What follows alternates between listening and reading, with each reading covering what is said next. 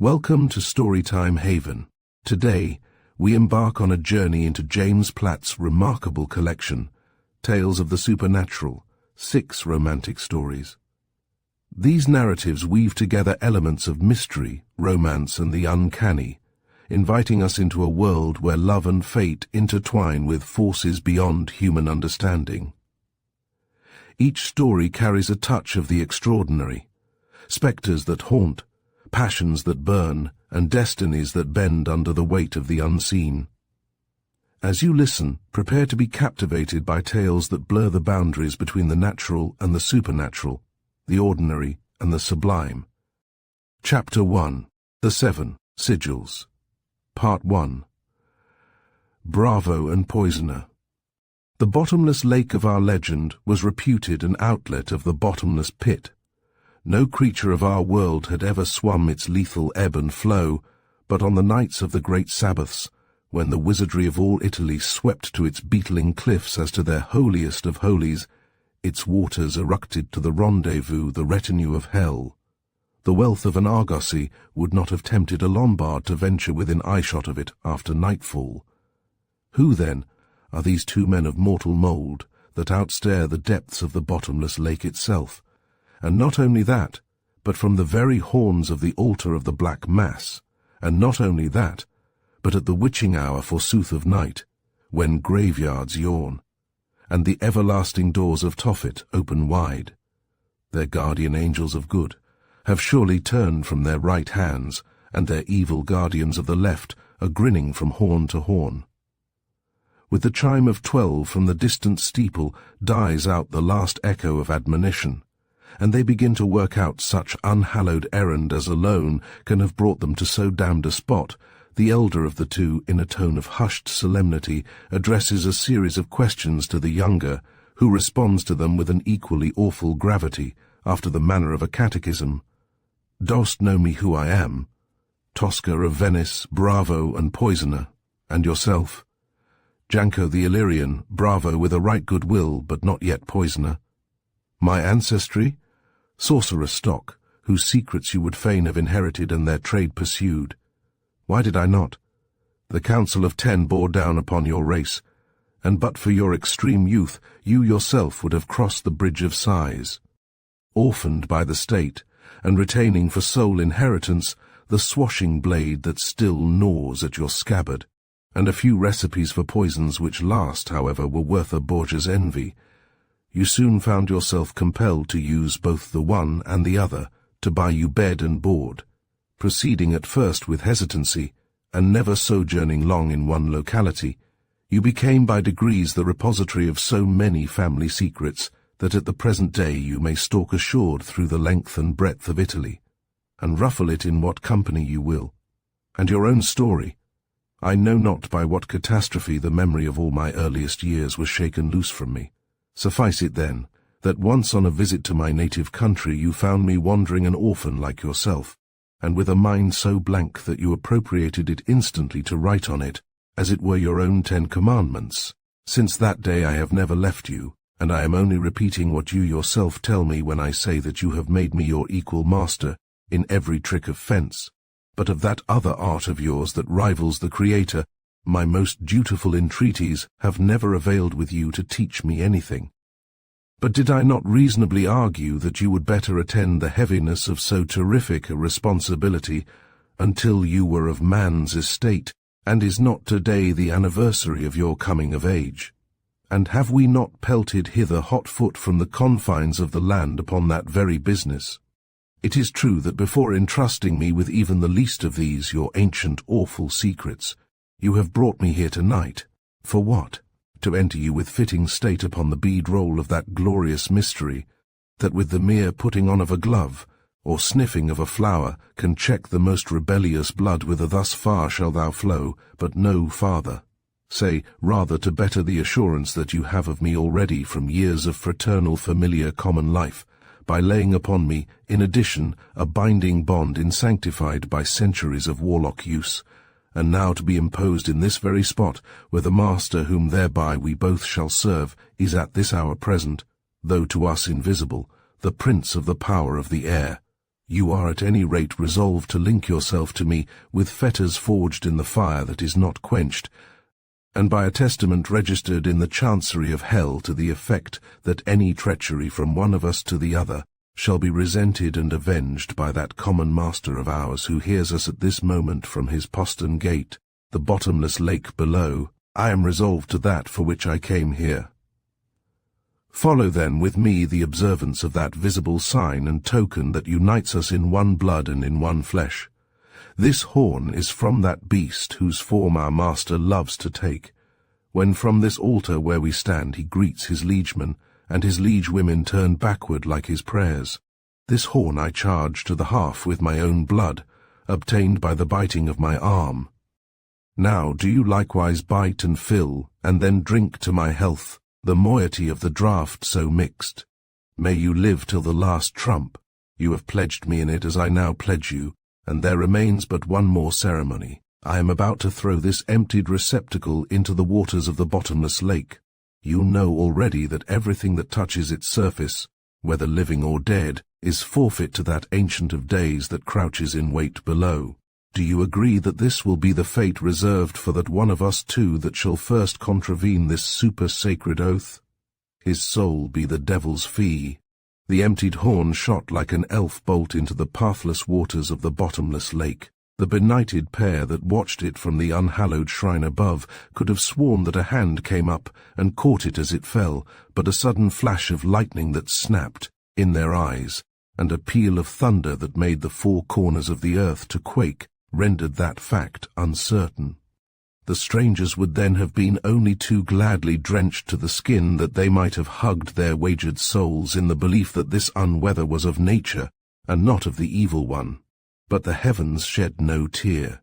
There succeeded to that single flash and single peal only the same deadly calm that had preceded them.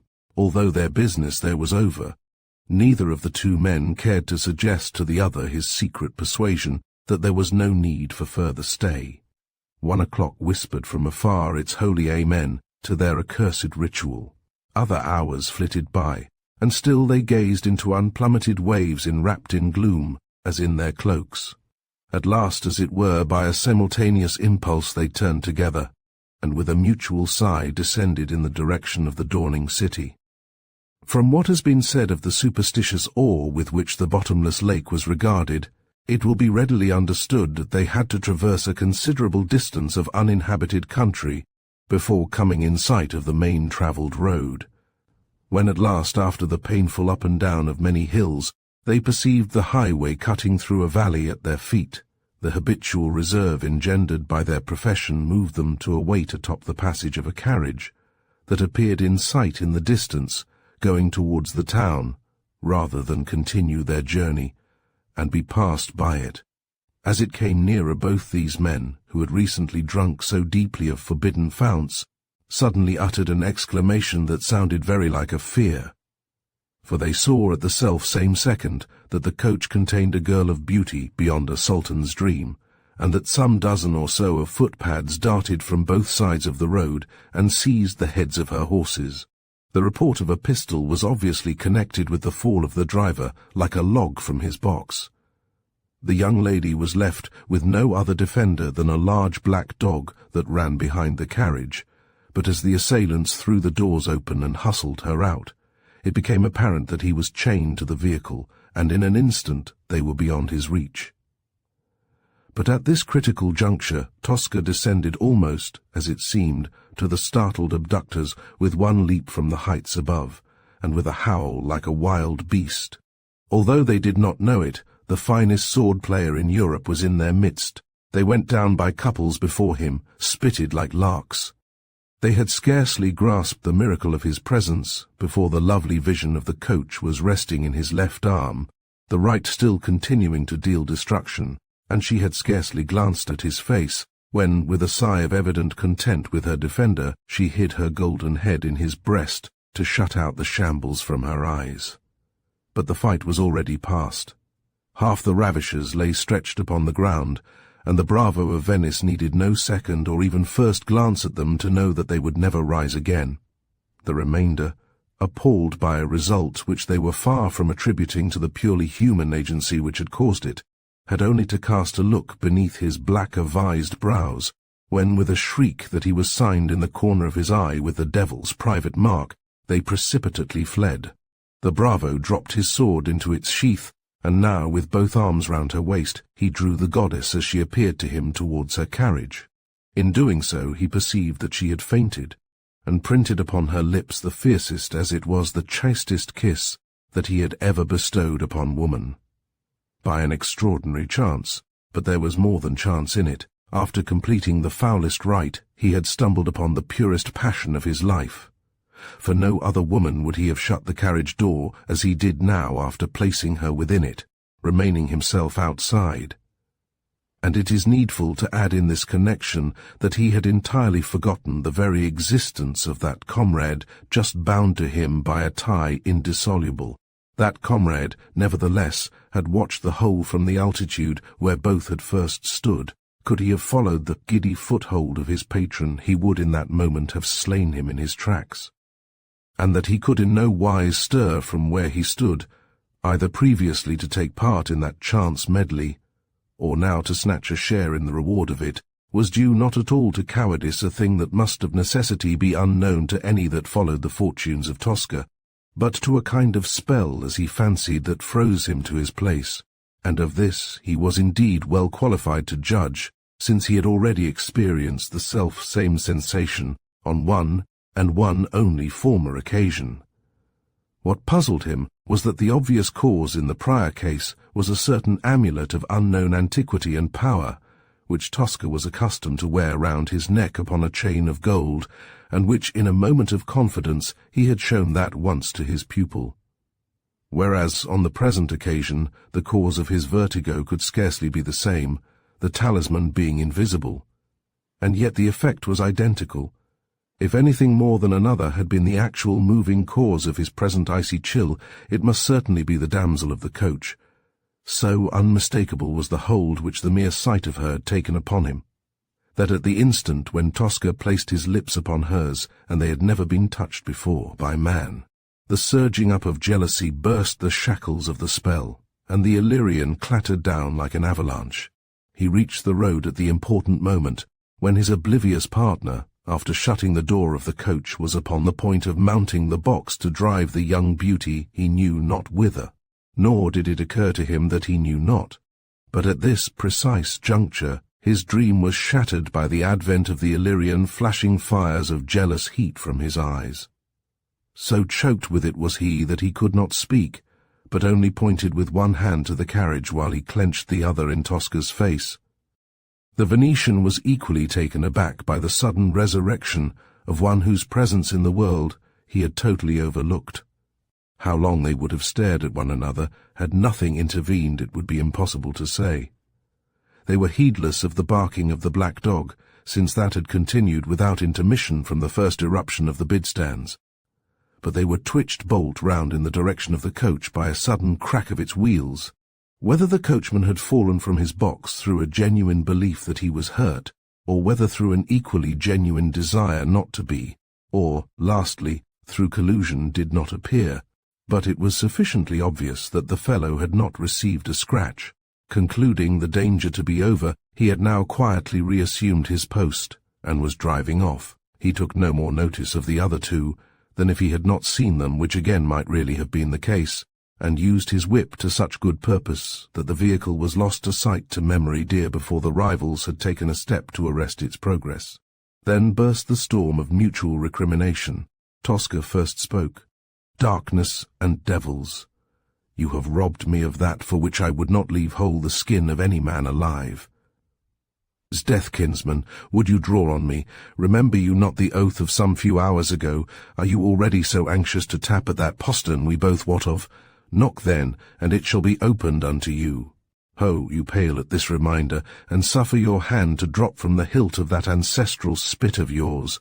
You were well advised to speak before I had drawn, or you would perchance have learned ere this that there are one or two tricks of fence I never taught even to you. Deceit upon deceit. You have always given me to understand that there was absolutely nothing, in that branch of our partnership that you had not revealed to me. Perchance I shall ere long come upon some other tit-bit churlishly wrapped aside. But why do I chide you for teaching me too little, when I had rather cause to weep salt tears that you have fathered me too much? When you met me, I had, as you have told me oft, a mind so blank that you could write on it, and that was the attraction that led you to adopt me whatever kind of script you chose.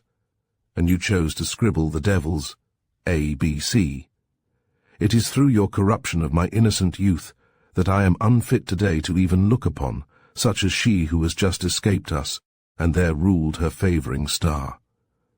And if you reply that you have kept me till I was of age, unspotted from the worst half of your villainies, I dare swear that I should not be far out in conjecturing that regard for the safety of your body, rather than for that of my soul, was the true reason why you have never yet suffered me to wear the glass mask in your laboratories. And to crown all, you kissed her. Did I kiss her? I thought it was a dream. Thus Tosca murmured softly to himself, his head falling upon his breast, as if in communion with some saint. It was Janko who this time broke the silence by clutching of his sword. But Tosca looked up with a glance so diabolical that he dropped it again at once. By a motion of his hand, the Venetian, as it were, compelled him to seat himself by the side of the road, and sitting quietly beside him, commenced in the following strain. You make me laugh apart when you speak of my corrupting your innocent youth. If you only knew the truth. Or, as you said just now, God knows whether inspired by good or evil chance, if you only knew that tit-bit wrapped aside as you thought, churlishly when you merely guessed at it, but in reality with more generosity, then you will be decently able to thank me for when you only know the facts. Your innocent youth indeed, by the God above us, whom we both fear, and neither serves, you will see by the story I am about to tell you that I knew all the time, and as I say with generosity have concealed from you the nature of that catastrophe that shook loose from you the memories of all your earliest years.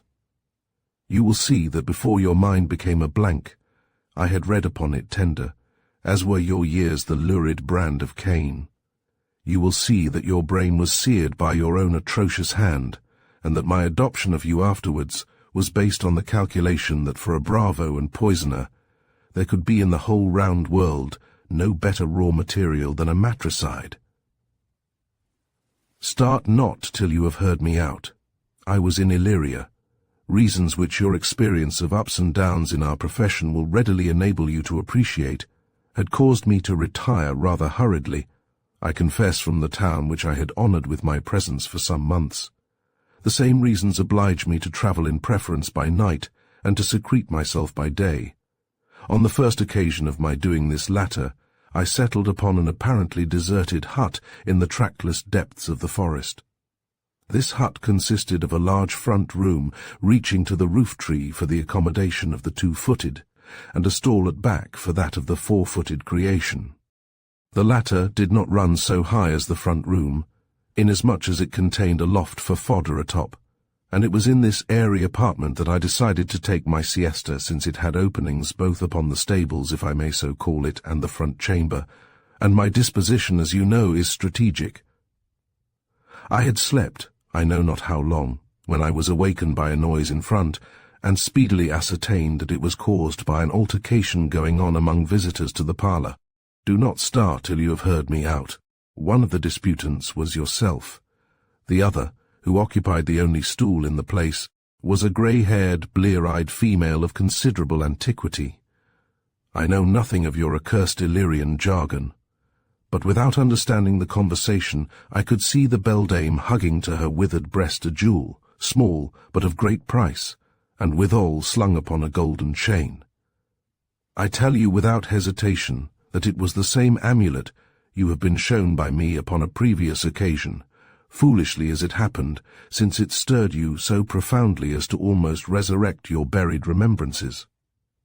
That it came into the hands of your precious dame by some feat of robbery, I have no doubt whatever. How it came into mine you will presently see. Your excited gesture, as it seemed to me, might afford me some clue to the progress of the quarrel, which I presumed had arisen as to the fate of your booty, but I had scarcely awakened up sufficiently to pull my reasoning faculties together, when the whole thing ended in an, even to me, unexpectedly horrible manner. You suddenly pushed a pail which stood hard by beneath the back of the unsuspecting crone, and flashing a hanger from under your rags, you swept off her grey head into the bucket with the single shearing stroke of a seasoned cut-throat. Then, throwing upon the floor the glittering bauble of contention, you surprised me still more by swiftly separating the hands and feet, then the arms at elbow, and the legs at knee, then the stumps from the trunk, and finally the trunk itself into smaller parcels. That moment, and today, are the two occasions of my life upon which I have loathed my calling. By my word and oath, I was as sick as a dog upon the litter of your loft. When I looked again, you had cast down the weeping steel which had been the unwilling instrument of your crime. Packing all the sections in a kind of bag or sack, you rolled it up compactly. Then, seizing the ensanguined pail in the hand that was not occupied by that pitiful truss of what had just been humanity, you strode with them both from the desecrated home, but how you disposed of your burdens I neither know nor care. That you had loaded your conscience with a grislier deed than it could bear, I soon had good reason to know. Perturbed at my perturbation, I had scrambled to terra firma, and had recovered myself sufficiently only to secure that amulet, which, as you know, I still wear, when you re-entered empty-handed in that same state of idiocy, which moved me to overcome my distaste for associates, and adjoin you to myself in my profession.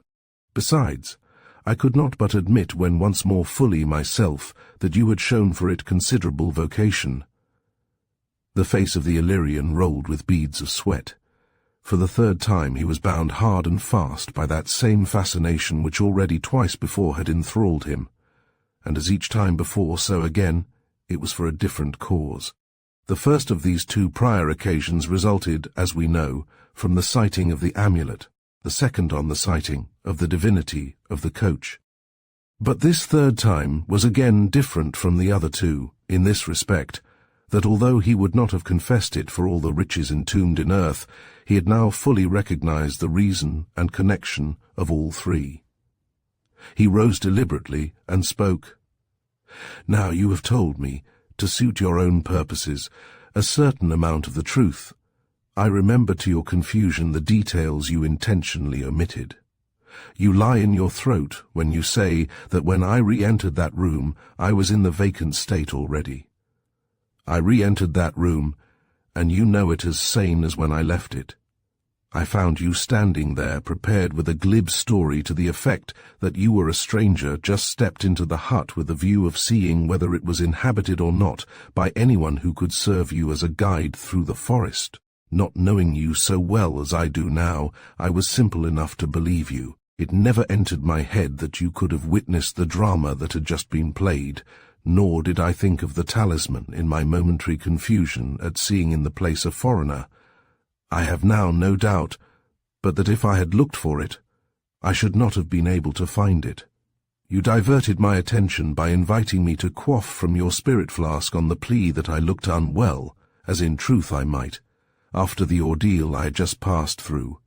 In my innocence, for I was innocent, I accepted the draught, and the drug which you had placed in the liquor beforehand destroyed my memory, never to return, until this eventful day. Yet I think there was, however, one former occasion which it just missed a return. That was when you showed me that ill-omened amulet, and it awakened in me sentiment inexplicable then, but which now I am no longer at a loss to understand. That jewel was wrought by the science of my kinswoman, in whose hands you surprised it, for my people too were of the ancient religion, like your own, and sorcerers of the black side.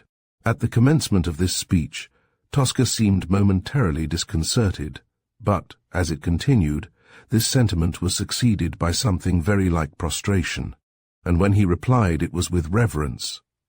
What a galliard this is, and how aright I guessed when I saw in him the making of a master in my trade. I thought to dash him with my revelation of a monstrosity among crimes.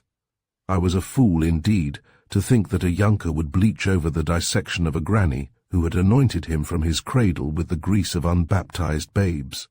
But I failed, and there's an end on't, and now sheer steel must decide the issue, for we meet on equal ground.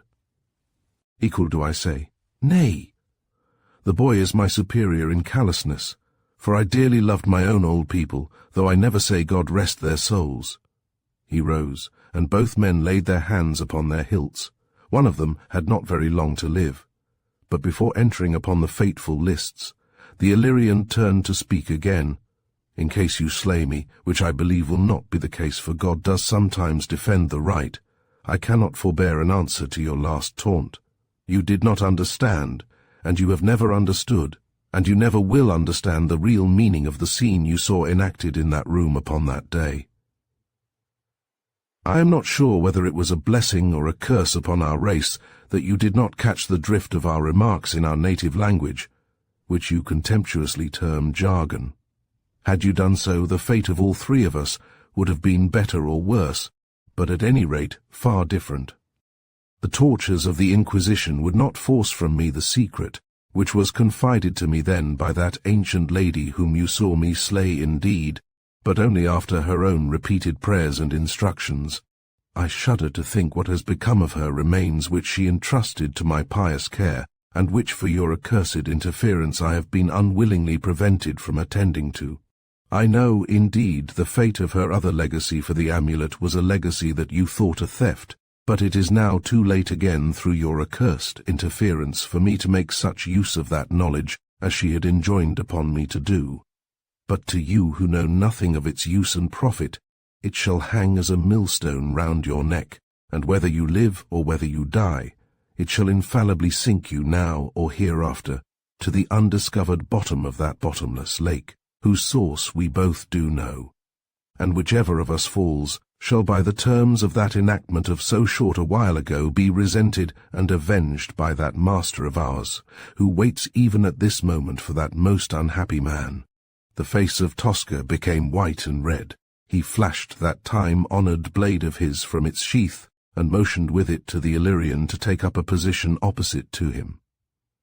Janko turned round for 1 second to do so, and in that second the sword of his faithless foe was plunged remorselessly through his back. The point protruded through his breast. The next instant the sword had been withdrawn, and the Illyrian lay upon the turf among the ragged hedge pirates, who had fallen before by the same trained hand. But this time the Venetian took the trouble to assure himself of the death of his foe before returning his sword to its bed. That was the only honor he paid to the body that had once been only less dear to him than his own. That done, he threw himself down at the roadside, and took out from under his doublet that very talisman of which we have heard so much. It had gained greatly in his estimation by the mystery which had lately thickened round it. We have already mentioned that it was suspended round his neck by a gold chain, but we must now give a more particular description of the gem itself. It had undoubtedly originally been intended for a seal, or, to speak more correctly, 7 seals, for it had, and this constituted its particularity, 7 sides or facets, and on each of these engraved a sigil or cabalistic monogram, and each sigil was that of a different planet of the 7 that rule over the 7 days of the week. All this the bravo, from his early environment, was sufficiently skilled to know. He also recognized at once that the person wishing to use the stone for its original purpose of sealing would choose on each day that facet of the gem which bore the signature of the planet that presided over the day in question. But this, though no doubt of considerable efficiency, was not by any means of so great virtue as to sufficiently explain the very enigmatical manner in which the amulet had been alluded to by the hapless boy, whose present fate he shuddered to reflect on. He endeavored, with more or less success, to banish speculation on that point by returning to his examination of the ring, if we may apply that term to a jewel, which was not pierced with sufficiently large a hole to fit even upon the smallest of fingers. Such hole as it had, and through which its chain now passed, he conjectured must have been originally intended to receive the handle of the seal, upon which, fitting loosely, the gem turning round and round, could be made to present any facet desired to the paper which its owner intended to impress. At this point of his meditation, the bravo was aroused by the sound of footsteps. A number of officials, both on horse and otherwise, had arrived from the neighboring town. These he recognized at once as belonging to that inconvenient class, the guardians, let us say, of public safety, from whom he had fled on many another well-remembered occasion, besides the one he had just made mention of in his story to the ill-starred Illyrian. Yet at the present moment he had no fear of them. Perhaps this was because he knew that they came on account of the depositions of the lodestar of his dreams, and that he would have run any risk to be brought once more into chain with her. A less hardened adventurer might have been embarrassed by the presence of Janko's body, but to a fertility of resource such as Tosca had needs acquired, it presented no obstacle whatever. He rose and bowed with a grace he had learned in the very highest society. The officers returned his salute.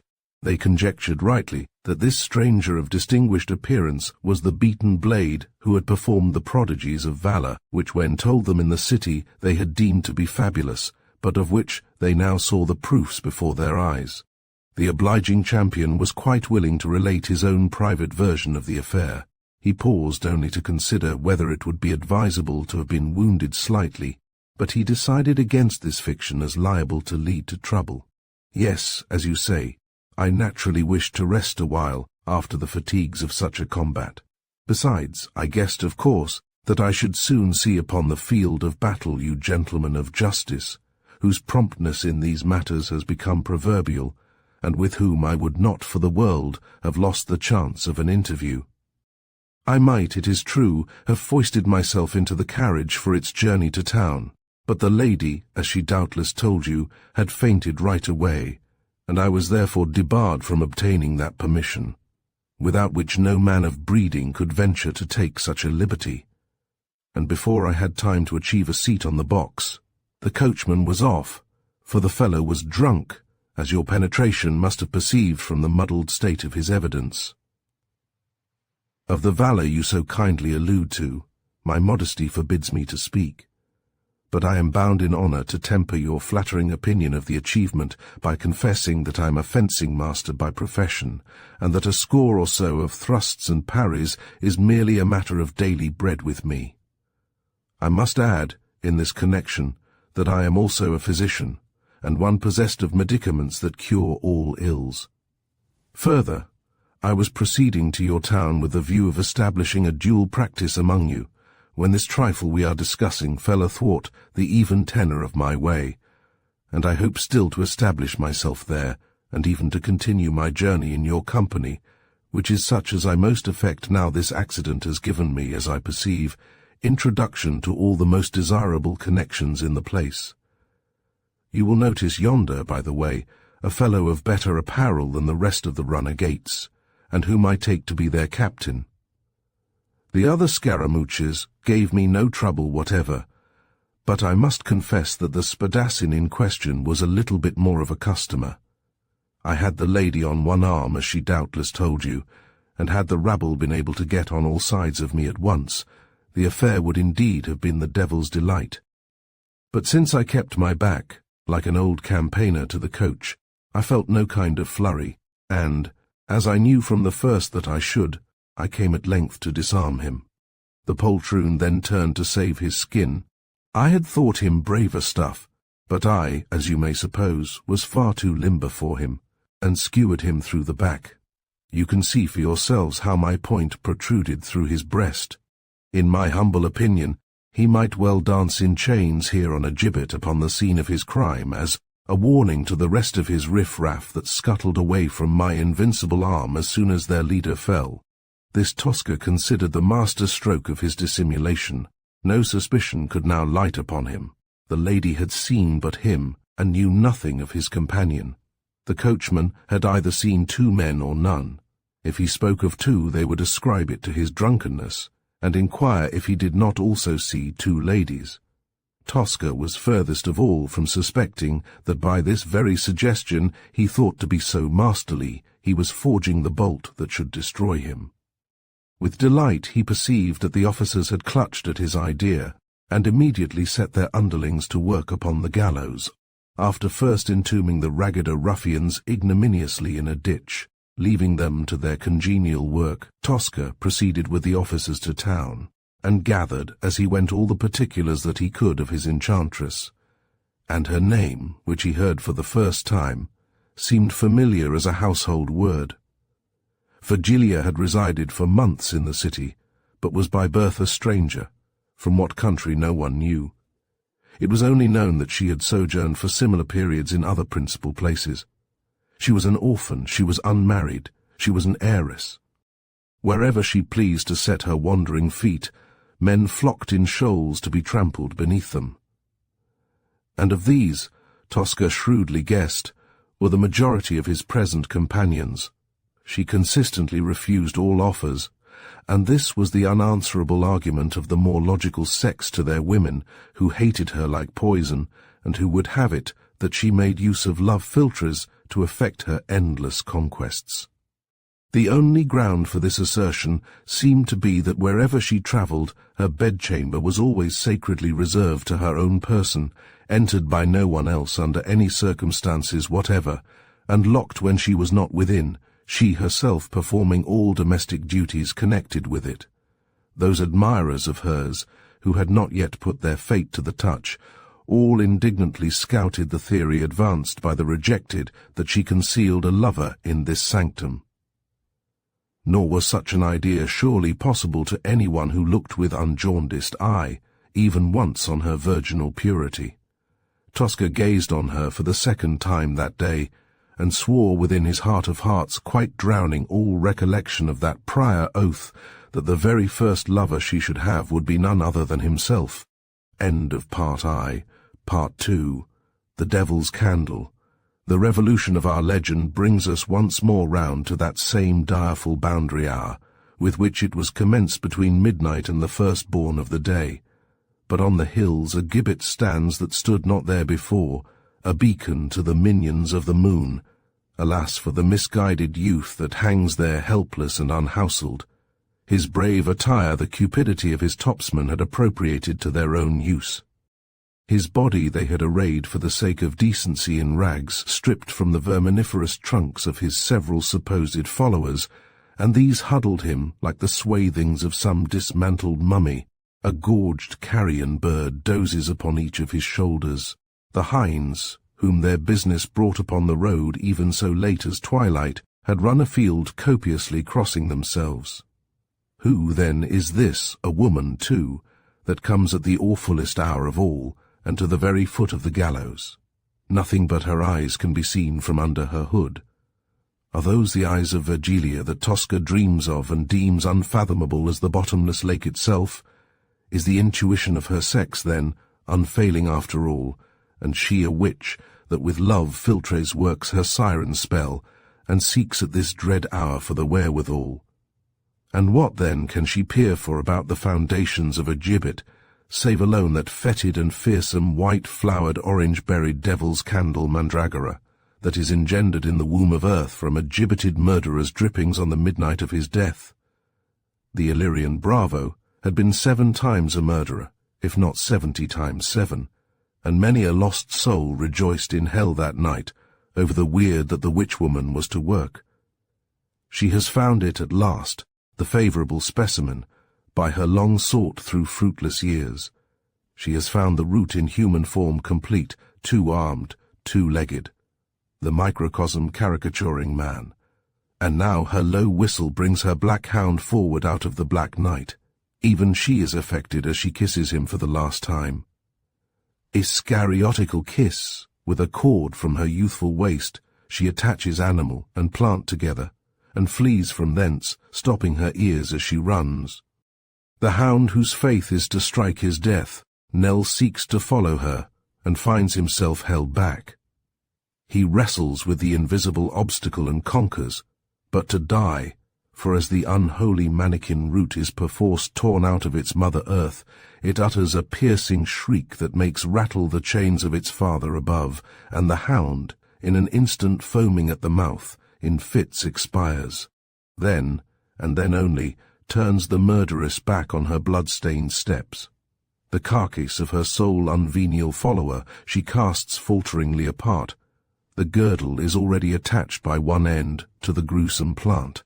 By throwing round to it the other end, she completes the circuit of her shapely throat, and held fast by this improvised necklace, tucks the loathsome herb creature into her lovely bosom, which no being of its sex had ever yet been free of.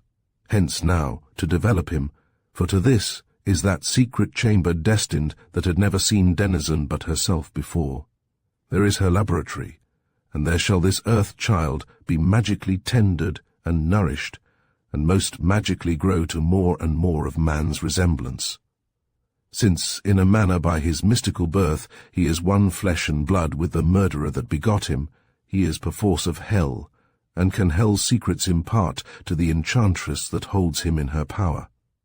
To what her cravings tend, which by his means, or any other that affords itself, she must and will by hook or crook attain, we now shall shortly see. In spite of her evident youth, Virgilia was far too accomplished an actress, of course, to reveal by word or sign her secret studies to the gilded youth that continue to throng her halls.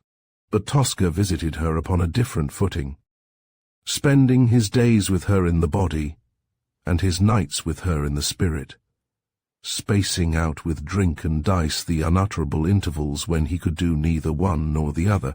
He neglected his professional avocations altogether, and existed absolutely for her. On her part, she had shown him, as we have seen, particular favour from the first moment she saw him, and this became continuously more and more after she had wormed his story from him, as much as he chose to tell, and which of course excluded entirely the existence of the Illyrian, until at length she requited him with like confidence. What the butterflies that sought their own purposes about her, chose to think of her preference she cared not, but her modesty at length obliged her to account for it in private to the preferred one himself, by alleging the similarity of their descent, for that she also came of old necromantic stock, and to explain her refusal of all suitors, even to coronets, on the grounds that none of them could satisfy, till Tosca came, her yearnings for the occult. To an archimage alone would she give her right hand, and his right hand she meant to be. The blessing of the church would be a curse to such a pair. Heedless then of what, in their position, they needs must deem the degradation of any such ceremony, she had herself devised her own test-piece by which a favoured suitor could be at the same time tried, and by its failure or success dismissed or indissolubly wedded. She had sworn, in fact, to bestow herself without reserve upon the student, his person being also, to her fancy, who could call up for her substantial from the vasty deep a magical palace in which her fantastic imagination had long run riot, and in which carnal love and cabalistic lore should wander hand in hand, the livelong day, without let or hindrance from the outer world well lost. Prone to such thoughts from her cradle, this aerial architecture of hers had taken final shape in the first days of her visit to that town, when, disdaining the legend of the boars, she had penetrated the precincts of the bottomless lake, and quickened her brain with the idea of how suitable to a lover and his mistress would be retreat into a never-visited seclusion such as that. Then the thing grew. She pictured and demolished one after another various enchanted buildings floating upon the waters themselves, and that was the common thread that ran through them all, sailing to the shore upon the wish of the dwellers in them, but entirely inaccessible to any outward authority, either human or divine. Now that she had discovered the Venetian to be the one man to whom she would accord permission to substantialize her dreams, supposing he could find the power, she submitted to him, with much shy laughter, her latest ground plan of this castle in the air. She had borrowed from the sensuous East its keyhole arches and quadrangular bowers built round, and enclosing courtyards glowing with flowers from every region of the earth, and never the same at two successive visits.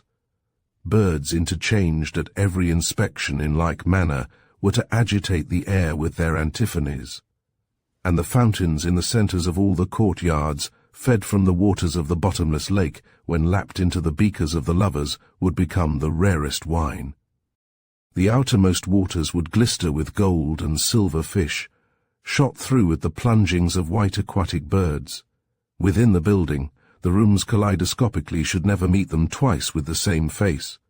Their servants should be automata scattered through every chamber, and ready at a touch to fly to master or mistress like genii of the Arabian Nights, but instantly relapsing after service into their first stony insensibility. Of much more Virgilia whispered, such as at times frenzied in Tosca the knowledge of his impotence to win her upon her terms. Had he but inherited the secrets of his fathers, had he but the knowledge stored up in the grey brain of that hairless, blear-eyed hell-sent hag of Illyria, could he but solve the enigma of the 7 sigils, that at any rate might bring him somewhat nearer to his end.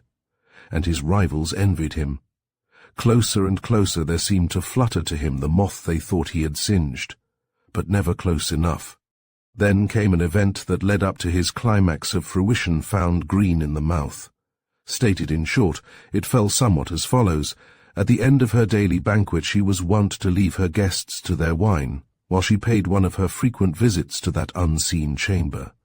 One of those disappointed suitors of hers as it chanced, or was fated on a certain day, inspired with the valour of much wine imbibed after she had left her table, swore roundly that he would follow her, and pluck out at any hazard the heart of that mystery.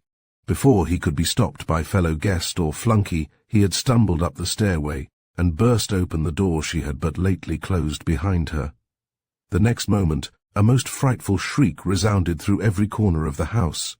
It was not Virgilia's, it was uttered by the foolhardy intruder. The company started from their seats, but before they could do anything he staggered into the room again with hair as white as snow and lips that gibbered loathsomely. Amid a scene of indescribable confusion, he was carried off by his friends insane and impenetrable as to the cause of his fright, nor did he ever recover sufficiently to give an explanation of it. When all the rest of the terrified crowd of loungers and lackeys had hustled pell-mell from the house, Tosca alone remained. His hour, he thought, had come, but it was only in a measure so.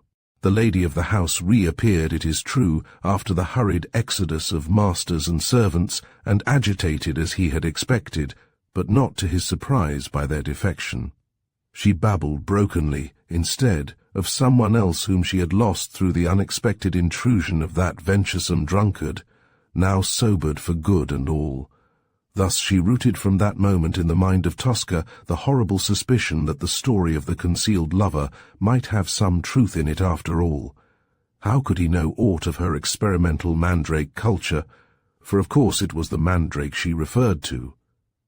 The only creature besides herself that had witnessed her infernal arcana had just been born a mouthing maniac from the seat of her operations, and perhaps not even had time enough to notice the nature of the disaster which his untimely interference had brought about. However, for the time, Tosca dismissed his suspicions, when she fell into his arms, and telling him between laughter and tears that he was now the only hope that remained to her, she begged him at once to summon together all his scattered occult acquirements, and make an incantation that very night that should yield them both their heart's desire. He swore to do so, hardly knowing what he swore, and fled from her in a wind of excited passion and passionate resolve. For some time after this, he endeavoured to put his ideas coherently together by dint of pacing madly through the streets. It was already dusk, and at first he elicited no remark, but presently he noticed that his footsteps were being dogged. He was a connoisseur in such matters. This must be a rival more fixed than the remainder of the craven herd that had so readily taken flight, and one that had watched the bravo during the time that he stayed behind, or perchance nothing more mysterious than a dunning creditor, for Tosca had lately run out of ready money, and while exercising no trade still maintained a splendid appearance. Nor had this also been altogether without weight with him when he accepted the challenge of his bewitching mistress. Not wishing to embroil himself with the person whom he supposed to be shadowing him, he entered a tavern and called for wine. He had scarcely seated himself when a masked stranger of short stature and somewhat uncouth appearance entered the same inn, and sat down at the same table, giving the same order.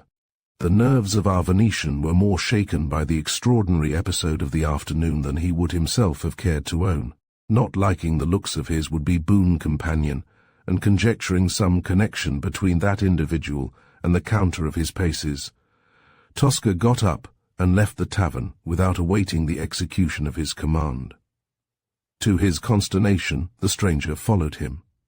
An exciting chase ensued. The bravo entered house after house, seating himself in each case, and always closely hugged by his mysterious hanger-on, who as regularly seated himself by the bravo's side, and as soon as he withdrew followed him out into the street. A kind of panic seized the fearless swordsman. A challenge to the inexplicable stranger stuck again and again in his throat. At last the houses began to close their shutters. The baffled fugitive struck desperately out of the town into the open country, and made his way in the direction of the bottomless lake. As the footfalls of his ghostly visitant pattered still behind him, he consoled himself with the grim reflection that right up to that ill-omened shore, at any rate, the spy would not dare to venture. But he was mistaken. As he paused breathless on the brink of that Stygian sea and faced round boldly on to what he deemed to be invisibility, he found it was instead the form of his fear that stood there as before. He was seized with the boldness of desperation, and addressed the mysterious and still masked being with a voice of tolerable calm. "Who are you, and what is your need of me?" "I am Magloire, a necromancer of France, and it is you that have need of me. You are over-bold to say so. I say what I know. Dare you deny that you entertain the intention of making an incantation here this very night, and that you lack only the means to do so? A scheme of geomancy acquainted me with your design, and being entangled in your fate, for reasons that you must not know for you, will know them if anything too soon, I sped from afar upon wings of wind to conduct your conjuration for you. You have a price for this. I see you are a man of the world, and are aware that nothing is usually given for nothing. I ask you merely to sign this bond. I understand your interest in me better than you seem to think, and on no account will I barter away my immortal soul." "Your immortal soul, do you say? By the 9 legions of hell, does the man think that the cross was stretched on Calvary for any such scum as he? Your immortal soul, of which you hug yourself the possessor, was lost irredeemably from your cradle up. The signature to the bond is a matter of form. You do not think so, since you ask me to sign it, but ask of me anything else, and it shall be given to you. By the tie of which I spoke, that is stronger than blood, as blood is thicker than water, so they say, I will help you, though you vouchsafe me a mere keepsake. Make over to me that amulet that you wear around your neck, and the bargain is firm and true. The dawn shall caress a tenement based on the shifting foundation of these waters, such as even shall satisfy the caprices of Virgilia." The bravo had recovered himself, as we have said, but these evidences of an intimate knowledge of his affairs filled him again with apprehension, and the stranger still continued masked. After a short deliberation, however, Tosca decided not to let slip an opportunity as welcome as unexpected, and granted apparently in exchange for a trinket of no worth to him whatever, though he was not unaware that it might be of inestimable value to anyone who knew, as this Frenchman presumably did, the secret of the 7 sigils. With a parting sigh for its enigma still unsolved, so often the toy of his leisure hours, he detached it from his neck and passed it on to the Gaul, who fastened it about his own. That he was a wizard of his word became immediately apparent. Taking up a piece of chalk, he scored out rapidly a double circle, one circumference within the other, upon the shelf of rock upon which they stood. Between the 2 circumferences he drew a ring of symbols of purport to the Venetian unknown, but which he endeavoured to retain in his memory for possible future use. Within the innermost of these 2 lines of defence, the sorcerer collected a quantity of brushwood, and after having ignited these materials, he entrusted the bravo with sundry perfumes, some in the shape of evil-smelling dried stuffs, and some sealed up in phials, with minute instructions as to the order and quantities in which the incantation having commenced, they were to feed the fire. To Magloire would fall the duty of reciting the continuous charge which for the whole duration of the work was to hold the evil angels in thrall. Lastly, the Gaul drew his companion's attention to the fact that as soon as midnight sounded the conjuration was to commence, and before one must end. For that hour alone would signatory protectors avail him against the furies he evoked. But this Tosca already knew. He was, as we have seen, no such novice in the worship of powers retrograde as this schooling showed his colleague to believe. The distant clock now struck how well the bravo remembered all the circumstances in which he had heard that sound from this spot before, and the sorcerer began in a thunderous voice to recite his litanies. Couched throughout in somewhat dubious Latinity, they were by the bravo only partially understood, but he perceived that commencing with extravagant bead-roll of the heavenly powers, with which they too had fortified themselves, and with impudent encomiums of their own matchless courage and endurance among men, Magloire proceeded to eulogize the 9 princes of the lower world in terms the most complimentary, exhorting them to satisfy their good friends the exorcists in the mere trifle they demanded. As this modest request was not responded to, the reciter gradually changed his tone. The compliments became thinned by degrees and beautifully less, and were fairly well mixed with horrible threats and opprobrious epithets, which again meeting with no recognition, the theme of the chant now ceased to contain any illusion whatever of a gratifying character. All was menace piled on menace and insult piled on insult, Pelion upon Ossa till the riotous whirl of words merged into one continuous curse, in the midst of which reverberated again and again, amid the shudders of the waters and the trembling of the earth, that ineffable sacred and secret name of names, at which the celestials and the terrestrials and the infernals do shake together and are troubled and confused. And with that there rumbled thunders round the skirts of earth and belched forth lightnings from their midst. And the lightnings continued to lighten without pause, until they seemed all one meteor of fire that hovered over the surface of the bottomless lake. And the meteor burst and shot forth myriads upon myriads of shapeless forms down towards the surface, whilst upwards from the surface rose a sort of scum or mist. And this scum or mist, meeting those shapeless forms, they seemed to seize upon it, and work it, and make it build as it were walls. But all was seen as through a glass darkly, and besides, the bravo was still employed in casting priceless balsams upon hissing flames that many a time and oft became half extinguished to his terror by the sweat that rained from his brow.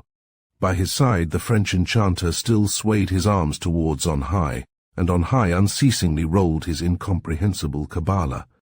The slightest fear or the slightest hesitation, and what might not be their fate, for such a slip innumerable infernal skirmishers were hovering hard by in readiness.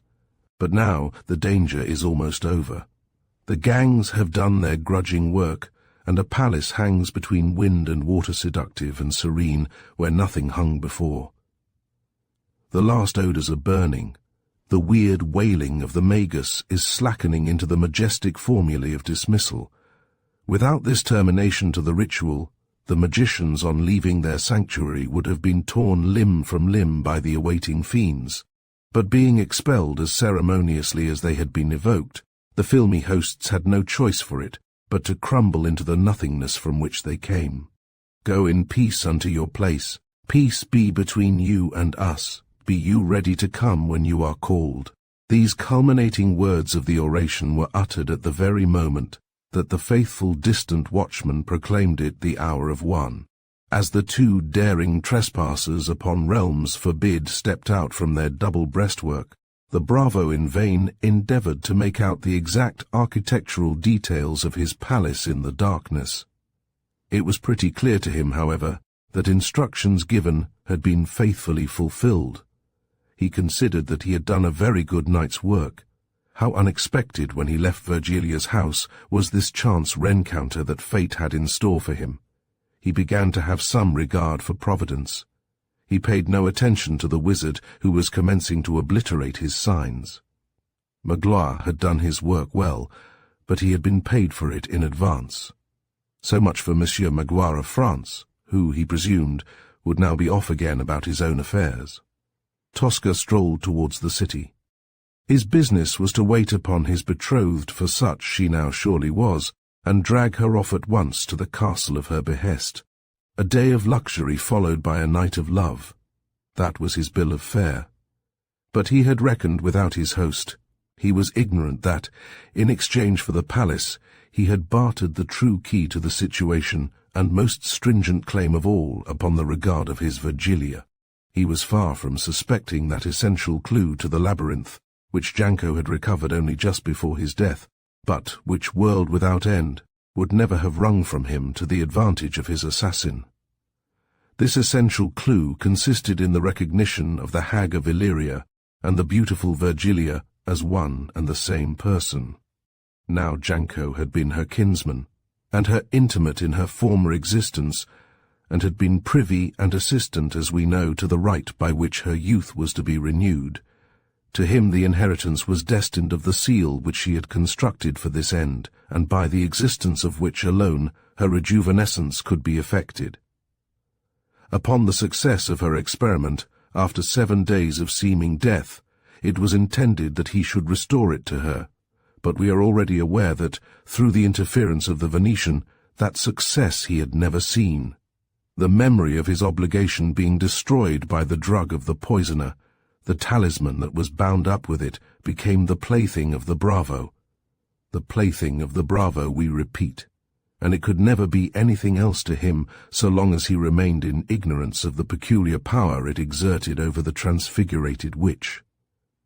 For the amulet was the invisible lodestone that at the moment when first they met had drawn her head down irresistibly to his breast, where it lay concealed. Hold out as she might, she must nevertheless infallibly have ultimately yielded to the spell by which the 7 sigils gave its holder power over her life. And Tosca had unwittingly exchanged it for Dead Sea fruit. The fantastical personage calling himself Magloire was, on the other hand, well aware, for reasons which, for the moment, we leave in the dark, of the power of the pawn he thus obtained. His proffer of the bond, in the first instance, was a ruse, for he knew it would not be signed, and it served very well its end of diverting suspicion from his real purpose by making that appear an afterthought. Now that he had obtained the long-sought-for prize, he stopped in his work of demolishing his geometry, the bravo being no longer in sight, and stood for a long time collecting in the jewel every possible ray of light. Then he did a most extraordinary thing, even for him, whose every deed was extraordinary. He took it off its chain, which he threw carelessly away, and conveying the glittering heptagon to his mouth, he swallowed it. There was method in his apparent madness. Its virtues would not suffer in the slightest from its imprisonment. The fortunes borne by its 7 sigils for good or for evil were henceforth indissolubly bound up with his being. In this way he avoided any possible chance of its ever passing out of his possession. But the most urgent reason for his caution was the imminent return of his late assistant. He had gauged the character of that individual too deeply to feel safe while in his company, and in his company he evidently intended to remain. The sun had now risen, and the structure he had wrought by a word out of nothing was at last entirely visible, and he saw that it was good. The waters around it swarmed with love and feud between fishes, gold and silver, and white aquatic birds. Other feathered life hopped the countless little streamers which adorned the shining turrets. A broad landing stage fronted the chief gate, which was the higher of it to the extent of a magnificent flight of steps. As to the interior, the Moorish lattices were inscrutable. But curiosity need not long remain unsatisfied. The handsome pair for whom this casket was destined were already joyously approaching. The bravo started when he came in sight of the secretive Gaul still masked, and as at the moment when he left him rubbing out the traces of his circles. Virgilia started, as if in recognition of some acquaintance perchance of her youth. The vaguely mysterious 7 sigils had launched their erotic work. The bravo, surprised the attention which the Frenchman had excited, remembered that he had never liked him from the first, and began to look upon him as a possible rival. But the desire to take French leave of him begot the bewildering discovery that although the castle floated, complete as per contract, he was powerless himself by any exertion of wish or will to cause it to sail to shore, that they might enter in according to the original plan sketched out by its fair young architect. In this dilemma, the Gaul came bowing and scraping to his aid, and showed that by a simple signal of his hand he could attract it to him as a magnet attracts iron. And now Tosca began to suspect the lurking of some design in all this. His suspicions were confirmed when Magloire stepped with them upon the threshold of their new home, and the palace immediately resumed its place in the centre of the bottomless lake. There was now no chance for it but to admit the unwelcome guest. Their feet were lost to the ankles in the carpet that covered the nakedness of that royal flight of stairs we have already alluded to. They passed into a banqueting hall of exquisite proportion and sculpted with a fairy chisel. Through keyhole arches that overlooked a central court, the melodies of all kinds of singing birds were wafted contrapuntally across the strains of the equally invisible musicians inside the banqueting hall itself, while the sun-lit flashings of a fountain formed the organ point that threaded through the whole. So much as this the Venetian came and saw and enjoyed, but as to the laced and liveried semblances of life with which the banqueting hall was alive, they were semblances of death for all the service which the wish and will of Tosca sought to exact from them. And here again the Frenchman came to his aid, and these genii at his command throbbed with obsequious ichor. Tables in a second, magnificently clothed, groaned under the newest of foods, and beakers filled at the central spring fed from the waters of the bottomless lake, brimmed with the oldest of wines. Virgilia and Magloire appeared infused with perfect life, but to the bravo all was bitter in the mouth. He saw by the action of the genii of the place that the contract agreed to, and possibly only too literally carried out, had not been sufficiently comprehensive. The day had dawned, it is true, upon a tenement that eminently satisfied the caprices of Virgilia. But the bravo was only in name its master and hers. The castle that mocked his efforts to move it came and went at the motion of his rival.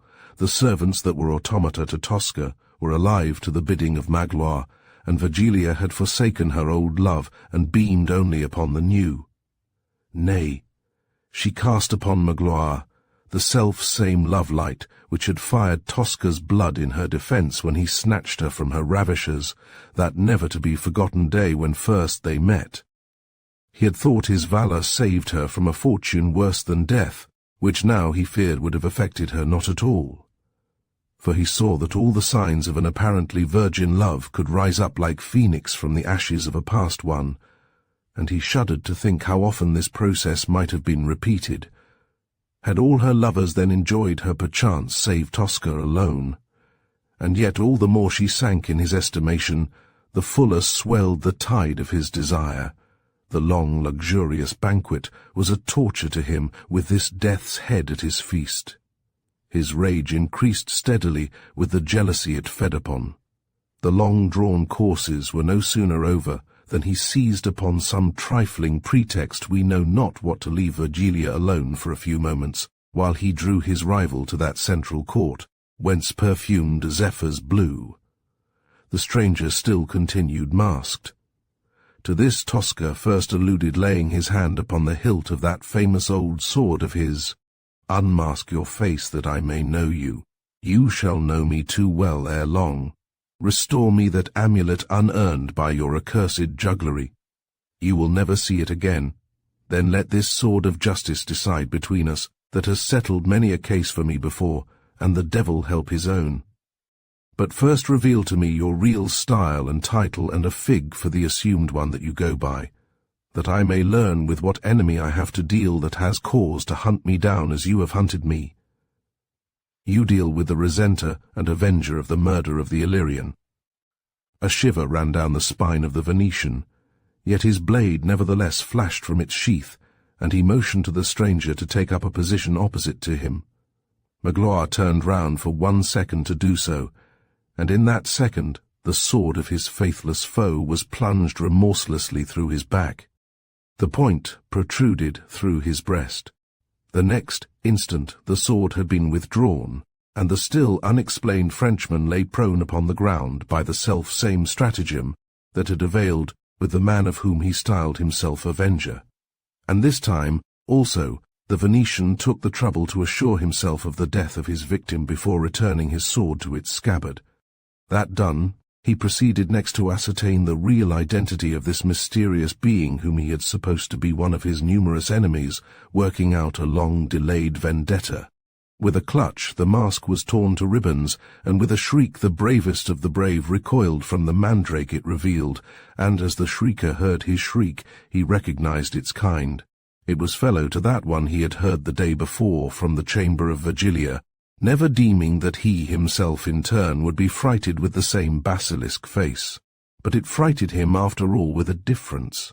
The soul of the pot-valiant courtier had been reft from its silken frame, but the tempered ribs of the man of war held fast their trust within.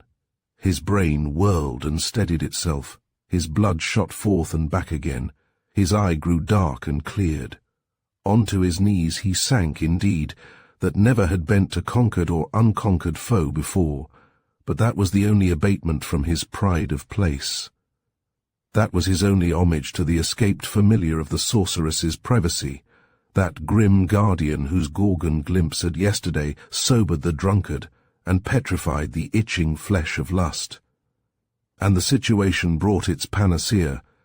Ignorant still of the effect of the 7 sigils, he fancied he had discovered now why the sorceress had favoured the Mandragorian watchman with a love-glance once reserved for Tosca. It must be because that monster also had rendered service to her virtue, as the bravo had rendered it before. One question still remained unanswered. Had Virgilia herself never seen the face of this awful animated root? Or had she, by daily touch, kept up from the very first plucking of the plant, so grown up along with its progressing hideosity as to feel no inception of abhorrence? At any rate, his mandrakeship was now placed finally hors de boudoir, and the bravo reflected that he laughs best who laughs the last. Take heed, though, Tosca, there rests one yet unslain till the day of final doom, in whose danger you still stand, and whose claws are creeping towards you from the dark places of the earth, whose sups with the devil had need have a very long spoon. But now there flashes like a sunbeam through the court, the golden-haired vision of whose destiny he now hoped himself sole arbiter. Roused by that fell shriek, her anxiety nevertheless was far from being for the utterer of it. With a cry of agonized acute despair, she flung past the outstretched arms of the bravo onto the prostrate body of the lover still bound to her in death, by the magic of the talisman he had swallowed with so justified a foresight. The bravo knelt no longer to the mandrake, but to her, and with a cry plucked up the thoughts of his deepest soul. Thou wanton and thing of many lovers, yet whom still I madly love, by the love you once bore me, have pity on me now, and vouchsafe me but the leavings of this man or monster. A living dog is better than a dead lion, so they say. Call me your dog or what you will, so that you call me yours. For you I placed my soul in pledge, and would you now desert me in my indignity? Nay then, if your choice be irrevocably riveted to this carrion, so be it, but you shall share the fate of him whom you so fancy. The Grand Seigneur is connoisseur in the art of fittest punishing the faithless. With my own eyes I have seen his favourite odalisques sewn up in sacks and dropped into the Bosphorus. And with my own hands I will deal with you even so. You shall have your fill of local colour ere you have done with your palace of the East. The bravo was now crouching instead of kneeling, and gathering himself up into a spring as of a panther, he plunged upon the still disconsolable mourner. Twining his fingers recklessly about the golden hair he oft had kissed, he dragged her, not without difficulty, from the corpse of the thing, whose fall she wept, jerking her spasmodically into the hall and overturning its furniture right and left. Amid the crashing of shattered bric-a-brac, he grabbed at the nearest cushion from a divan that stood hard by, and ripping out its entrails with the ferocity of an attack upon a living thing, He felled the shrieking girl to the ground with a blow that would have startled an ox, and forced his contrived receptacle somehow and anyhow over her body, she uttering never a syllable the while. Did she think that he had no heart to carry to a finish such a deed? Or was it still the eccentric influence of the 7 sigils that made death to her preferable to life apart from the one beloved? This we cannot answer. Enough that Tosca seemed in deadly earnest as he shook together the members of his mistress, and compressing the mouth of his improvised sarcophagus, tied it up with the belt from his waist. This done, he left it on the couch, and returned to the central court drowsy with incense-laden flowers. He intended to yield Virgilia one more chance. Left to herself, and already wrapped in her winding sheet, the present expectation of a painful death would surely lead to second thoughts, and induce her to lavish less carelessly the future of her youth and beauty. The splash that heralded the committal of her paramour to the water would be echoed by her appeal for mercy, and he had resolved in that case to forgive her the worst she dared confess to him. But now to the work. Not entirely without spasms of fresh fear, he re-entered the courtyard of the fateful duel, and where the duellist who had fallen lay. His body the bravo now conveyed down the steps to the landing stage in front of the main building. It did not fail to occur to the practical mind of the Venetian, as he strained under the repulsive corpse of his quondam adversary, that somewhere upon his person, as he thought must lie, concealed the talisman of the 7 sigils.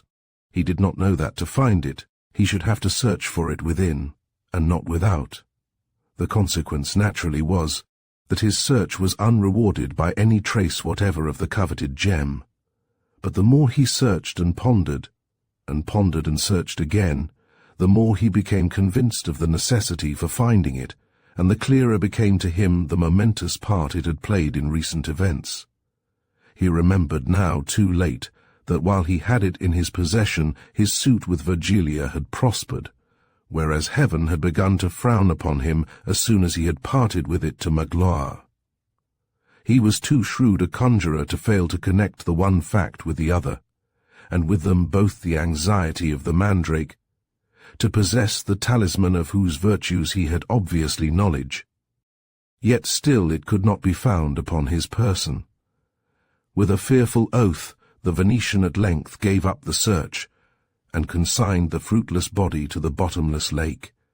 He would find the bauble, yet he swore by all his left-hand gods, in whatsoever nook of earth it lay. And with that very oath upon his lips, he cast it off unwittingly for ever, deep buried in the body that he spurned. Flotsam and jetsam whatsoever touched the surface of those Stygian waves became the forfeit of the fiend. Such was the fate of body and gem. No more to appear in substance in our story, the seal of the 7 sigils shall, nevertheless, ride through it to the end, completing the curse of the Illyrian. The Venetian, ignorant, as we have said, of the loss he had inflicted upon himself, once more re-entered the banqueting hall. His purpose, before dealing with the question of his lady-love, was to order up a second collation accompanied by fresh founts of wine. This tete-a-tete, as he ordained it in his mind, should obliterate the memory of the previous banquet with its presence of an inconvenient third. He gave his order roundly to the servants, quite forgetting how impotent his commands. The automata remained unmoved, save for the fancy of the bravo that they leered somewhat upon him with an unmistakable expression of contempt. Stung to sudden rage, he drew his keen ancestral blade and made a lunge at the vitals of the nearest one. In a moment he saw his mistake. The steel shivered into 1,000 fragments and shattered in its flight all the mirrors of the room. The hilt alone remained in his hand, which was jarred through and through by the shock. But the mental effect was even worse. For the first time, a sense of impending nemesis began to steal upon him. This unique companion of all his vicissitudes had been beloved of his inmost soul. From his jeopardous early days up, he had been accustomed never to sleep without it, until it had become almost necessary to his slumbers that he should clap it to his breast. Slowly he recovered, and even comforted himself. What could his ancient hanger-on avail him in his imprisonment on that island of enchantment? And had he not at hand metal far more attractive, damaskeened with gold and suppler than Damascus steel. He gathered together lingeringly the shards of his faithful bedfellow, that he might cast those also into that bottomless lake that had just received their latest victim. But when he had them all embraced together in his arms, and had thrown aside the portal that he might descend the steps to the landing stage, he was blasted with a shock not so easy to rebound from as this matter of a broken weapon. There existed no longer a landing stage at all, where it formerly stood. The remorseless tide of the bottomless lake now swept the foot of the steps. The bravo reeled. For a moment the air was thick with curses loud and deep upon the day when the 7 sigils had first flashed its baleful light athwart his path. He now saw the full significance of the fact that Magloire alone could shift the castle's site and vivify its phlegmatic flunkydom. The castle, having been created by Magloire, for him alone existed. The handing over of his body to Beelzebub, of which the bravo himself had been the unthinking agent, had finally snapped the charm which held the building in existence. It was now slowly sinking into the waters from which it rose, and would continue to slowly sink, till not a stone of it was visible above the surface of the darkling deep. Tosca reeled at this slap in the face that his fortune dealt him. He never knew how he found himself once more within the central court, a beaker in his hand, filling it to the brim with a vintage of the fountains of which we made mention before. He raised the vessel to his lips. The next moment it fell from his palsied hand and dashed into 1,000 pieces. The fluid he had tried to drink slobbered over his knees as he rolled ignominiously upon the tessellated pavement. It was no longer wine that the fountain had yielded, but the fetid water of the bottomless lake, and this also resulted from the breaking of the charm by burial of the body of Magloire. The curse of the Illyrian was closing in upon its victim. The fate of the Venetian was written large upon his forehead. Abrupt despair gripped upon his heartstrings. Yet still the honour of the bout remained with Tosca, for he remembered in his extremity that the bundle on the couch with all its possibilities was his. In despite of all that doom had done, he still remained the owner of a wallet that beggared Forturiatus. He sprang to his feet like an Antaeus, all the tenser for his momentary lapse to earth. He stretched out his arms towards the bottomless lake, and roared in tones of thunder. Hell from beneath is moved for me to meet me at my coming. Now runs my sand apace, and I am ripe for my enrolment in the legions that eternally curse God and do not die. Yet still the victory of victories is mine, and eyeless death shall not outstare me from it. Is it for this you work, you who sit in the high places of the pit, that I should flaunt in your faces the most fragrant hour of life? Oh, how you have wrought your work awry, and you myriad victims of the dagger, or the bowl that I have ushered unannealed to the account. I invite you every one to my bridal. Is this then your vengeance, O Viperine Magloire, that fruition should wait on my desire? And you, Illyrian Janko, is this then your revenge, that you watch my wedding eve from the impotent other side of that great gulf fixed between? Here, on this side, I exact value in advance for the eternal price I pay. Here shall our ardent heat outblaze your fires, and when your ruffian waters reach our level shall the floor above receive us, and still the floor above, till on the roof itself at last we still outlaugh you. Hours must elapse or ever your icy billows reach our hearts, and wash them to the portal of infinity. These hours shall be mine, though all Gehenna gnash its teeth, and our content shall give the lie to hell. Firm as a rock, he strode to his bag and cast off the belt from its mouth. A head appeared, but not a golden one. Its scanty hair was grey. Tosca recoiled. The ground reeled beneath him. His brain was furnace, and his blood arterial snow. With a mighty effort he recovered himself, and leaped like a madman into the sack, rending it seam from seam. The whole fabric parted and disclosed, not the nonpareil that he had placed in its safe keeping, but the withered stubs of limbs and yellow disjected trunk of that ancient harridan of Illyria, whom he had seen on that never-to-be-forgotten former occasion, anatomized by the hand of Janko. And as he stared dead-eyed upon that death, he was mercifully unaware that his feet were being swept by the inexorable waves of the advancing bottomless lake. Chapter 2. The Hand of Glory. Part 1. Mine Host of the Four Cross Roads. The year of grace 1609. Our scene, a tavern within, and yet apart from, the bustle of a seaport town, damned by its sight upon an ill-omened juncture of cross roads, which, at a time when the town had not straggled so far, had been the burial ground of self-harm and sorcerer, haunted by bones still sleepless, although centuries had gone since their last rag of flesh reeked off into the medicinal air, solitary in a crowd, except for such strangers as never learnt the local traditions. For these very reasons, it attracted the attention of a class that feared men more than ghosts, and thus it came to be whispered among the neighbours as the house of call for the wizards of the Basque provinces. Such was the situation upon which the curtain rises. Our readers may now form a guess as to the character of the traveller that sought admittance upon the evening in question. This traveller was apparently alone, only apparently, for another sentient being suddenly makes known to us his presence on the scene. The cabalistic ring which graced the finger of our traveller shot a double lightning from its tenant stone as the fist of its lord beat a devil's tattoo on the tavern door. The demon that was imprisoned within the ring had lifted for 1 second his pendulous eyelids. Foreknowledge of his approaching freedom to be wrought under that roof, as this chronicle shall in due order tell, had touched up buried fires, but patience born of immortality resumed its pride of place, and the demon dissembling again a hope too soon revealed, there died in the instant all light from the gem, and left it fuscous as before. The fist in knocking was naturally raised above the head of the cabalist that wore the ring. The traveller consequently failed to perceive the eye-beams of his familiar.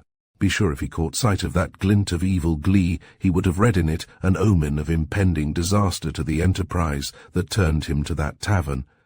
The future of cabalist and demon would then have hung upon his decision whether to dree the weird or scape it, but the significance that ruled his horoscope withheld the timely warning, and the traveller continued his endeavours to get hearing from the all-too-early retired household. Thus the moment of possible retreat passed irrevocably by. A wicket sunk in the stubborn thickness of the door was thrown suddenly open. A pair of eyes appeared, luminous, terrible. They fixed those of the cabalist unflinchingly, beams to beams, lights to lights, and the cabalist recognized in the eyes of his adversary the self-same, tell-tale film through which he flashed his own. Not the film of the eagle neither, that may enable the king of birds to peruse the noonday sun, but would impotently shrivel before the venomous exhalations that stream from fiery pits that blaze under fallen angels' brows. No, the eyes of the intervisible twain were sheathed with the shard of the born exorcist, the heir of the secrets and physical gifts of a line of wizard sires. From behind these horny casements they had measured the frown of Satan's self, and danced undaunted and undulled. Sparse were the mortals whom the cabalist reckoned fellow men, but here at any rate was one of them. The cabalist waxed kindly, as he proceeded to interrogate what he felt to be a kindred spirit. "Is this the hostelry of the Four Cross Roads? By some such name, is it noted among the vulgar? And are you he of whom they whisper under the name of Aquilar? I am the master of this house. You are then he to whom I am recommended by one I have good reason to trust. May I trouble you for his name? To me he is known as Lizaldo. Under that name, at any rate, I do not know him, but that argues nothing. 1,000 soldiers know the lieutenant whom the lieutenant does not know. By this token you may know him, that he gave you a name of praise and fear, that of the devil's correspondent for the Viscounty of Labut. And if it were so, then over and above being yourself sunk from soul to crown in the study of supernature, you have traced the gigantic plan of linking yourself together with all else that tread untrodden ways. And I saw that the design was good, for in union there is strength, and if we in the far new world from which I come are today unthreatened by the bigotry of the Church, It would nevertheless be short sight indeed if we played the spectator, while among you runs the writ of cord and person. Tomorrow, mayhap, we shall be persecuted in our turn, and ashes the brethren that could have bettered us. For this, then, am I travelled hither, as I may say at your bidding, since the suggestion proceeded from one who knows you, though him you may not know, that we may survey together the field of your danger, and in consort draft such measure of defiance and defence as shall eat up this persecution at the root. This evening disembarked, and understanding from that same Lisaldo, that under cover of the tavern of the 4 cross-roads you pursue your devil's procuracy, I have hustled hither straight to take up my quarters beneath your kindly roof. Are you then alone, or do I rightly see 2 others that linger in your rear among the shadows? The one of them is this Lisaldo that I speak of, to whom I owe your name, and who has attached himself to my personal service, and in this connection I may mention that I shall require 2 communicating bedrooms, albeit one with a dressing-room adjacent to gratify my long, and now invincible, vogue of keeping my servant all night within my call. My other follower is a Creole of the family at Torres-Agasti, by trade an honest seaman, but not, I believe, too honest to be of possible use to our cause. Told off to do us service during the long and perilous passage, he has been only too anxious to be of comfort to us, and we are indebted to him for countless little offices. Arrived at your wharves, we could satisfy him with nothing less than the porterage of half our effects, and since the whole were too heavy for Lisaldo, 'twas but policy to accept his friendly offer, rather than initiate a stranger into our destination. Accommodated with a bed in this same house, he will be under our united ken. Should you consider him metal that may be moulded to our purpose, he need never return to his ship. Nor for the matter of that in the contrary case either, since it were unsafe for him to have even touched the skirts of our common secret. 'Tis child's play for such as you and I to rot the thread of life with an oblivious gruel. We will confer upon that matter in the bedroom, which you allot me, while Lisaldo and the sailor are refreshing themselves below. You are satisfied with my credentials, and will admit us without delay, since the night is wasting shrewdly. There is one thing wanting, your name. My name I have never syllabled since my birth, nor would it be possible to deceive you with a false one, you being what you are, and I wearing this ring by whose fame you and all of life occult may know me. The Kabbalist jerked his slender hand from out of the folds of his cloak, where he had thrust it after the opening of the wicket. Its crouching prisoner, wiser than before, allowed never a wink to escape him, but that it was in sooth the very ring that contained the familiar renowned among the sorcerers of the whole round world, Aquilar well could see. An insane impulse to strike down the insolent owner, and incontinently seize the matchless gem, contracted every fibre of his body. Had the door not stood between them, he would have made the rash attempt, only to remember, when too late, that the allegiance of the demon could never by violence transfer from man to man. He ground the wicket into its place to hide the distortion of his features, and busied himself with bolts and bars that they might clatter above the gnashing of his teeth. By the time he had undone the fastenings, the impulse had passed. Recollecting all the restrictions that fenced the ring around, he had become once more himself. Meanwhile, the nameless Kabbalist had summoned with a whistle his 2 attendants forward. Youths of about an equal age, the one was white as a cosset page, and the other tanned like a galley slave. The massive portal swung aside with a suddenness that even drew a start from the seasoned nerves of the Kabbalist, though it must be evident that one who had put together such a ring must be steeped in no ordinary course of sciences and surprises. A blaze of light shot through the widening passage into the dark, deserted street. A host of obsequious hands stretched out of the blinding drift and relieved the 2 bearers of their luggage. Before the 3 newcomers had acquired the proper focus to even perceive who had thus helped them, the helpers were out of sight. Viands and vintages, which had appeared with startling rapidity alone, remained to prove to their eyes, which the travellers rubbed, the substantiality of the just present bodies. Also, the master of the house stood there, unbonneted, and bowing his welcome. The Kabbalist refused to break a fast which was integral to some experiment in hand. Leaving this, then, to the more congenial age of Lisaldo and the sailor, he withdrew with Aquilar to his apartments. Thus the youths, so like, and yet so unlike, at last were left alone together.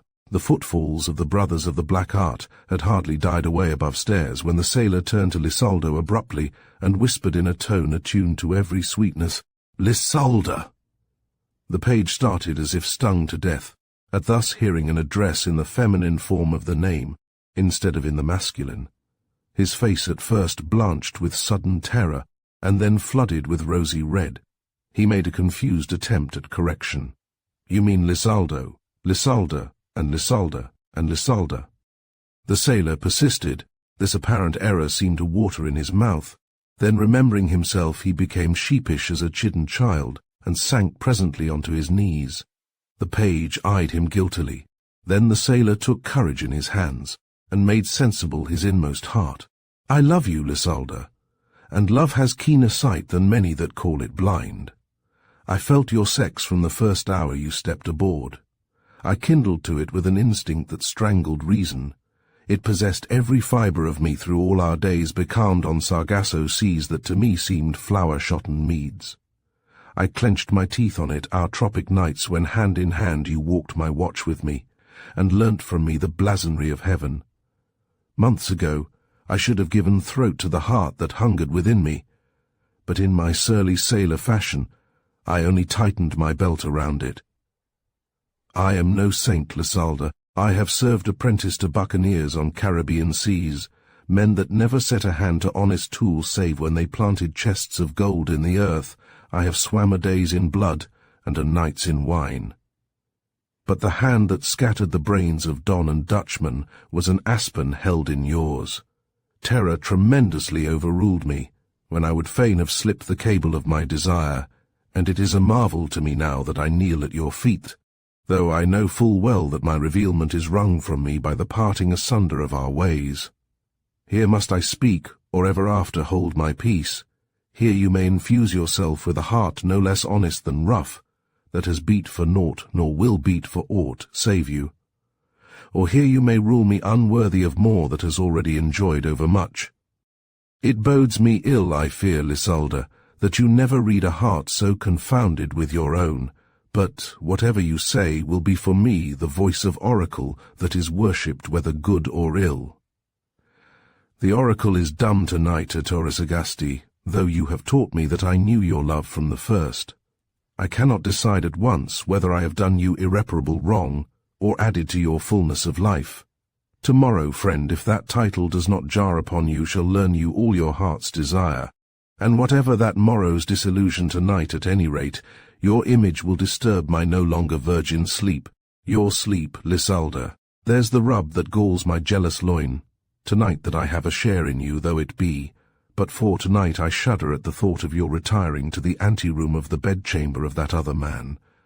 Throughout the voyage every lip before the mast has shriven him with curses not loud, but deep for the wayward winds, his Jonah presence fetched athwart our course. The bated breath of the forecastle credited him with the wearing of a familiar spirit imprisoned in the setting of that ring upon his hand. How did such as you come to foregather with one so unkindly, and withal so far from this your birthplace? And what is his need of you that one so powerful should claim you close at heel? Ettore Sagasti, it were too long to tell you how I came to be orphaned, and at buffet with the world. Too long again to recount the chances that transferred me from here to the Indies. Enough that I must have been in desperate straits when I donned the disguise I still wear, and entered the vacant service of my present lord and master. That he lived in evil odour had come to my ears, and that he never kept his servants long, but that they either went mad or died was more than gossip to me that first attended my master to the funeral of my predecessor. I was situated so sorely that I would have worn Satan's livery to earn me bed and board. Now the secret of the wants of my master and the wastage amongst his servants is this: his nerves are completely shattered by terrible experiments, the nature of which I never dare to know. He sees through the veil that round us wraps impenetrably. He is haunted day and night by hosts of beings incorporately awful. Over these, indeed, some sway of his extends else, where he long since torn to shreds, but only by the continual strain of every resource of his science. The demon that is familiar of the ring you speak of, the loathsome creepiness that writhes within a crystal cell and impotently spits at such as dare to see, is on the one hand the crowning glory of his labors, and the envy of the wizard world, and on the other hand an anxious horror that makes cheap the mere routine of hell. Day it turns to night, night to nightmare, and still the worst of all remains, the hour between midnight and cockcrow, when the heavenly patrols are relieving guard, and the nether gates swing open, and all the rout of hell are free to seek their own devilish devices. Now you can guess, can you not, Atora Sagasti, why the Kabbalist never remains alone in the dark? By God, I never praised till I met you, Lysalda. This passes the worst I had imagined.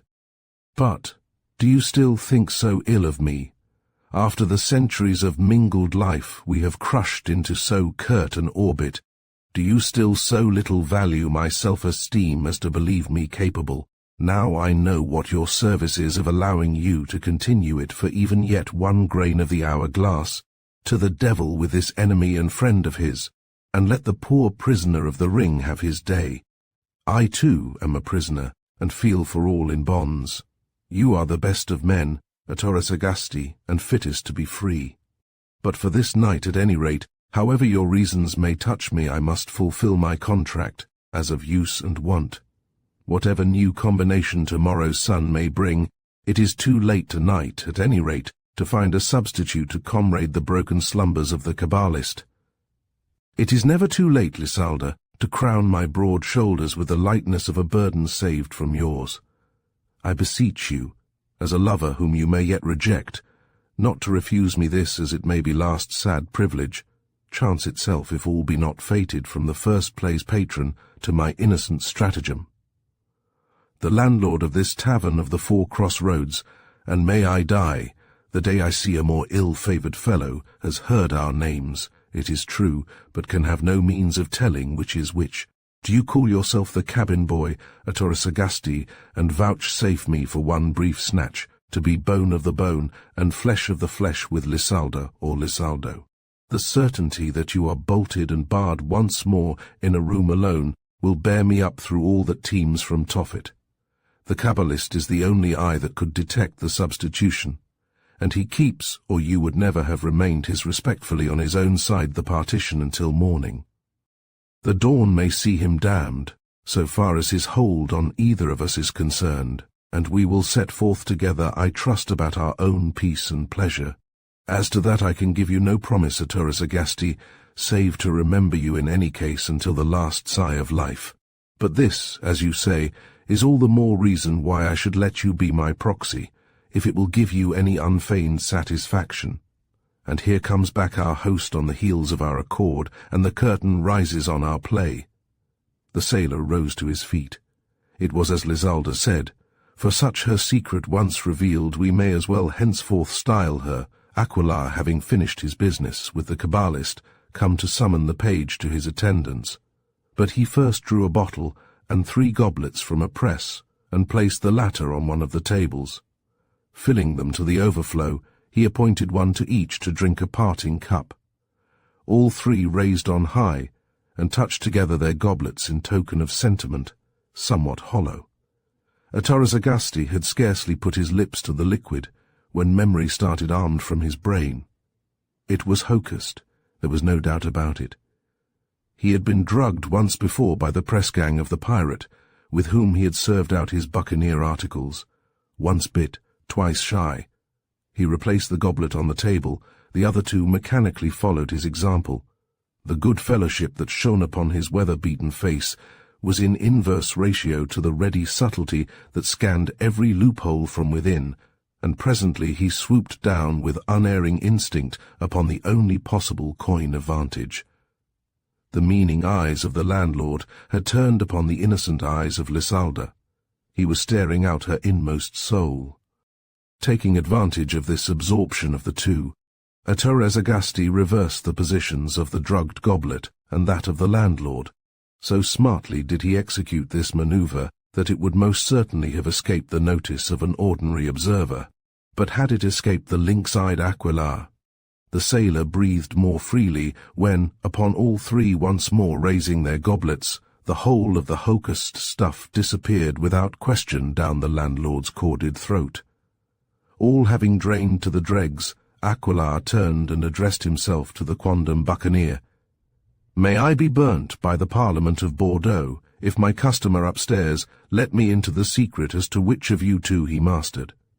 Now I'll be bound 'tis you, my jolly Roger, and not this queasy cabin boy that has chaffered for gold his rester nights to the wandering Jew up aloft there. Your guess does honour to your penetration, Monsieur Four-Cross Roads, though you did overshoot your bolt a bit when you called me Jolly Roger. Oh, Monsieur Lizaldo, so you turned your skin then with your livery, and no longer acknowledged the black flag. How do you know that I had ever anything in common with the black flag? Easy as lying, Monsieur Lizaldo, easy as lying. Your face, my friend, and for the matter of that, everyone's face, is as an open book whereon I read. Nay, your hand alone, my friend, shouts your past, your present, and your future to such as I that have ears to hear. Of the past and of the present I am already sick at heart, but I am open to receive any index what it may befit me to know as to how the future shall shape itself before me. A good wish upon you. I am permitted to tell you, at any rate, that you chose your vocation under a healthy star, for you were never born to be drowned."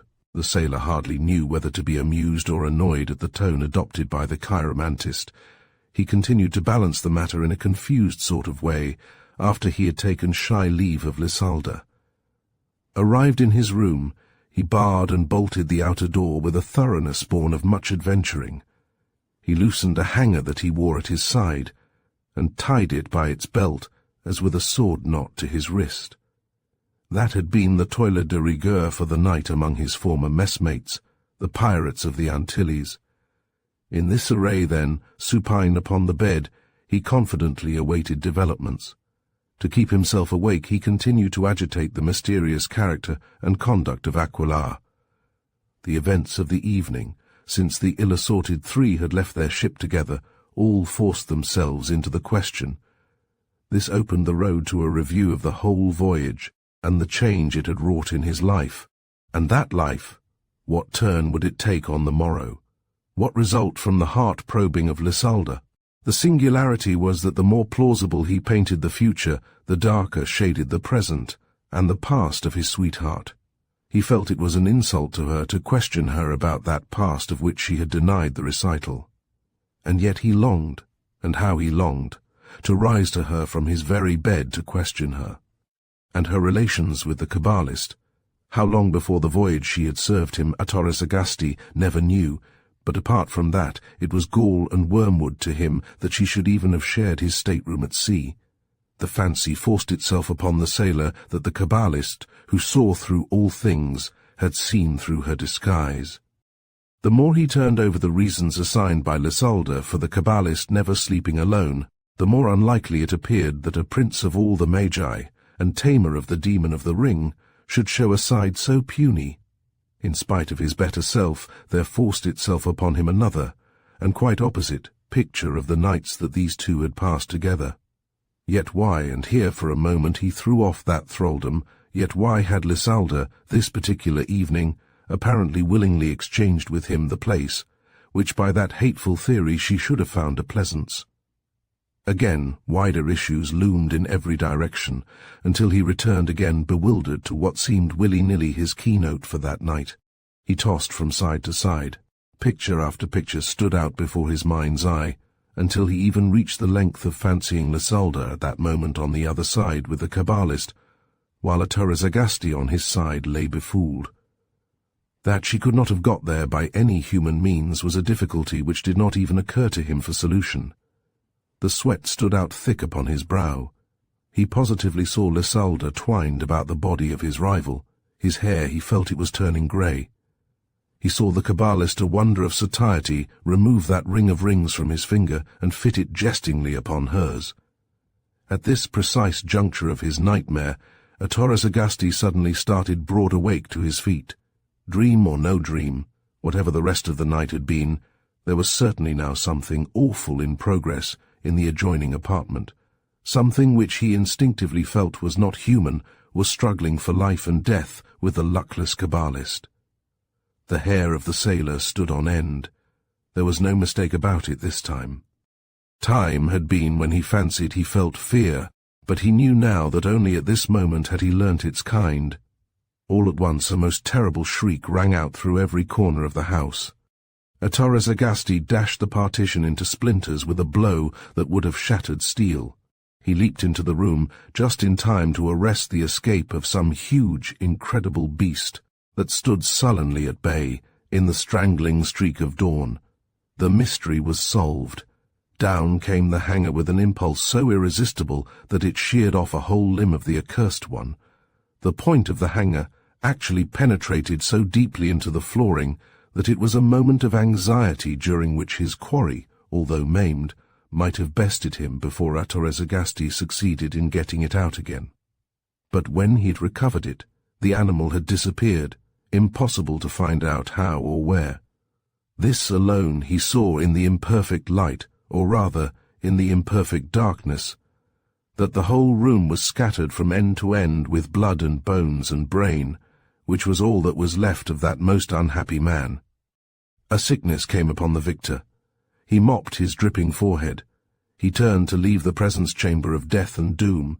He picked up as he did so the severed limb, a casual glance at which confirmed his general impression that the gaunt game had been but a particularly large and loathly wolf, such as occasionally penetrated the precincts of towns in the neighbourhood of the Pyrenees. Agasti walked down straight into the reception room of the night before. For the moment the possible alarm of Lisalda at that terrible shriek of dissolution of the Kabbalist had not even entered his mind. His object was to summon Aquilar. To his surprise he found him crouching there already white as a ghost, apparently with fear. He sprang to his feet at sight of the sailor and barely suppressed a cry.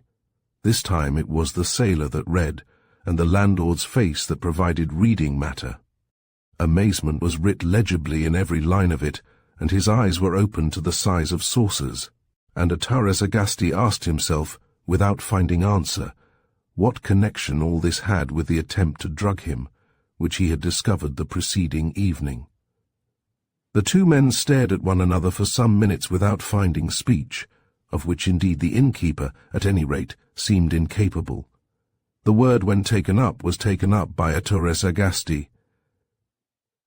My pharmaceutical friend seemed somewhat upset by my early appearance, after draining the drowsy cup which he compounded for me overnight, and it is not natural that a landlord should be fearful for his slate when he sees an uncancelled score slinking downstairs to the outlet at such unearthly hour.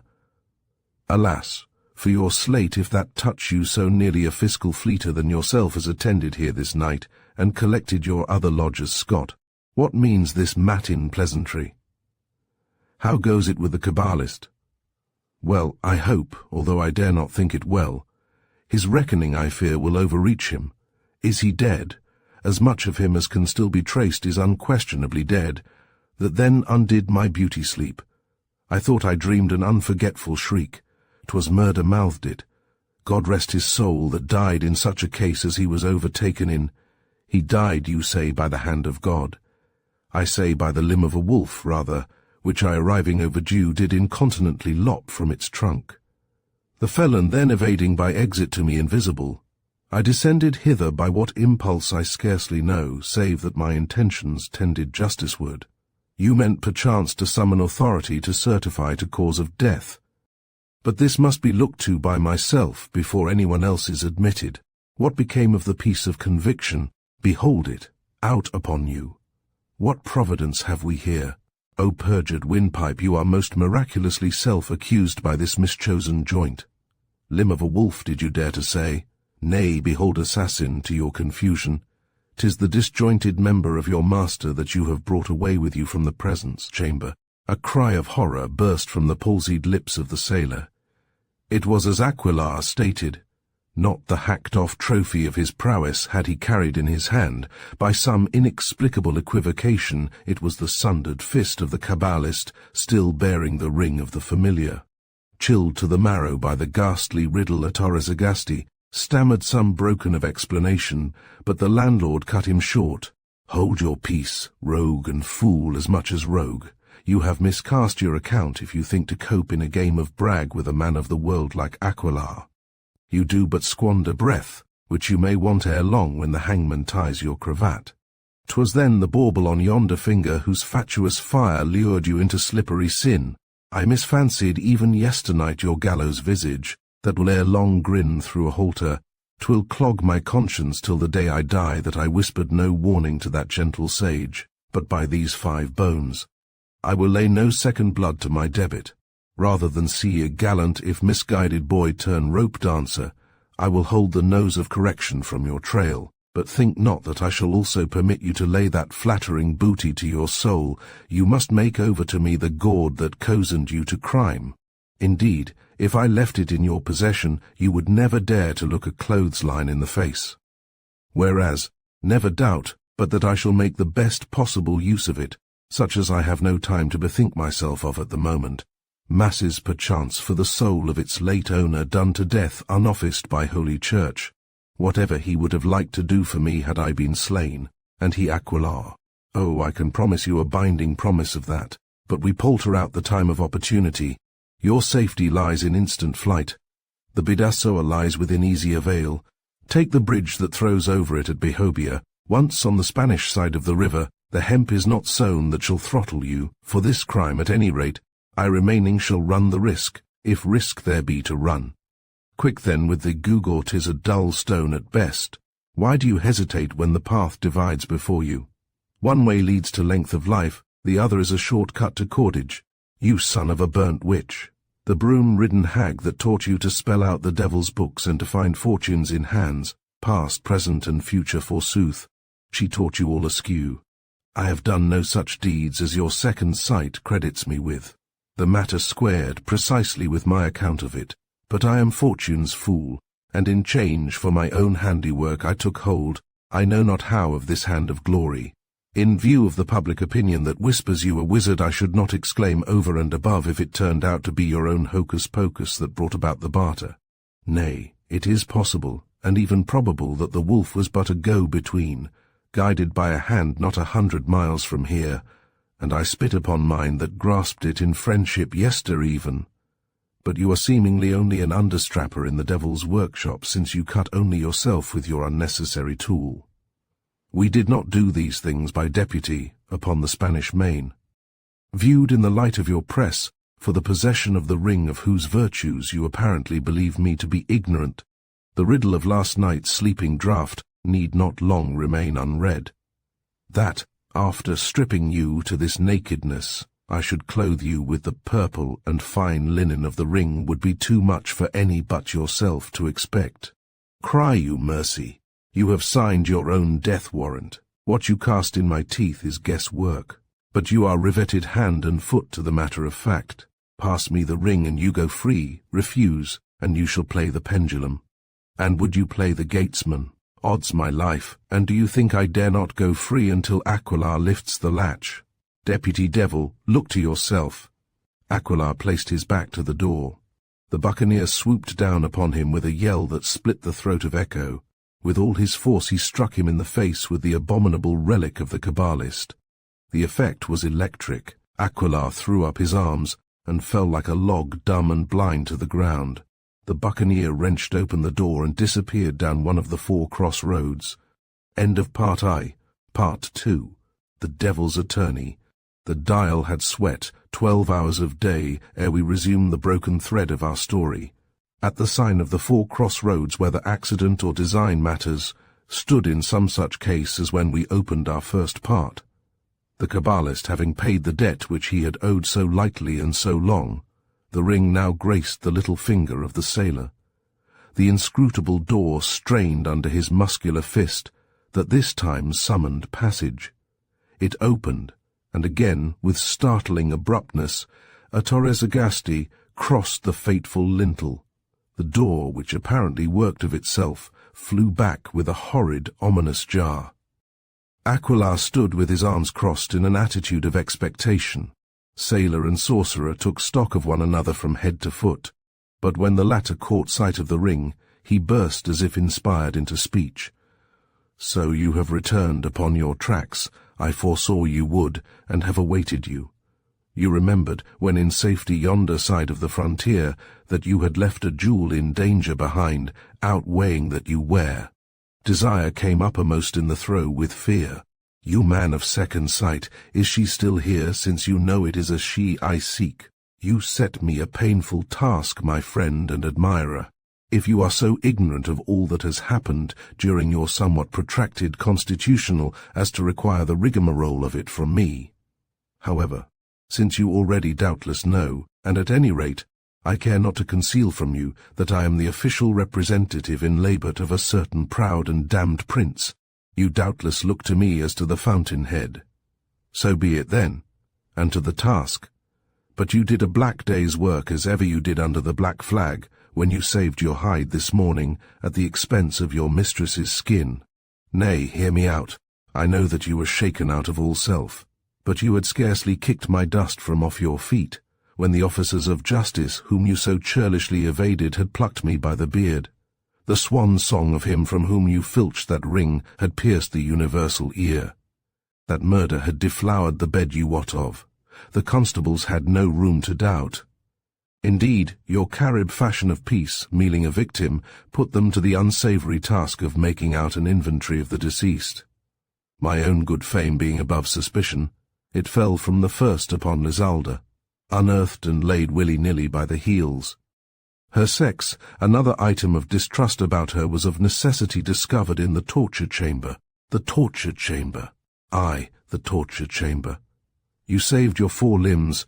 She will never use again one of her arms that was crippled in their grips of hellish engines. The surgeons, save the mark, pronounced that she could bear no more today. Tomorrow they practice upon the other arm, and after that there will be enough of her sweet body to feed their tools a week. But she is innocent. My God, how innocent! And I, who begin almost to believe that I am guilty, will surrender at once in her place. Small good, my untutored friend, save the melancholy satisfaction of pressing the same rack with her.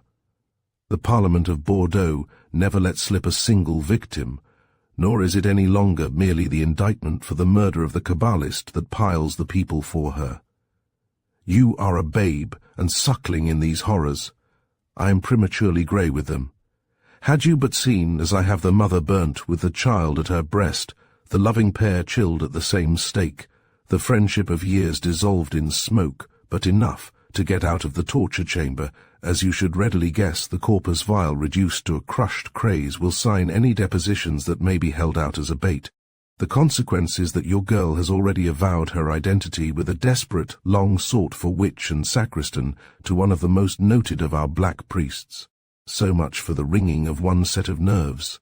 To what may they not confess her before they have writhed her into a bag of quivering pulp?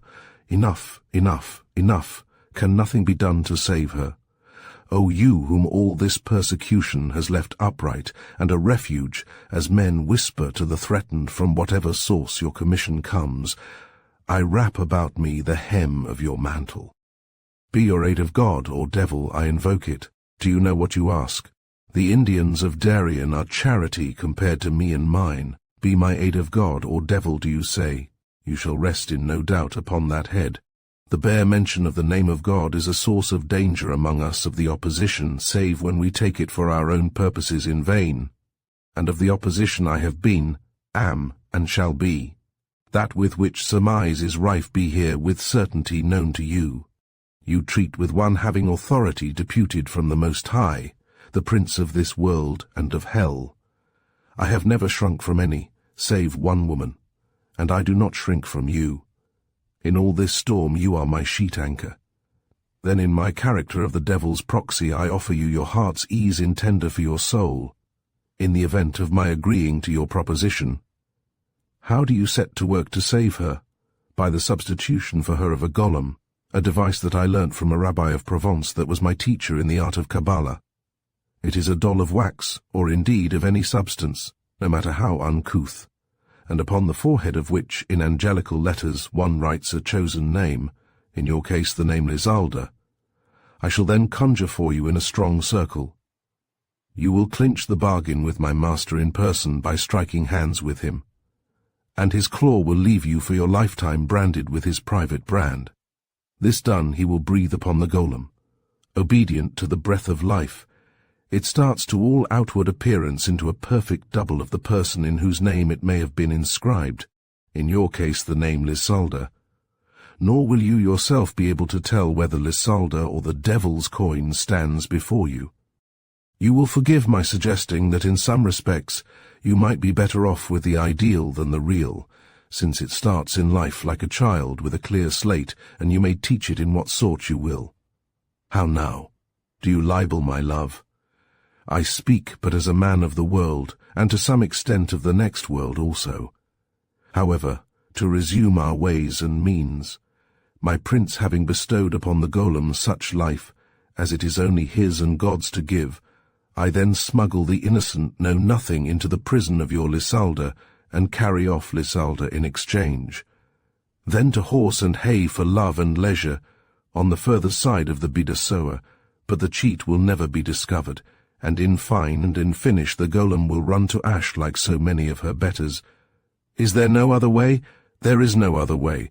Bethink yourself, the offer is there to take it or leave it. Shake hands with my master or shake your fist at him. Be one of us or one of her executioners. I cannot boggle long at that. Death of my soul. Have with you then Aquilar, and let fruition crowd the heels of haste. There is yet one thing that you may boggle at. You have ratified the bargain with my master, but not the fee of my procuracy. You cannot do anything without me, and I cannot do anything without that ring which you wear upon your finger as my hansel. Your fee is a flea-bite to your masters. The ring I wear is yours, but not as earnest money. I pass it over to you only after service rendered. And now lead on to this golem you speak of. Be it as you say, the preliminaries being all settled between the high contracting parties, I usher you to the actual presence of my principal. As he thus concluded the negotiation, a covetous light, like to nothing in heaven or earth, shot through the lashes of the devil's attorney. He stood at last upon the brink of attainment of that ring so thirstily craved. With an imperious gesture he summoned the sailor to follow him, and turned off behind the staircase. Directly the sorcerer's back was turned, Atorezagasti could not forbear a broad grin. He had outwitted, at any rate he thought so, both the infernal furious spirit and his attorney. And first as to the latter. The fact was that the only ring worn by the sailor himself, and pledged to Aquilar by the letter of the bond, was a tawdry hoop of silver. The ring that contained the familiar had never left the dead man's hand. How then had the innkeeper imagined otherwise? Simply because the sailor, with a view to better protection, had drawn up his right arm within his sleeve and held the hand of glory by the wrist in such a position as to appear his own. The ring which thus appeared to adorn the sailor's little finger was in reality still upon that of its architect, and therefore it was still unpawned to Aquilar. But this was not the only, or even the first fruits of the trick which Atorezagasti, or his good angel, had set in motion. As he gathered from the sorcerer that the devil would imprint his private mark upon him by means of a grip of hands, Atorezagasti, or again, his good angel, jumped at once to the obvious deduction that by going through with the same sleight of hand, Beelzebub would come claw to claw with only the dead Kabbalist and earn no soul but his, which was undoubtedly already long earned and already in heats of hell. Thus, by a single piece of hugger-mugger, the buccaneer hoped to go free with his sweetheart and do no harm to anyone, or at any rate to anyone that stood within the reach of harm, the only sufferers being the devil and his lost. How the whirligig of time brought round its revenges, the sequel of this story will show. Now that the reader is conversant with what was passing through the mind of the sailor, we must return to where we left him at the back of the staircase. Aquilar, stooping down, by some device which the sailor did not fathom, raised one of the stone slabs of the flooring from its place. This impromptu trapdoor disclosed a flight of steps that fell down into absolute darkness. A motion from the landlord, and a Teresa fearlessly stalked down them to some distance, where he stopped until he had seen his confederate also enter. Aquilar drew down the trapdoor after him. This last action was fatal, of course, to such light as had previously washed the upper part of the stairs. All was now equal night. Yet the buccaneer continued his descent. The steps seemed endless. At last he stopped. He listened. To his surprise and horror, no footfall sounded above. What had become of Aquilar? The sailor suspected some deception put upon him. He retraced his steps as quickly as was possible under the difficult circumstances of the ascent. That he reached the top was made apparent to him by the crash of his head against the stone. He reeled and all but fell. What had become of Aquilar? Recovering himself, he tried with all his might to obtain egress, but not unnaturally without avail. He mopped his brow and tried to think. Escape being impossible in this direction, he decided to recommence the descent. Come what might, he could be no worse off than where he was, even if he went down, down, down to the earth's center. He tried to persuade himself that worse things happen at sea, but his heart of hearts nailed the lie. Down, down, down. He counted as he thought 1,000 steps, but not without dizzy doubts. And then he lost all count, all doubt, all but damned certainty. He had never been sick at sea but now, and then suddenly he staggered against some obstacle. It yielded. It was a door. Firelight danced in his eyes. He rolled into a corner and stood up against a wall. He was in an underground chamber, and before him was Aquilar.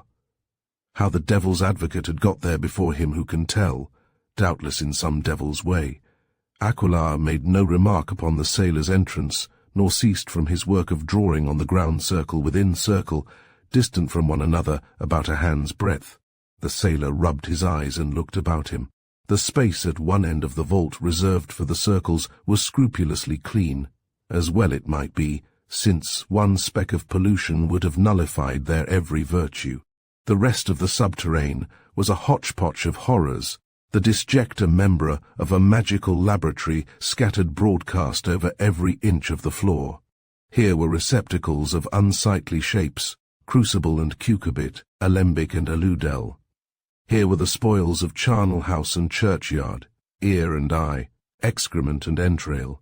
Here squat phials bore charges of price, poison and philtre, lac vaginis, and elixir vitae. In one corner gibbered a gigantic skeleton. In another lay a Jacob's staff and a pentacle of Solomon. In a third heaped up musty vellums, presumably occult, and of these last Torresagasti picked up one, and was about to open it at random, when Aquilar turned suddenly white, and fetched a roar so sudden that the startled sailor dropped it as if it burnt him.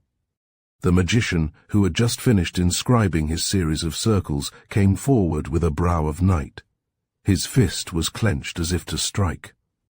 But after glaring some moments at the buccaneer, he twisted his nails out of his palm again, where they left 4 bleeding scars. He calmed down still farther before he could speak. "Madman, let this teach you never more to tamper with such wildfire as a magic book.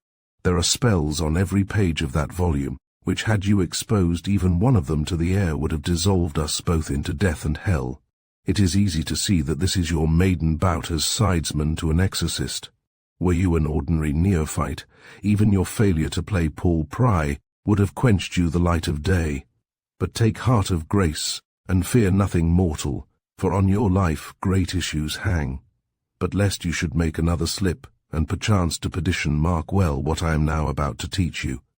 And firstly to install our golem. Yonder it hangs in the 4th corner of the vault, suspended and swinging above our heads. You ask me why it so suspends and swings. I will tell you.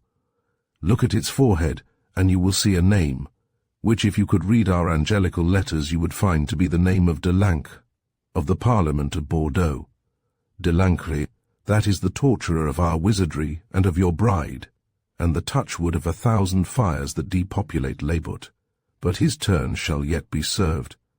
By the sympathy which I have established between this mannequin and him, by only the sealing of it with his name, I have got into my hands more power over his body than your untortured fancy would conceive. I could even bring his life to a close at this very second by piercing his heart with a pin.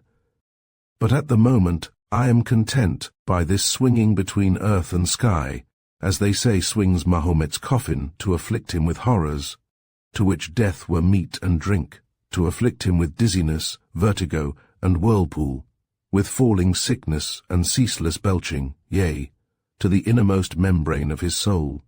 But that your need of this lay figure is greater than his, he should sleep never a wink to-night.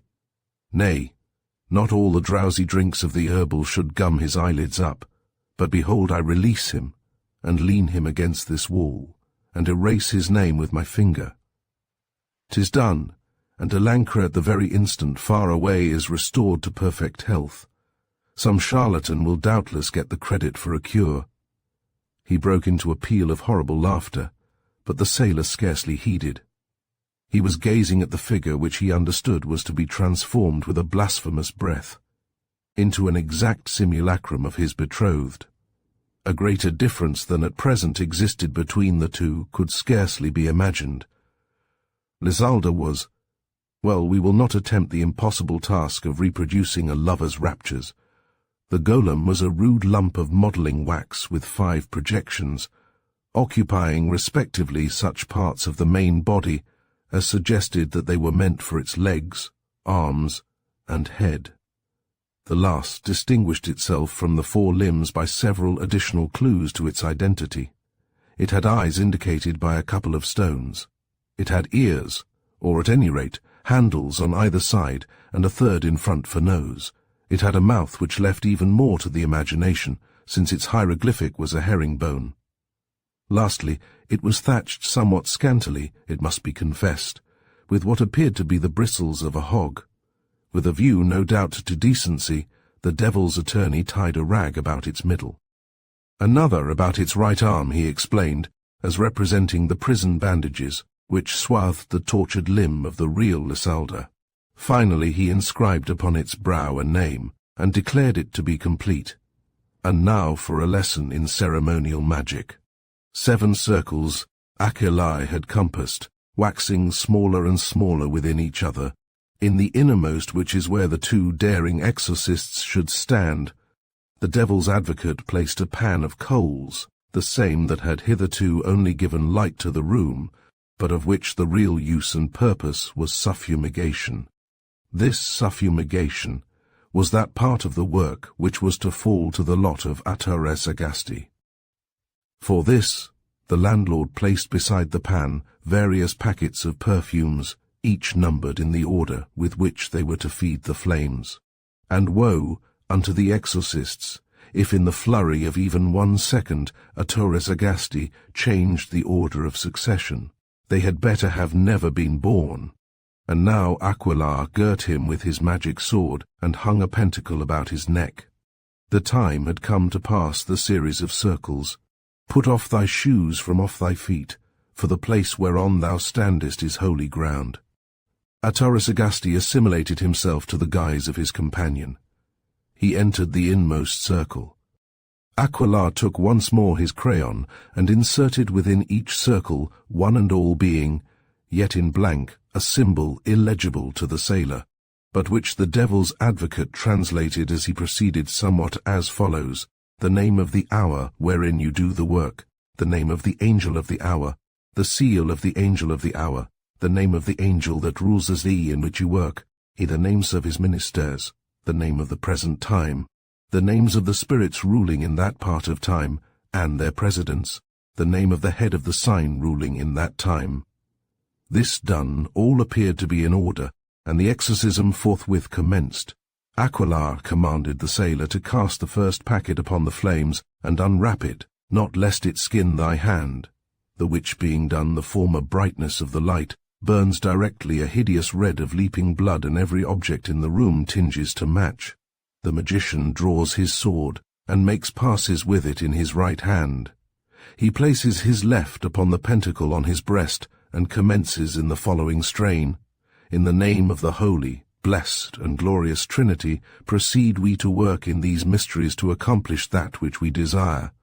We, therefore, in the name aforesaid, consecrate this piece of ground for our defense, so that no spirit whatsoever shall be able to break these boundaries, neither be able to cause injury, nor detriment to either of us here assembled, but that he may be compelled to stand before this circle and answer truly on demand, so far as it pleaseth him who liveth for ever and ever, and who says, I am Alpha and Omega, the beginning and the end, which is, and which was, and which is to come, the Almighty. I am the first and the last who am living and was dead, and behold, I live for ever and ever, and I have the keys of death and hell. Bless, O Lord, this creature of earth wherein we stand. Confirm, O God, thy strength in us, so that neither the adversary nor any evil thing may cause us to fail. The chant of the magus grows shriller and shriller, till it thins into a final continuous shriek, and there mingles with it thunder, and the re-echoed echo of shriek and thunder, to the splitting of ear and brain, and the earth rocks until there remains no longer floor nor roof, but sometimes one was uppermost and sometimes the other, and only the rapidity of the motion makes it possible to keep place in the circle. Thus, alternately, the venturous pair stood erect or head downwards. In this part of the ordeal, however, the sailor's professional habit stands his friend in need, but his teeth were twisted out of rank by clenching to avoid a cry. The fire, now yellow, burns foul in the nose and hangs upon the hair in folds of smoke. Ceaseless lightnings lash the streaming eye. Clothed, as it were, in those folds of smoke, there gradually appears to incorporate itself a large, full and gross body, sanguine and gross, in a gold colour, with the tincture of blood. Its motion is like the lightnings of heaven. The sign of its becoming visible is that it moves the person to sweat that cools it. The sorcerer becomes mute before the majesty of that presence, and the thunder is hushed in its breath. There creeps a claw from out the draping clouds and steals towards the right hand of the sailor, say the right hand of the Kabbalist rather, for it is that which the sailor clasps fearlessly to the archfiend's itching grip. A seconds compress, a grit of bone against bone, a hiss as of a branding iron, and the talon is withdrawn. The sailor gazes appalled for a moment at the blackening indelible sign manual, now seared upon the palm of the Kabbalist. His heart of hearts sings a paean of victory over a lie palmed off upon even the father of lies. The blowing of the fiend now falls upon the golem, and a gradual inflation swells out that pitiful suggestion into full and female form. Eyes like orbs of night light the vault, and outburn the yellow jealousy of the brazier. Ears like seashells, and teeth like pearls of the sea. Hair that paragons Godiva. O God! And is this but a counterfeit that can so kindle our sailor's senses? But he is recalled to gruff reality by the sight of her prison dress and bleeding bandaged arm. He is about to step out of the circle when a buffet from his companion fells him like an ox to the ground, scattering splashes of yellow flame in his fall. The magician indicates by signs rather than words that the devil called up has yet to be laid before either of the callers can venture forth with safety. And then Aquilar proceeds with full strength of lung, lest haply further risk betide to recite the accepted form of dismissal. Go in peace unto your place. Peace be between us and you. Be you ready to come when you are called. Arturus Agasti, awakened to his sense of duty, sacrifices yet another packet of incense. Blue of heaven burns the flame, and sweet the savour that after a struggle overpowers its predecessor. The prince of fallen pride dissolves into fulgurant reek. Earth recovers its footing. The fire at last resumes its work a day-tone. Nothing but a grateful suspicion of the incense still about the convalescent air remains to betray what manner of work has been done, and now with assurance the exorcists may leave their circle. Aquilar cannot forbear to bring home to his sidesman the gravity of that false step he nearly made. Should your stars ever fate you again to dally with infernal fire, Be never tempted to leave your circle until the spirit is dismissed. Nay, even when the spirit refuses to appear at your call, you must still formally dismiss him according to the rules of art, lest haply he be actually present, though, to you, invisible, with intent to pluck your soul. 'Tis a lesson I shall never need to learn again. But now to the next step in our progress. From the opposite end of this vault, to that by which you entered, there is a subway to the condemned cell. Many a time, and oft, has this been useful to me before, for you need not plume yourself the first that has self-sacrificed upon the altar of his love. Parent or child, lover or spouse, have employed me as middleman over and over again. My memory teems triumphant with case after case where the burners unknowingly have burnt but the shadow of a witch. And so shall it be again. I take the golem with me and rejoin you with your prize. He touched a spring in the opposite wall, which threw open the indicated door. The bottom of a flight of steps appeared, the pendant of that which the sailor had descended. Aquilar took the apparently bewildered golem by the hand, and with her disappeared. The door closed with a vicious snap. The sailor was left alone in a chamber hermetically sealed, and heaven knows how far beneath the foundation of the tavern of the Four Cross Roads. There were none of mortal kind around save bones of unshriven self-harms, who dreamed of judgment and woke up shrieking that they made the blood of youth run cold to hear them. These were his brothers in exile. He was fain to shout aloud. That corner to re-echoing corner of the vault might make him colloquy. But was this jangled terror his, that they groaned into his ears? Was this the note to which the lung of storm gave precedence in happier days upon the sea? How long this weird conversation lasted the sailor never knew. At length his straining ear caught the footfall which he had dared so much to hear again, to snatch Lysalda into his arms as she entered, to feel that she yielded to his embrace was breath and blood to our hero. But the devil's attorney touched him on the shoulder. He pointed sternly to the other door that led again to the inn. In Indian file there was room for but one on a step. All three commenced the ascent. How quickly it sped compared with that well-remembered descent. But the sailor found time to hide in his waistband a Kabbalist's branded hand. When they reached their wonted level, Aquilar closed the trap, and throwing open the door of the street disclosed he did not do things by halves a fully caparisoned horse waiting outside. His whole face brightened into a smile of supreme content with himself, and for the nonce all the world. His work was done. He held out his hand for the payment. The sailor did not smile. He took the silver ring ostentatiously from his little finger, and placed it upon that of the devil's attorney. The face of Aquilar underwent a very sudden change. Gates and gulfs of hell. Do you realize with whom it is you jest? Jest, you say? It is sober, serious, earnest. What the devil's name? You pledged me the ring you wear on your finger. I pledged it to you, and I have passed it you, the only ring I ever wore. But if you refer to the ring of the demon, that has never left the dead man's hand, since for its sake you left him dead.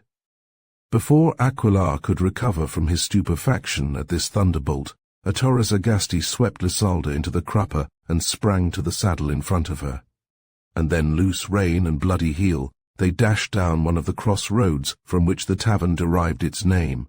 Ride, ride, ride. Dark though the way and cold the wind, Autoras Agasti rolls a name upon his tongue that lights the path and warms the ambient air. Lysalda, Lysalda, Lysalda. Shock snowy poles of Pyrenean hills start up behind the haze. The lights of Behobia star the drift. Its cobbles fly to sparks beneath the horse's hoofs. The river cuts athwart the highway, the bridge is reached. Another stride, and the fleur-de-lis is left behind for good. A customs officer leaps out of his box and seizes the horse's head. He is dragged several yards along the track. A torrent of imprecations, in Basque, French, and Spanish.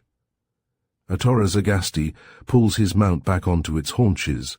The officer is ultimately convinced that he is no smuggler, and relinquishes somewhat charily his prey. Autoras Agasti winds gently along the bank.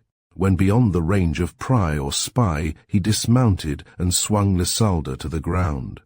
Once in his arms, he did not readily let her go, but showered kiss after kiss. The horse, unheeded, proceeded to explore on his own account, and soon was lost to sight.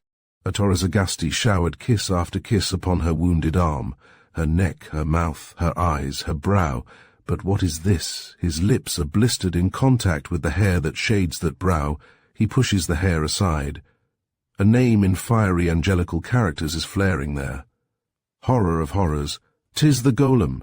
In his far-off tavern, Aquilar is laughing in his sleeve. Autorizagasti stands aghast. The creature regards him with puzzled eyes. She does not understand this sudden change. Her mouth smiles, and the first word she has ever uttered crosses her lips. It is her own name picked up, parrot-like from the iteration of the sailor. It had a different effect from what the poor thing expected. Lysalda! His cry of agony jarred her dulcet note. Every chord of his body was strung in an instant to one thought: to destroy this soulless creature, to annihilate, to erase her, to have her from God's earth. He pounced upon her, but the poor, pretty monster seemed to feel by instinct that this was another guess embrace from the first ardent one, and instinctively she wrestled with him. It was an awful, unheard-of bout. Not a syllable was spoken, nor a cry. The blood now streamed like rain from her wounded arm. They slipped in the puddling soil, and Autorizagasti could not get rid of the horrible idea that it was, after all, the real Lysalda that he was wiping out of life. Bit by bit, and one by one, he obliterated the cursed characters, and bit by bit, as the execution proceeded, a horrible change came over her. Her limbs grew lean and spidery that she twisted about him. Her eyes grew dull and fishy. Her hair fell out by handfuls. She was dying letter meal. At length he forced her to his feet, still clinging to his knees. The last figure of the angelical name disappeared beneath his thumb. Before him there lay no longer she but it, no longer a Lysalda, but a battered waxen doll with 2 pebbles and a herringbone clapped on to one side of its head to distinguish front from back.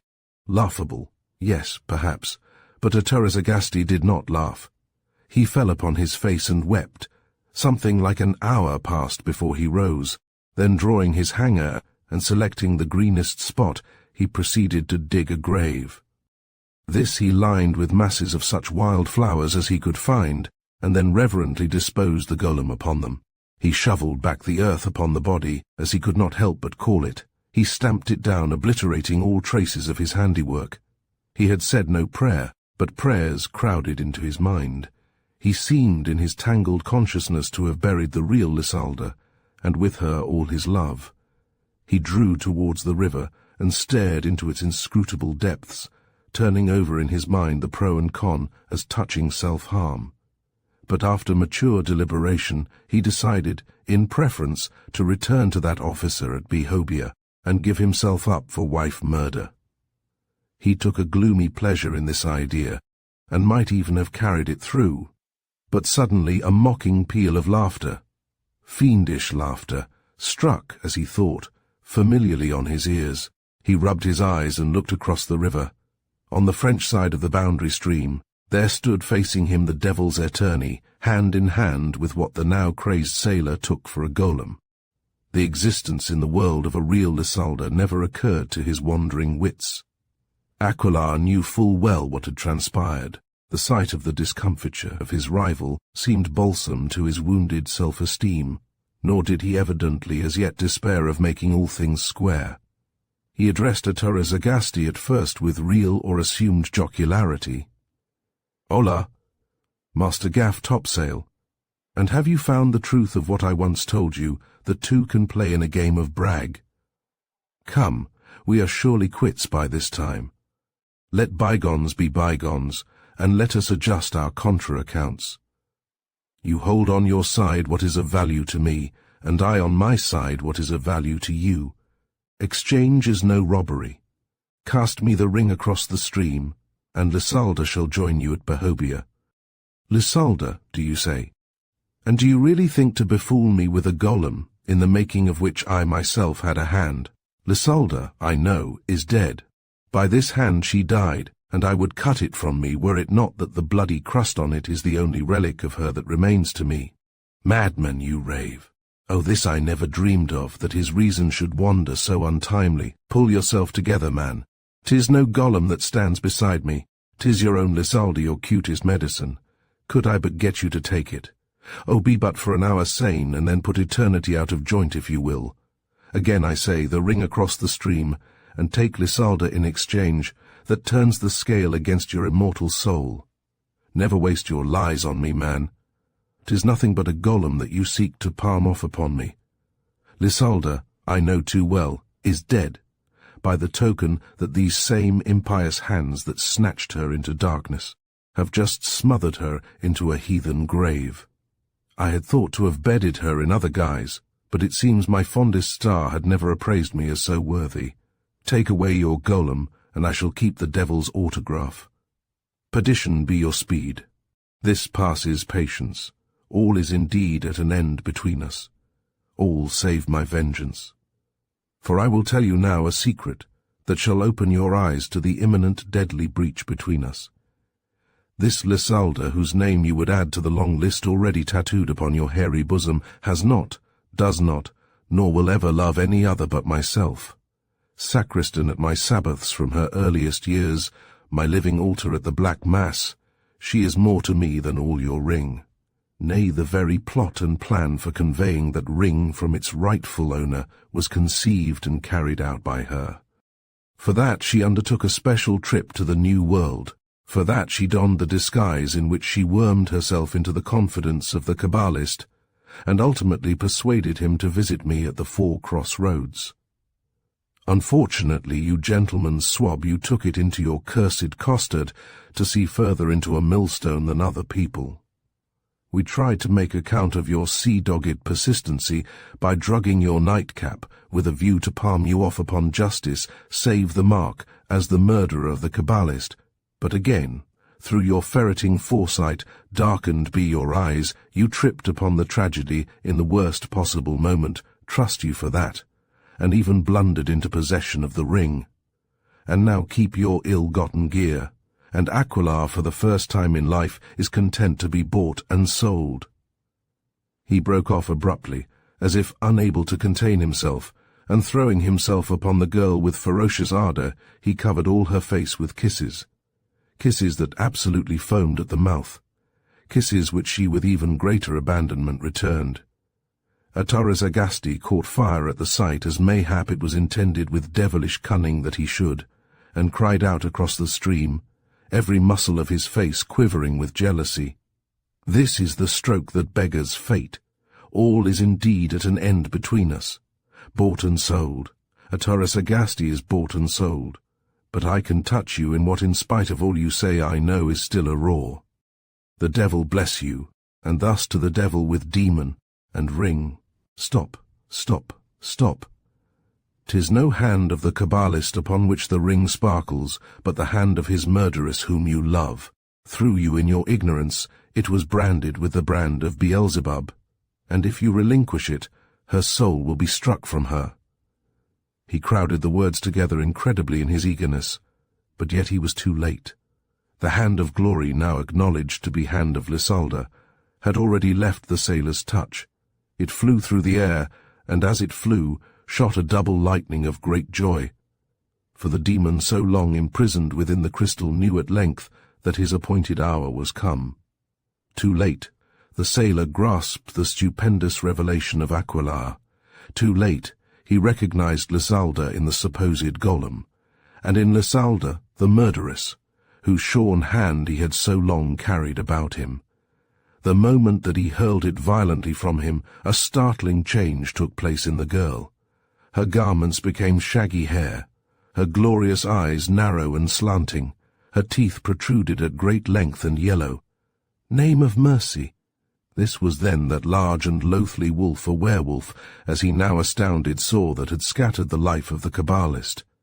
The huge incredible beast, with a mournful howl that curdled the sailor to the marrow, sprang desperately after the brand which bound her soul. But being short of one paw, she failed to arrest it. The hand of glory crashed down upon the water with an impact that shivered its crystal setting. It burst with a flame and smoke, and a hellish explosion with which mingled the dying shriek of the werewolf. With a roar that made rock the whole Pyrenean chain, the demon thus set free had darted upon her. He shot up as it seemed through her very body in a column, like a waterspout that seemed to pierce the skies. She was instantly riven into a million shreds and sprinkled in a red rain as far as eye could reach over the length and breadth of the stream. Chapter 3. The Rabbi Lion. The clock of the Jewish quarter of Prague moves in the opposite direction to its brethren of the Christian town, yet each in its own way arrives second by second at the same inexorable facts of time. It was an hour short of midnight by both baptized and unbaptized reckoning. A misty rain was falling, and mingled with the mist that rose from the river, black obscure clouds veiled the face of the moon. Thunder roared at intervals. A flash of lightning that lifted momentarily the edge of the darkness revealed nothing kindlier than a gibbet. Dead bones that once had lived were creaking in its chains. The flesh had taken wing, the fowls of the air knew whither. Another flash showed a living man who crouched smothered up in a cloak at the foot of the unsightly tree. This unhappy outlaw, if he dared seek no choicer shelter, was, perhaps, even more to be pitied than his brother above. Whatever his reason, he made no motion in the direction of a light that shone afar and presaged warmth and shelter. It was an inn. Its occupants concern us. They consisted of a company of half a dozen youths that had palpably imbibed both long and deep. Their carouse, however, was drawing to an end. The landlord hovered near cogitating over his bill, and yet with an ear to the conversation of his guests, lest haply he might catch some word. In this he was unsuccessful, and no wonder. The language they spoke was not only foreign to the landlord, but was that one of all others, of which the angels themselves are traditionally supposed to be ignorant. In a word, it was Chaldee. But how did these youngsters come to speak in the secret language of Kabbalah? The reason is not far to seek. They were students of the Kabbalah and of magic under a rabbi, one of the most esteemed of his time. The occasion they were celebrating with a flowing bowl was, indeed, no other than the conclusion of their 7 years' apprenticeship. So far so good. But there was more in it than that. There was a death's head at their feast, something that necessitated for its discussion their gift of tongues, something that took the heat from food and made the red wine show white through their skins. Upon entering their course, they had set their hands in blood to the customary indentures of the magical schools of that period. After 7 years, so the bond provided, only 5 of the pupils were to leave their alma mater, their occult education complete. The 6th was forfeit to the devil, his due for acquiescence and assistance in their studies. A point on which the academies differed was the method of selecting among the apprentices, which was to suffer as damned soul. Some held a kind of glorified race, in which the runner that last attained the winning post was torn asunder by the fiend. But the rabbi who conducted the reading party in which we are interested had laughed at a decision made on physical grounds. The graduates should be chosen, he thought, not for fleetness of foot, but for the foremost quality of their sorcery. The scapegoat should similarly be thrown out not for unsoundness of wind or limb, but for the inadequate result of black art cramming. Logical enough, all this. There remained but to discriminate between the competitors. To do this, the rabbi had decided that on the morrow of the night when our story opens, he would hold a solemn incantation. It would be the first serious function of which the neophytes could boast. Their 7 years' candidacy had been occupied with theory and had never ventured on practice. They would now find out the difference between knowing how to raise the devil and doing it, a difference which is even greater in this particular case than between word and deed in other arts and sciences. The idea of the rabbi was that beginning gradually the terror should be accumulated ever thicker and faster until it reached a point where one of the men would break. This, then, would be the victim to be forced instantly from his circle and snatched soul from body by the enemy. The reader is now cognizant of the mysterious business that fluttered these young hearts. We may add that their use of a dead language had another source besides the need for secrecy. No 2 of these ill-fated ones were natives of the same country. No 2 of them spoke a common speech. Such was the cosmopolitan fame of the rabbi, at whose feet they sat, that he could pick his lads from Arctica to Cancer. We have already remarked that the supper drew to an end. The 6 had tried their manfulest to drown care, but they had found it impossible to get rightly drunk in the shadow of death and of hell. With despair for their toastmaster, they drank every time the health of 5, and thought the more that they spoke no word of the eternal ruin of the 6th. The ruthless wretch outside was less to be pitied than these. They had discussed, without hope, every loophole of escape, and hopeless rejected all. There was nothing for it now but to return home. The rabbi would never have allowed them out so late on any less momentous eve, but he had no fear of losing them. Now they had run out their course of lessons. He had done his part, they had received their consideration. Trust him to look after his own that keeps the tally of the damned. The reckoning had been adjusted to the satisfaction of the landlord by the chairman of the feast. That youth, who was apparently a bohemian by birth, now led his companions out of the house which some one of them was never to re-enter, and each turned back to look at it, uncertain to what tune beggarly fortune next might dance. They proceeded in the direction of the gallows we have already alluded to. Rain was still falling. The outlaw had disappeared, but will turn up later in our path. As they approached the grisly standard, even the seasoned nerves of the sorcerers were troubled at the sight of its charge. They would have turned aside but for the bohemian, who sturdily harangued them on their cowardice. "The devil walk arm in arm with you. Is this the way you stand to your guns at the sight of a gutted envelope, of a cast peascod, you that are due in but a few hours' space to outfront the root of all evil? I tell you the pit is digging deep for him that shows such favour then. But my liver is of another colour. What, fear a sloughed garment, and more rags than ribbons at that? Why, I have only to set my hand to it." The incident ended in a manner entirely unforeseen. The bohemian had barely touched the corpse when it dropped upon his shoulders.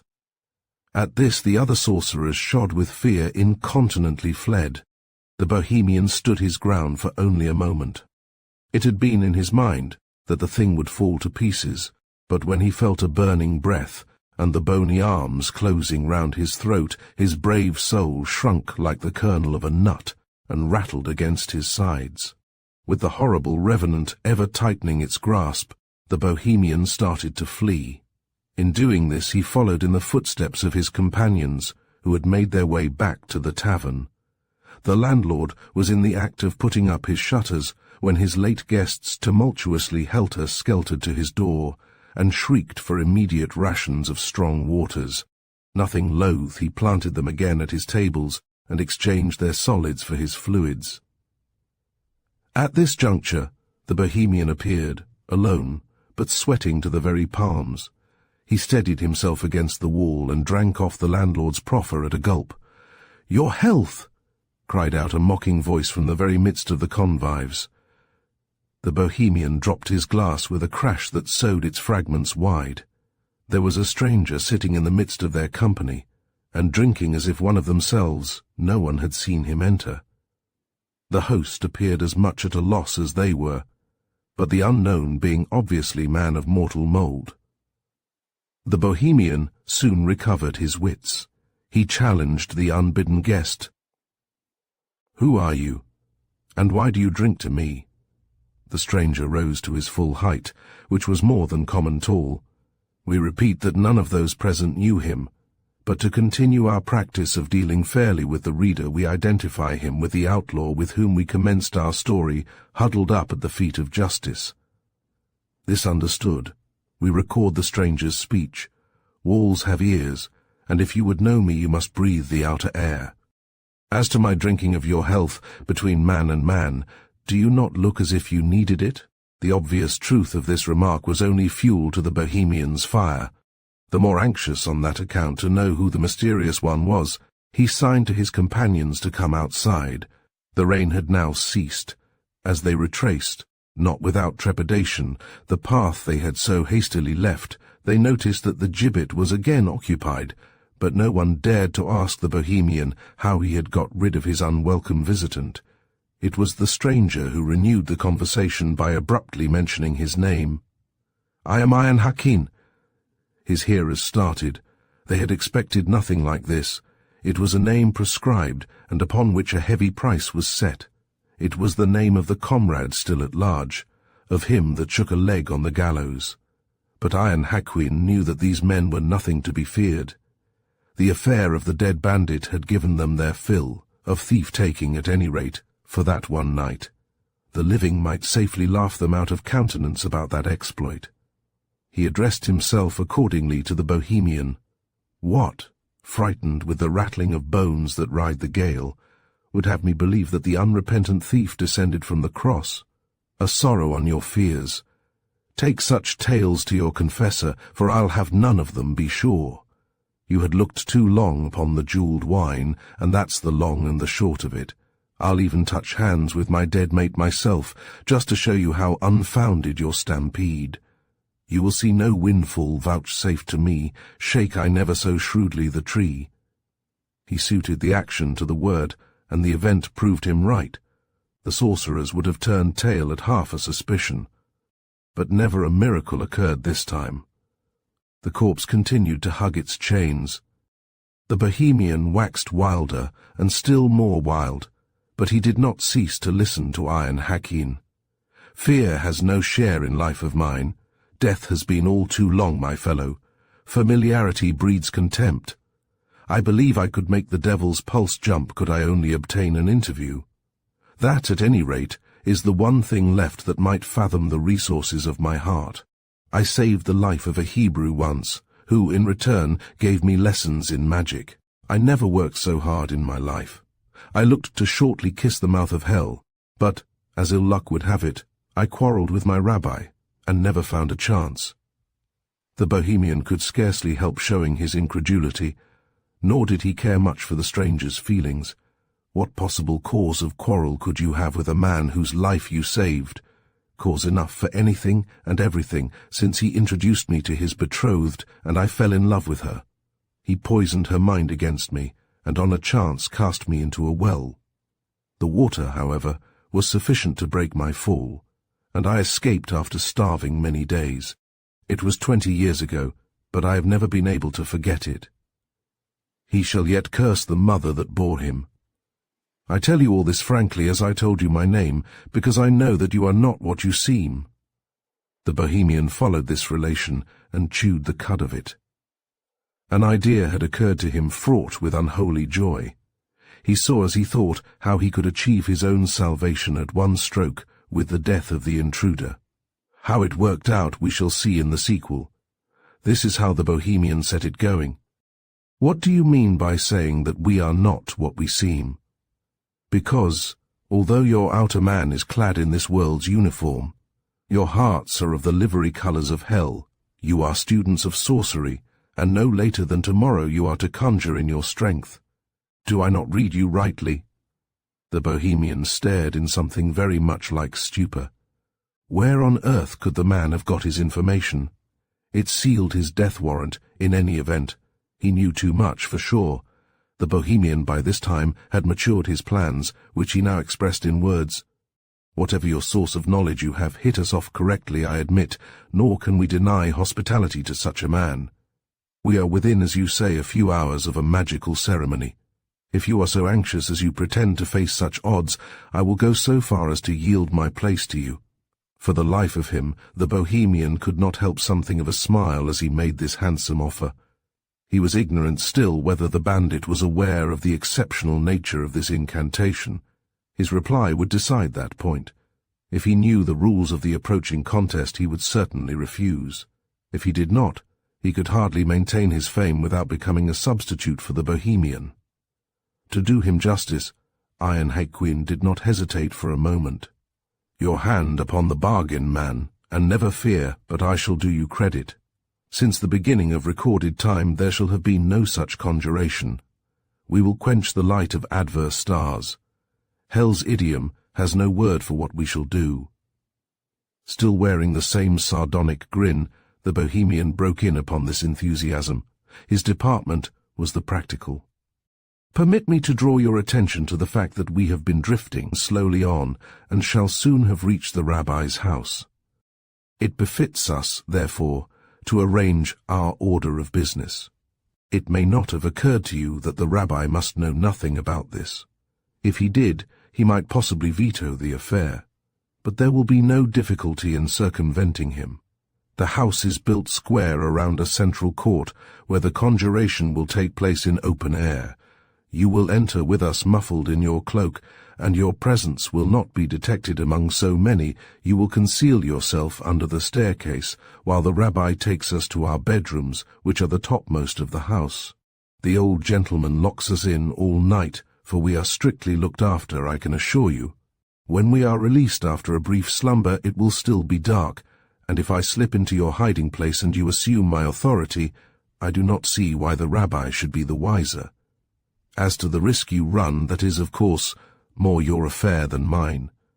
I shall pray for you from my coign of vantage, if I can remember any but backward prayers. But now, confess, are you not moved at length with fear? Nay, by horn and hoof. I shall weather the devil as I have got the weather of death, and be hail fellow well met with both. At the worst a man can die but once. I had rather thus than a prod and a sod like so many that I have sent to their account. And, to end all, is this your destination? Why, it is the house of Rabbi Lion. The Rabbi Lion is our teacher. The Bohemian was only too glad that the matter was thus settled. His fears for himself, and of the other, were disposed of in one ingenious coup. The remaining 5 sorcerers had followed the negotiations with mixed admiration and envy. From them no remonstrance was to be expected, quite the contrary, since they believed and hoped that the bandit, as a novice in magical matters, would be the one to pay penalty to the fiend. They had yet to find out that their dupe had more knowledge than they bargained for. Meanwhile the Bohemian has knocked at the door.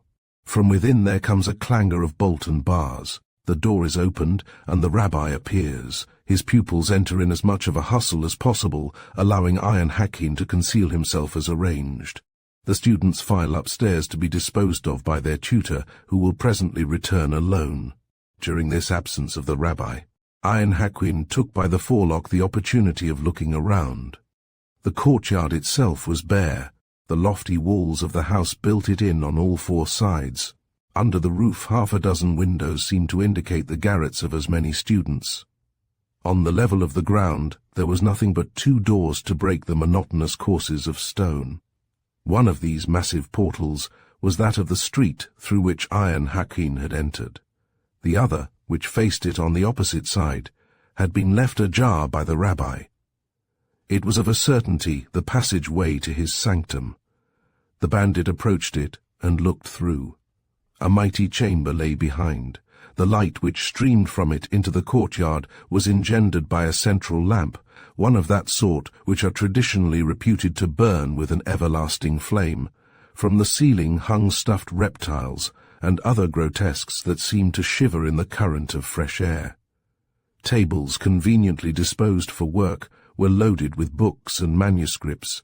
Every available niche and nook was piled with tools of necromancy that the bandit had no time to identify. Hearing the steps of the rabbi descending, he slipped to his covert just in time. The ancient Israelite entered his studio and slammed the door behind him. The wondrous light was thus extinguished, and the courtyard plunged in darkness. But not for long. The outlaw had scarcely disposed himself for sleep. Better quarters this than the gibbet's foot. When the door was again thrown wide, he looked in the expectation of seeing once more the rabbi's workroom.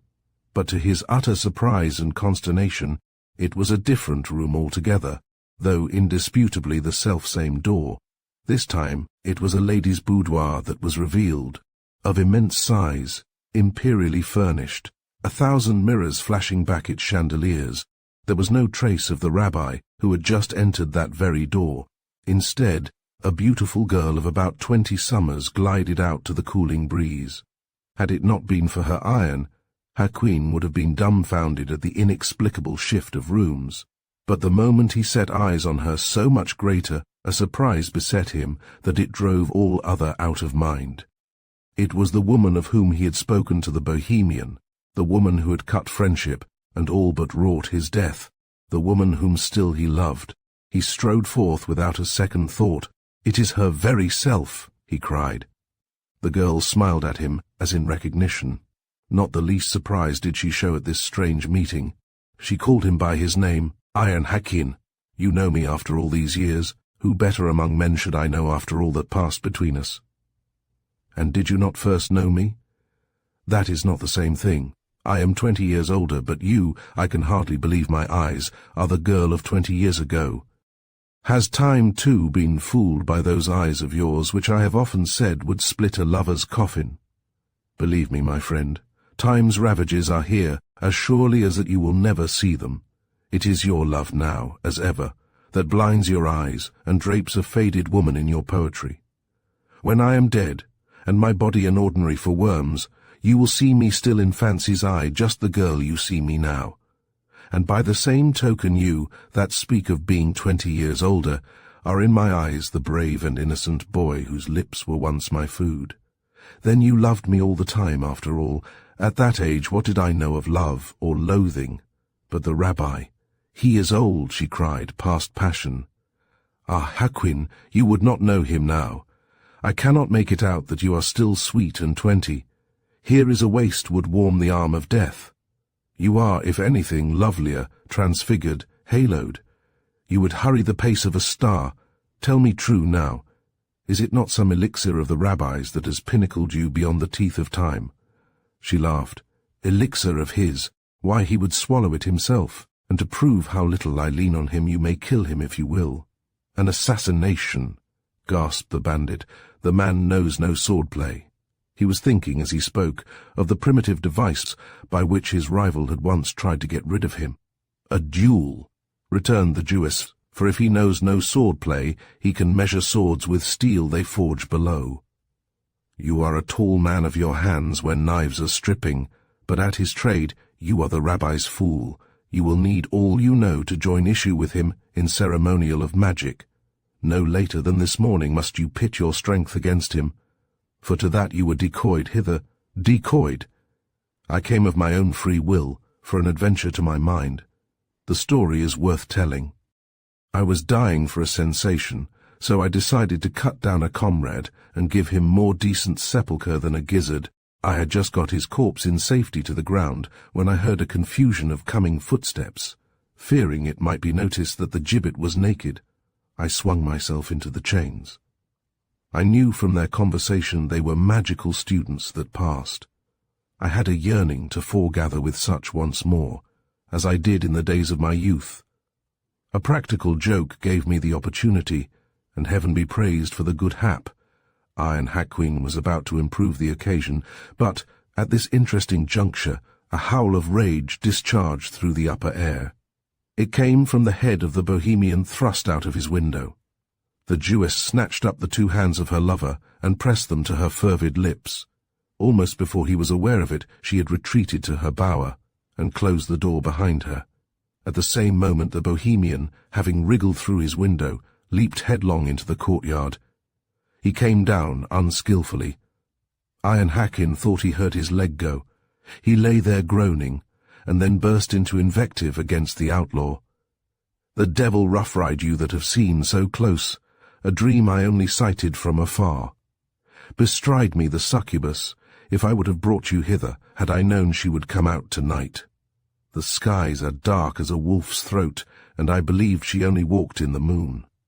Full many a night I watched it shine on her silken hair, silken as the touch of sin, long, so that when she unbound it, she stumbled in her locks.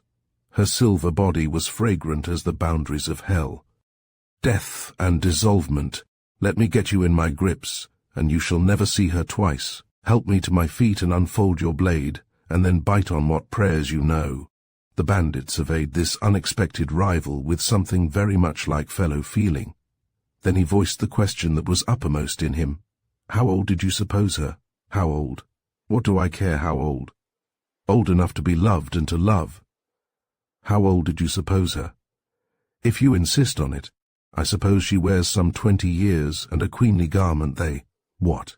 20 years in your sight also. Why, I tell you, this very girl is the one of whom I spoke to you that I loved 20 years ago. You lie, by the father of lies."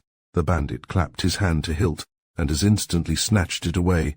"I fight with no cripple," he hissed in his teeth, "but you shall hear from herself God's truth." So saying, he ran his great strength against that door. Twice and thrice he rammed it. It did not flinch. He went back a few steps to acquire a fresh impetus. But before he could return to the attack, it flew abruptly open, as if moved by some hidden spring. Iron Haquin uttered an astonished cry. The boudoir was no longer there. The mysterious chamber had undergone another protean change. To speak more by the book, there was no longer any chamber. The door framed nothing but blackest darkness. Neither ceiling, nor walls, nor floor could be distinguished. By this time the Bohemian had struggled to his feet, and now hobbled in the direction of the door. "Back, back!" cried the bandit. "This is no place for you, nor for any christened man. The foundations of this house are laid in hell. Back, back, as you value your infinite soul. To heal," shrieked the Bohemian, and he whipped his sword, "lest I strike you in the place where you live. This is my hour, and you shall not be the only one to take her between your hands." Before Haquin could forestall him, he had leaped the grinning door and disappeared in enigmatical gloom. He was scarcely lost to sight when a shriek rang out, beyond conception awful. It was his death note. The whole air curdled. Iron Haquin fell upon his knees. What grimmest of riddles the victim solved, no man shall ever know. His body, even as his soul, was lost in that abysmal horror. For a while Haquin gazed at it, and saw no sign, nor heard what could be called a sound. It was a grave that gave up no dead. At last the outlaw rose and crossed himself, and closed the door upon its secret. Withdrawn to his corner, he set himself to think what monstrous enigma couched behind there. The worst of it was that it threw still more suspicion on the woman. But was she a woman at all? In his wanderings across Europe, from sea to sea, he had never lost the Jewess out of mind. Whenever it was possible to acquire later news of her, he spared no pains to do so. But the gossip, through which alone at such a distance he could keep himself in touch with her circumstances, was always vague and often contradictory. He had been circumstantially assured of her death, and as circumstantially undeceived. But now he began to wonder if that report might have had foundation. To assume that upon losing her, the rabbi had supplied her place with a familiar cult from the females of the pit, would explain nearly all that he had seen. Was it woman or nightmare that couched behind there? He had arrived at no decision when the door again flew open, and he stretched out his head for the next development. But the panoramic capacity of the door seemed, for the time being, to have played itself out. The view was only the old one of the laboratory out of which the rabbi stepped. He was loaded with apparatus of ceremonial magic. He deposited it upon the ground. He closed the wonder-working door. His next step was to trace out two enormous circles, one within the other. The outer one embraced the whole area of the courtyard. The other one ran inside it at a distance of about a yard all round. Between the circumferences of these two circles he inscribed 7 smaller ones at equal distances apart. The outlaw, who, though disappointed at the drying up of the resources of the door, watched all these proceedings with attention, perceived that the 7 circles were intended, one each, for the rabbi and his 6 attendants. He concluded that the ill-starred Bohemian, as having been undoubtedly cock of the school, would be assigned one of the 2 circles next the master, which was precisely the post Iron Haquin would have chosen. He was in some doubt, however, as to whether there might or might not be a miscarriage when the bedroom was found to be unaccountably empty. Fortunately, the rabbi, after placing a pan of living coal in each circle, went upstairs to unlock each door, and came down again at once, without opening any. This may have been intended to allow time for his disciples to dress, but he bore as well the air of one having forgotten something, and ran as fast as his years would permit him to that door of doors. The outlaw noted as the rabbi passed through that it was the boudoir this time visible. Apparently the thing worked round in a cycle. The rabbi emerged again almost at once with a look of considerable relief. All this was Greek to the onlooker. The 5 candidates now appeared and took up the circles pointed out to them. The outlaw pulled his hat well over his features, and as it was still dark, hoped to pass muster. He saw, as he had expected, one of the places of honor was left for the Bohemian. He boldly took his stand there. He had now burnt his boats, and must go through. The rabbi had not yet syllabled a word, reserving his strength for the strain to come. He silently divided among his assistants the remainder of what he had brought out of his storeroom. This consisted of civet, amber and musk, of benzoin, camphor and myrrh, of every fragrance that wizards burn. The rabbi then stepped into his own circle and commenced a preliminary prayer. The supreme moment had come. A sudden glow invaded the veins of the amateur exorcist, late Iron Hakim, as he heard that well-known voice. Bit by bit, as he warmed to the work, he remembered the ritual which this very man had once been at pains to teach him. From time to time the other 5 chimed in with the responses. Iron Hakim dared not risk the recognition of his voice. As the ceremony proceeded, the air seemed to grow more dense until it became a matter of difficulty to breathe. It was thickening with, as yet, invisible elementals. Anon the outlaw's attention was drawn to the glances of his fellows, which timorously sought the empty space enclosed by the inmost of the 2 circles. He was somewhat dashed, even he, to see that this empty space had sunk below the level of the courtyard. Worse, it continued to sink until it disappeared altogether. The magicians now stood in their 7 circles, around the circumference of a well. Even this was not the worst, as the bottom, though out of sight, must still be sinking, and would sink to the very confines of the underworld. Connection was to be opened with the bottomless pit by means of this bottomless shaft. Having arrived at this by no means engaging conclusion, Iron Hakim had only to wait for the end. It came with a sudden smother and smoke that belched from the mouth of the chimney. The rabbi threw instantly perfumes upon his fire, and his acolytes did likewise. Essence and quintessence fought desperately with the evil odors of this smoke that came straight from eternal fires. And there was borne up with the smoke a weird hubbub of voices that blasphemed in every tongue. Cracked lips of the damned shrieked execrations in languages long dead, whose accents unintelligible made hearts stand still. In vain the rabbi raised his voice that had never ceased from the first onset. His exorcisms were drowned in oaths both loud and deep, and with the rush and roar of furnaces stoked with blood. And now the thick air showed faces that peered in their eyes, and gibberings that were not faces, creeping and crawling things.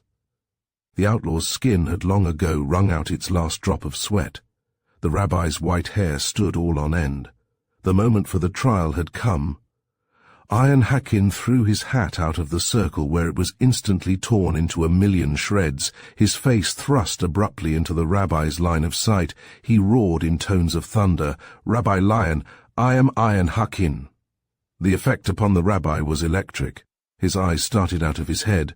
The chant died away upon his lips. He dropped like a stone into the pit. One long low moan reverberated from side to side, broken up by peals of hellish jubilee. A terrible voice that hushed all else cried out 3 times, "Lost, lost, lost." This was the climax, and Iron Hakim the man to bear the brunt of it. No help was to be expected from the 5 sucking sorcerers. They were ridden to rags. The last events had crowded so quickly together that the outlaw practically took up the litany where the rabbi dropped it. He gave it such voice as would have been a surprise to the others, were they in a state to make the observation. The fact is, Iron Hakim was drunk with the cup of revenge. For 2 pins he would have bearded the fiend. The infernals shrunk from the lash and lather of such magnificent rage expressed in the highest terms of art. They of the pit sucked in their smoke and hushed the outlet of despair. The centre of the courtyard reappeared. Air refined itself. Victorious sweet scents flung wide their banners. Go in peace unto your place. Peace be between us and you. Be you ready to come when you are called. This final formal leave-taking of the spirits, without which no magician worth his salt would ever abandon his circle, wound up what had once looked a serious business. The 6 could now quit in safety the circles which a moment before had been their only bulwark against perdition.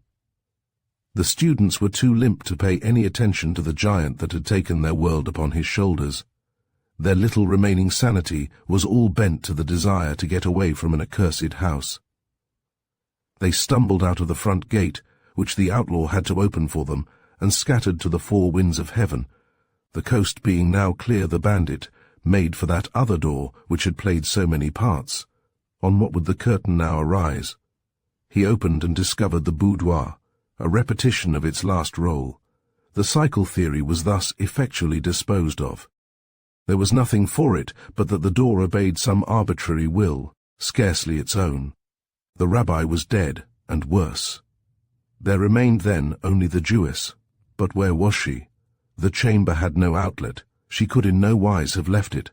Our hero ransacked every corner. He upset and set up, and upset again every priceless piece of furniture, tore down silk and satin, and threw jewels underfoot, ground beneath his heel the command of armies, and the price of the honour of queens.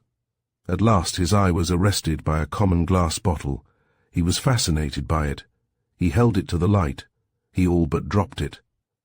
It contained the object of his search. Yes, there was no doubt now of the death of his former love. No doubt but that the rabbi's diabolical art and craft had replaced her by a familiar spirit. This was the receptacle in which he confined the familiar at seasons when he was not in need of her. This was the familiar herself within the bottle, reduced most delicately small. She still wore the guise of his long-lost wife, with which her master had endowed her. She still caused a pang to the iron heart of Haquin to see her down to such poor prison. And she knew her power over him. She knew that he would find a way. She smiled at him divinely. She clasped her tiny hands in prayer to him. But he was aware that he must needs release her. He neither thought nor would have cared that, now her master was dead, once released there was no controlling her. It just had to be done.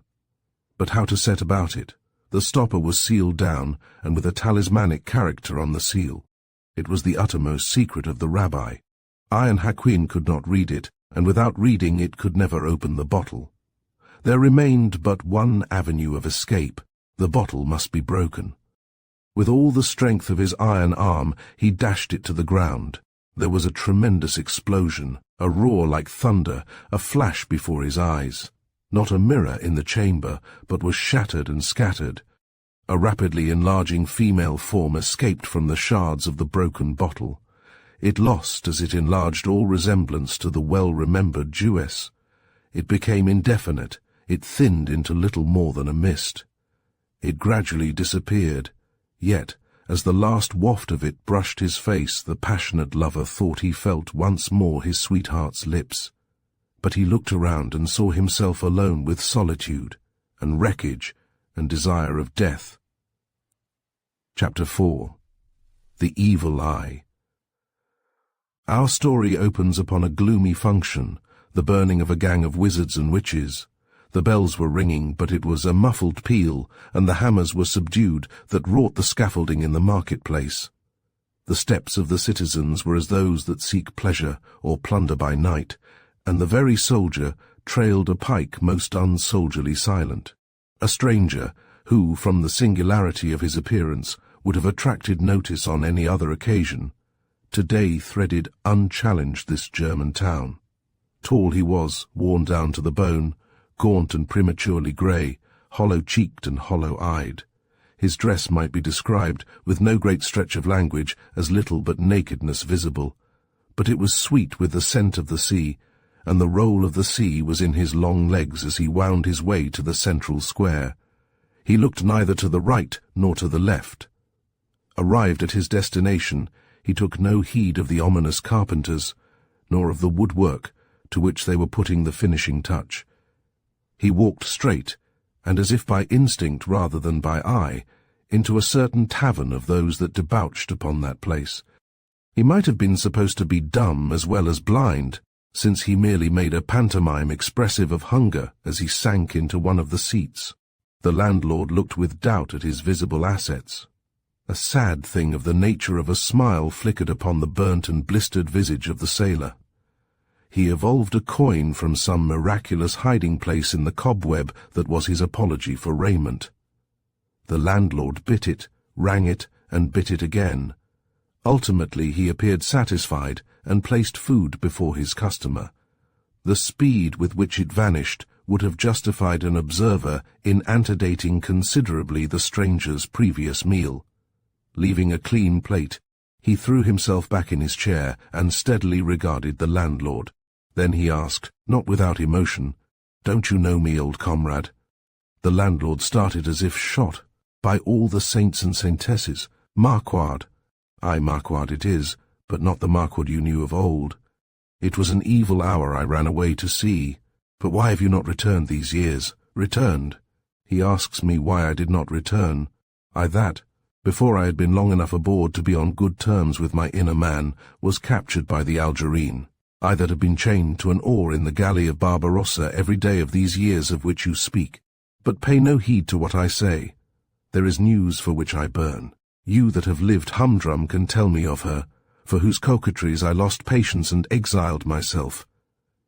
"She lives," murmured the landlord in a half-hearted way, and he looked upon the floor. "She lives. And what of my rival that I thought she preferred to me?" "He lives, if you mean the Hungarian, whose name we could never pronounce, and whom we used to call Teremtet from his favourite oath." "Come, tell more about them both." The landlord cast a troubled eye upon him, and again looked down. He spoke with distinct embarrassment. "Prepare yourself for the worst, my friend. Remember that he of whom we speak was always a hobnobber with sorcerers, and a sorcerer suspect. After your departure, he became a sorcerer confessed. And she, man, what of her? Alas! She followed wherever he led, though the devil's shadow was all his light. She lived with him for a time after you abandoned the field to him. I knew it. In my dreams they were husband and wife, the while I hugged a bare board to my aching heart. Husband and wife. They were never that, save at some witch's Sabbath, mated by priests unfrocked and anathematized, but not in the sight of gods or men. Then she is free, and I shall steal her from him yet. I will marry her, but I will kill him first. You know not what you say. He is swollen in power until he has acknowledged the master magician of all Germany. It is whispered that he made a pact with Satan, and in pledge thereof exchanged one of his eyes for an eye of the fiends. It is known that he walks abroad with one eye shut, until he wishes to perform some evil. Then he lifts the eyelid, and shoots forth a spear of light from that eye which is not his own, and it blasts wherever it falls. For this reason we call him the Evil Eye. His backbone shall be limp for me, his front abased, his star is set, his grave is dug, his flesh already rots. I will bury him in a church that he may hug false hopes of salvation, and then I will set my feet on his gravestone when I stand with her before the priest. He shall shriek curses from his coffin while I knit her life to mine, until the scandalized sacred earth shall spit him forth to those that lie in wait. Unhappy man, you are still dreaming of the girl you left behind. Do you not realize that, now years have rolled over her, she is a mother witch? Nay, there is worse that I had hoped to spare you. Did you not notice the stakes erected outside in the marketplace? Today a host of women, and not a few evil men, are to wipe out their crimes with the last payment. At this very moment, the sad procession is entering the square. Do you recognize no prisoner among them? He threw open the door. It was even as he said. The sailor sprang to his feet and scanned the accused. I do not see him there, not he. He flies too high for judge or jury, the devil's true knight, hell's sublimate. But look again. Do you not recognize one of the women? With a terrible foreboding, Marquard strained his eyes but saw no face that corresponded to his memories. They were, without exception, abominable hags that were to suffer. but one of them had at once recognized him. Recognized him in spite of the awful change wrought by his captivity. The foulest beldame of them all stretched her skinny arms to him. Her cracked voice called his name. Marquard! An icy hand gripped the galley slave's heartstrings. In that second he lived all the years since last he had seen her. He saw in his mind's eye golden hair shade to grey, skin become parchment, roses and lilies scatter in dust. He recognized her, and he leaped forward to her like an arrow from a bow. The spectators parted in amaze, to right and left. Guards and executioners fell back from his foot and hand. He caught the outstretched hands of the witch in his. He devoured her with his looks, and she him. He was as one in a dream. He scarcely felt her press something round into one of his palms. She whispered so that he alone heard her. Marquard, it is a charm I am giving you that has cost me dear. It will protect you from all evil, and especially from him. As you love me, never part with it while you live. I dare not wish you well, lest my prayer should blast you. Goodbye, and think sometimes kindly of me. He would have retained her, but she drew her fingers away, leaving with him that globular thing to which he paid no attention. She kissed him with her eyes. He tried to speak, but words were choked in sobs, and now the soldiers, both horse and foot, bore down upon him. A cry of rescue was raised by some of the crowd that were interested in the prisoners. Others shouted them down, and shook their fists in Marquard's face. The wildest confusion reigned. His rags were torn from his back. 100 blades were thrust into his flesh. Those that had taken his part pulled him one way, the more law-abiding citizens pulled him another. His head swam, he lost his footing, he fell, and was trampled alike by friend and foe in the pitched battle that was fought over his body. He lost consciousness and knew no more. When he recovered his painful identity, it was some time before he could remember what had passed. He was sick, as he fancied, from the rollings of the galley, and sore from the laying on of the taskmaster's whip. It was the possession of a certain ball, which he still clutched in his palm, which, after he had stared at it for a while, led him back to truth. When, by degrees, he had recovered his memory, he tried to make out of what substance it was formed, but without arriving at any conclusion, he carefully stowed it away. He was most puzzled by the fact that he was in a room. It was dark, so that a considerable time must have elapsed. He rose and felt all round the walls. There was no doubt about it. Presently he came upon the door. He tried it. It opened. He was evidently not a prisoner. He stepped into a passage and up to another door. This one was locked, but the key was in it. He turned it, and opening the door disclosed the square. The mystery was now solved. He was in the precincts of the tavern. He had been saved perhaps from death by his good friend, the innkeeper. The night was magnificently clear. A single star hung low in the ear of the moon. He looked all around the deserted place that during his swoon must have been the scene of butcherly justice. The remnants of the stakes were evidence that the decrees of the law had really been executed.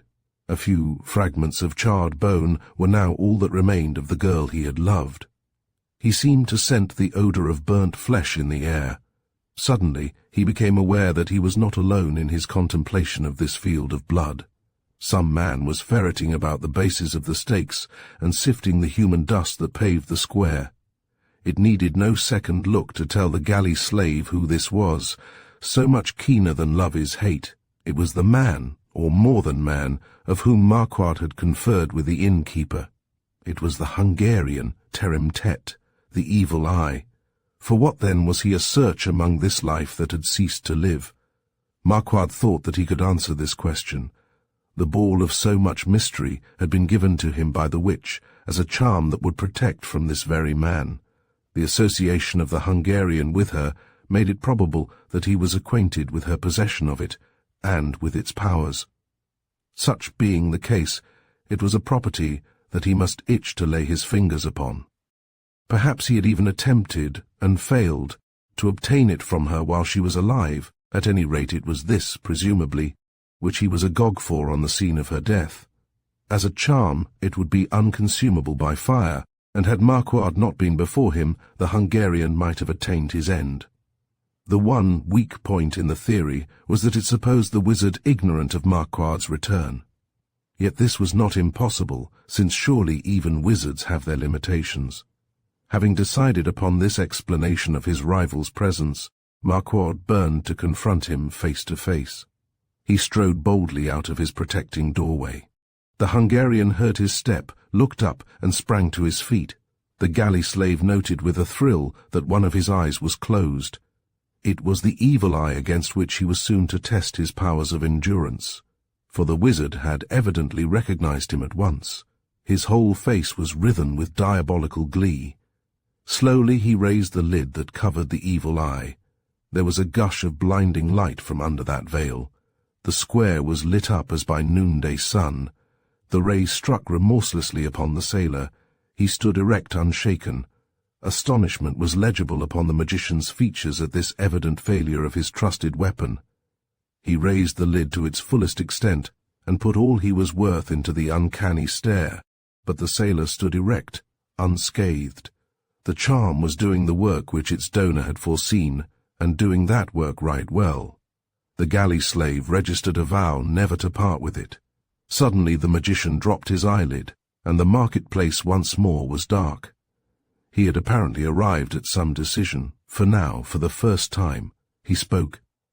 "Antlers of Belial, do I see before me my old friend Marquard, your enemy to the hilts, you see. You must pardon my defective sight, which obliged me to call in the aid of science before I recognized you. Who would have thought of seeing you here? But now I know you, I shall not readily part with you. You shall sleep under no other roof than mine this night of your home-coming. Dare you speak thus to me, knowing that this day the woman we both loved has died a horrible death at hangman's hands, and all for following the course you set and staked for her? Nonsense, my friend. You have been deceived by a chance resemblance, if indeed any could exist between such wrinkles as were smoothed out today and a face that made the stars ashamed. I regret to say that I have lost sight of her for many a year, that maiden we both knew and loved. I would give all I have left to give to see her before me as she was. Her waist was slender as the waist of death. I cannot conceive her as blue flame and grey ash. Again I say you have deceived yourself, my friend. Friend be no friends. What I feel for you is unscabbarded, naked hate, death and the judgment. If you do not love me, you fear me, coward that you are. Were I the crowning coward, the byword and mock of cowards, there would be one man beneath my fear. And do you mean that I am that man? I challenge you then to accompany me to my castle. It is worth the seeing. You need not press me. I ask nothing better than your company. You shall tire of me ere I tire of you. Lead, and I will follow you to the fringes of the pit. We'll needs ride sabbatical post. He plucked up 2 charred logs that lay near at hand. He thrust one between the knees of the galley slave, and the other between his own. He uttered a magic word, sharp, pungent, and obeyed. The logs became 2 stallions, black as grief and fleet as joy. Before Marquard had grasped the fact that he was mounted, they were out of the town. The weather, as we have said, was of the clearest. A train of obscene hags, bound for some witches' frolic, was the only thing that rode the night. They passed it and left it easily in their rear. Their pace, in fact, was a pace to kill. They shook off a mile with every sweat drop. It took them a second to shoot through a forest. They cleared, not 1 river, but 2s and 3s at a time. The wind, striving to keep up with them, fell breathless. Huge mountains tossed their grandsire heads and deemed themselves impassable. These also the chargers crossed, and left them shrugging their fat shoulders far behind. But now a peak of peaks appeared, a Babel that overlooked earth and peered into heaven. Would they double that? They reached its summit, but at the instant, with a word from the sorcerer, they were logs again. Marquard reeled as his feet touched ground. He steadied himself with an effort and took a step forward. The Hungarian seized him by the collar, just in time to save him from a fall. They were standing upon the edge of a precipice. The sailor looked down and saw no bottom, a gulf that staggered reason. He shuddered at his escape, and reeled again. When he had somewhat recovered, he rubbed his eyes, and took a careful survey of the position. They had been deposited at the extreme altitude of the mountain, but it was not a single peak. It formed a ring like the crater of a volcano, but of a diameter so stupendous that its further side was barely visible to the naked eye. Of its depth we have already given some idea, but the most singular feature of the whole strange place, the feature which made it impossible to regard it as a mere giant volcano, was a slender spire of rock that shot up from its unknown floor to about the same height as the surrounding rim. It might be compared to a Cleopatra's needle set in a well, or else to the stamen of some egregious petrified flower, or from the sailor's point of view, considering the spot where he stood as mainland, it was an islet left bare by a dried-up sea. Nor was it a desert island. It was inhabited, or at any rate it was built upon. There was a castle on it, which it was just large enough to hold. The outer walls merged straight down, as if one piece with the wall of rock upon which they were founded. From the front entrance, a bridge of marble, with rails of gold, spanned the abyss that separated the castle from the mountain. While Marquard was making these observations, the Hungarian took stock of him with his single eye. When the sailor had apparently sucked in all his environment, Teremtet asked him what seemed on the face of it, a neediest question. "What do you see?" "I see a castle whiter than a bride, uplift upon yon mast of stone." "What else do you see?" "I see a bridge across the airy moat that parts us from that fantastic crow's nest. That castle and that bridge are of my architecture. If you consider as child's play all that you have dared, if you are willing to begin to show high courage, you can follow me within its gates."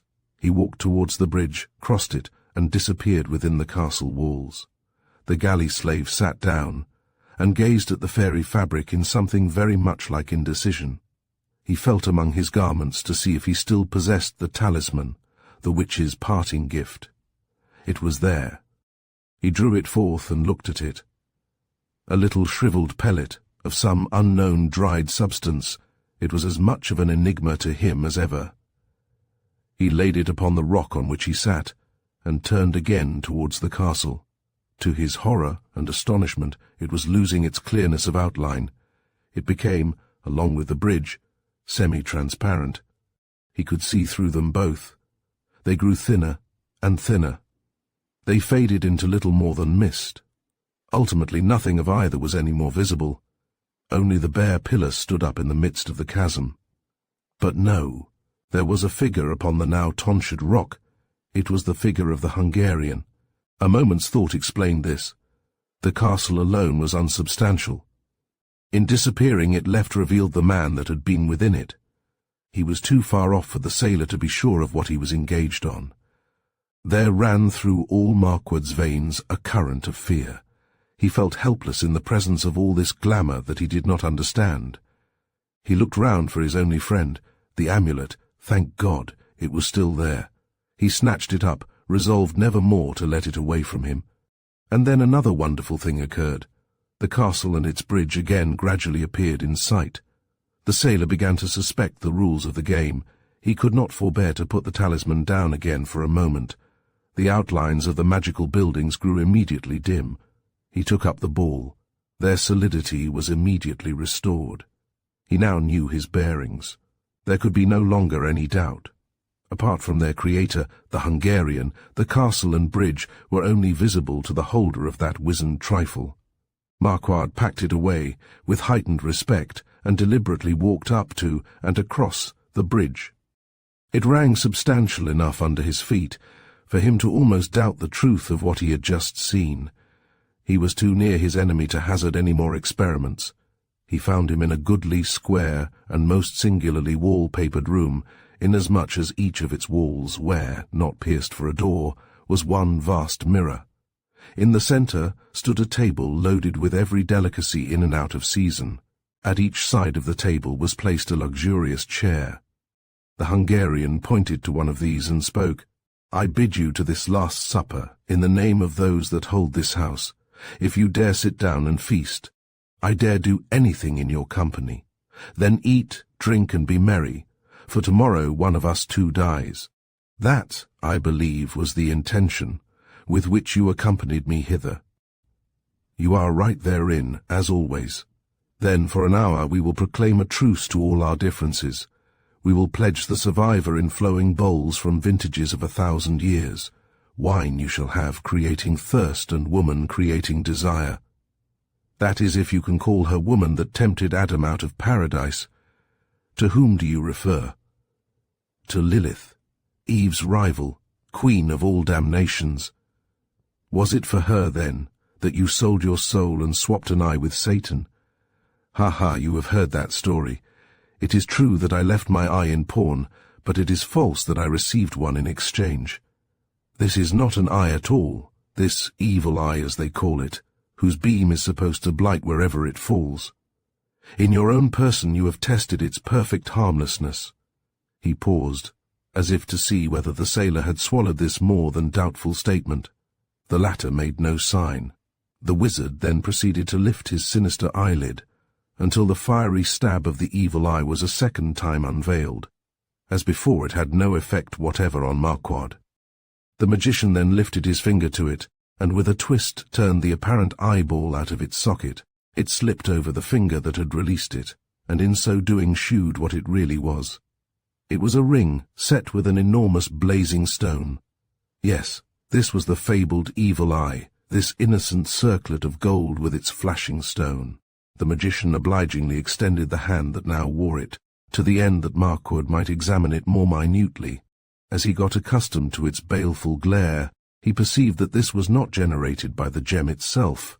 The gem was hollow, and served merely as a receptacle for something alive that crouched within. From the eyes of this living weevil, or devil, or whatever it was, streamed the poison of ill effect which the public had thought to proceed from an evil eye. Nor were they wrong after all, only that there were two evil eyes, and their owner to boot, instead of one. But even this was only the beginning of the Hungarian's surprises. Having allowed the sailor to gaze long enough upon the ring, he rested the hand that wore it upon a chair. Then with the other hand he just touched the gem at his side. It flew open, and the creature that lived in it came forth. She increased in size. The sailor saw that it was a woman whose beauty would have blinded the severest eye. She would have seduced an anchorite to dimpled sin. You see, laughed the Hungarian, that, if I got no eye from the devil, he gave me a rib out of his side. When she had reached the height of her companion, Lilith stopped growing and sat down upon her chair. The magician seated himself at one hand of her, the sailor at the other, and looked inquiringly towards the vacant place that fronted her. The Hungarian intercepted his glance and grinned. "Look at the mirror, man," he cried. "There are more guests here, and more august than you imagine." The galley slave looked at the mirror behind the vacant side of the table and started from his seat in sudden terror. The mirror reflected the back of someone, as if occupying that chair, which nevertheless still stood in front of it, empty. The sailor looked from chair to mirror, from mirror to chair again, but there was no mistaking that weird fact. His hair stood up. He sank into his seat. He snatched to his white lips the first goblet that came to hand. The magician at once took up his own glass and cried out, mockingly, "I second your toast. To the health of our guest, the orb and sceptre of all the hells." From that the orgy waxed fast and furious. They swam in music. The room was grey with incense. Their lights were balls of coloured fire that flashed in the air, and ever and anon dropping into their cups hissed like snapdragons. Songs were sung that fallen angels had brought from paradise. Tales were told of doings done before the world was planned. But who sung, and who narrated was beyond the sailor's ken, aswim as he was with wine and witchery. He grew more and more bemused. The table whirled round and round. The viands slipped away from his hands. When he turned to look at his fair neighbour, he could only find the one eye of the Hungarian. The mirrors gave back distortions. All was confusion and delusion, and mocking laughter in his ears. After a brave attempt to keep his head, he rolled upon the floor. The vintages of 1,000 years had done their work. When he awoke, with a splitting headache, the room was clear. The Hungarian paced up and down at one end. A glance at him sufficed to show that the matchless ring had been restored to its socket. "Ha ha," laughed the sorcerer. "Are you looking for the girl you were so sweet on last night? Behold her." He lifted his eyelid, and there flashed forth coquettish lights from the prisoner of the gem. The sailor sprang to his feet. "Arch and unheard-of juggler," he cried, "your play is played, and your curtain is nigh to ringing down. You have done the devil's work. Beshrew the like. And you shall get the devil's wages. You shall rue the day you brought me here. The nightmare be your bride. Were you not girt with an adverse fate, you had dawned in a fiercer place than this. And now, if you are bent upon a duel, and the laws of hospitality do not protect me, I will even let you take the lead." "Then look to yourself, witch-master," cried the sailor, drawing a rusty pistol from his long sea-boot. He took aim and fired. The bullet struck the Hungarian and rebounded. A peal of laughter shook the hall. "The devil kiss your lips," cried the sorcerer. "You have no reach for me, but try again if you like before I set my foot on the neck of your revenge." The sailor considered. It was no use wasting another leaden bullet on a man who was evidently impregnable to such. He remembered that a silver button cut from one's coat was considered sovereign against a wizard when all else failed. But, unfortunately, Marquard wore no silver buttons, and very few buttons of any kind. An idea struck him. There was the magic ball that the witch had given him. It was true that, if it flew wide of its mark, he would have staked and lost his all, since he would no longer boast any influence to protect him. On the other hand, he felt a presentiment that it would not fail him. In any case, the sorcerer, who was aware by this time of his possession of the talisman, seemed from his good humour to have forged some device by which he could counteract it. Marquard threw his scruples to the wind and rammed the amulet into the pistol. "I will bring your royal insolence a dust," he cried, "in hackneyed, unoriginal death, for all that you are the devil's fetch and carry." He fired. Thunder shook the furthest stars. The room was full of fetid smoke. As it partially cleared away, the galley slave saw his enemy lying supine upon the ground. He crept up to him, still misdoubting, and touched him gingerly. He was dead. But when Marquard came to look upon his face, he started back surprised. All trace of the ring had entirely disappeared. Both the sorcerer's eyes were open, and both were now a match. But whence had come back this long-lost eye? It was the ball which the witch had handed over to Marquard, the ball which Marquard had loaded into his pistol, the ball which had steered unerring to its ancient seat, and ousted the usurper which it found there. Marquard reverently lifted the fallen pride of wizardry and carried him gently to the outer gate. This man upon whom he had served the warrant of that bowless catchpole, Death, this clay, after all was said and done, had once been boyhood like himself. Lovers of one girl, the tunes of their two lives were built upon the same bottom note. It was with tenderness that Marquard tossed the body into the abyss. He did not know how soon he was to follow it. It had scarcely disappeared when he became aware from the thinning of the castle that he had unwittingly got rid of the power which enabled him to cross the bridge. The golden railing had already vanished. He started to run, but the marble under his feet was softening, and he sank in it to the ankles at every step. A little further, and his legs went through to the knee. With incredible exertions he reached the centre, but could go no further. He floundered in the fast-ebbing material hopelessly to the waist. Then he sank to his armpits, spread out his arms so as to hold yet a second to life. But finally the last remnants of the bridge evaporated, and he fell plumb into the gulf, turning over and over in his fall. Chapter 5.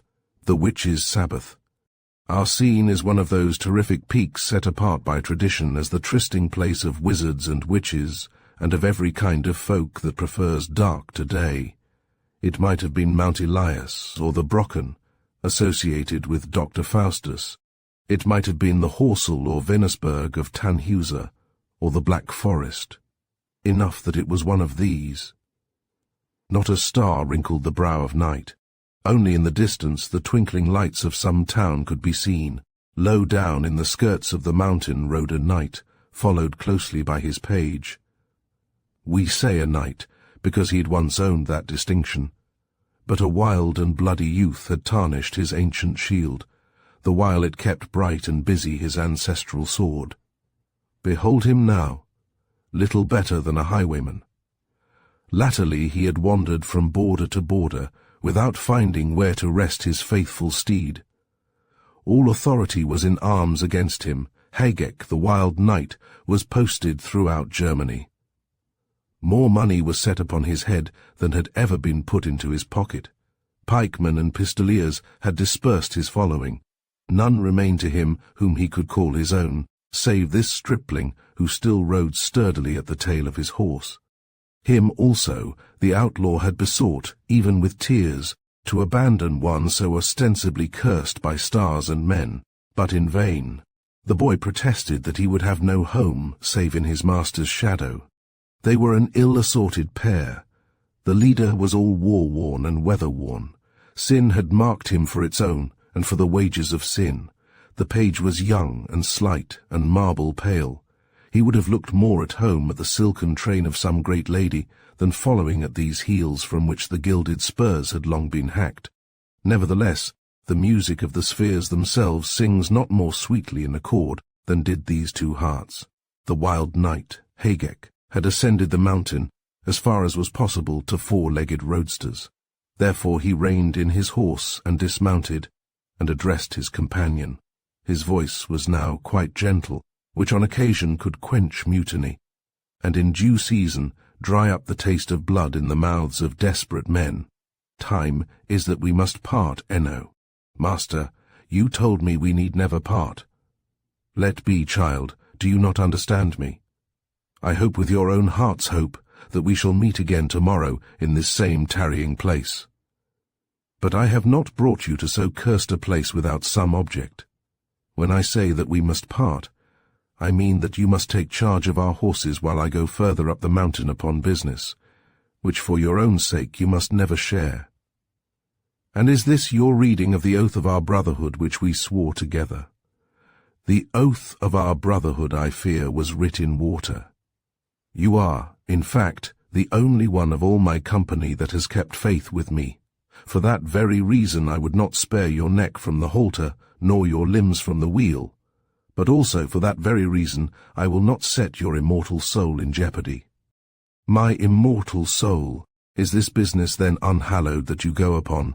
Now I remember me that this mountain at certain seasons is said to be haunted by evil spirits. Master, you also are bound by our path to tell me all. You shall know all, Enno, were oaths even cheaper than they are. You have deserved by your devotion to be the confessor of your friend. Friend is no name for companionship such as ours. I am sure you would die for me. I believe I could die for you, Hagek. Enough. You have been more than brother to me. I had a brother once, after the fashion of this world, and it is his envious hand which has placed me where I stand. That was before I knew you, Enno, and it is some sweets in my cup at any rate, that had he not betrayed me I should never have known you. Nevertheless you will admit that since he robbed me of the girl I loved, even your loyal heart is a poor set-off for what fate and fraternity took from me. In fine, we both loved the same girl, but she loved me, and would have none of my brother. She was beautiful. Enno, how beautiful you can never guess that have not yet loved. I have never conceived any other love than that I bear you. Tush, boy, you know not what you say. But to return to my story, one day that I was walking with her, my brother would have stabbed me. She threw herself between and was killed upon my breast. He tore open his clothes at the throat and showed a great faded stain upon his skin. The hangman's brand shall fade, he cried, ere that wash out. Accursed be the mother that bore me, seeing that she also first bore him. The devil squat down with him in his resting, lie with him in his sleeping, as the devil has sat and slept with me every noon and night since that deed was done. Never give way to love of woman, Enno, lest you lose the one you love, and with her lose the balance of your life. Alas! Hagek, I fear I never shall. Since that miscalled day, blacker than any night, you know as well as anyone the sort of death in life I led.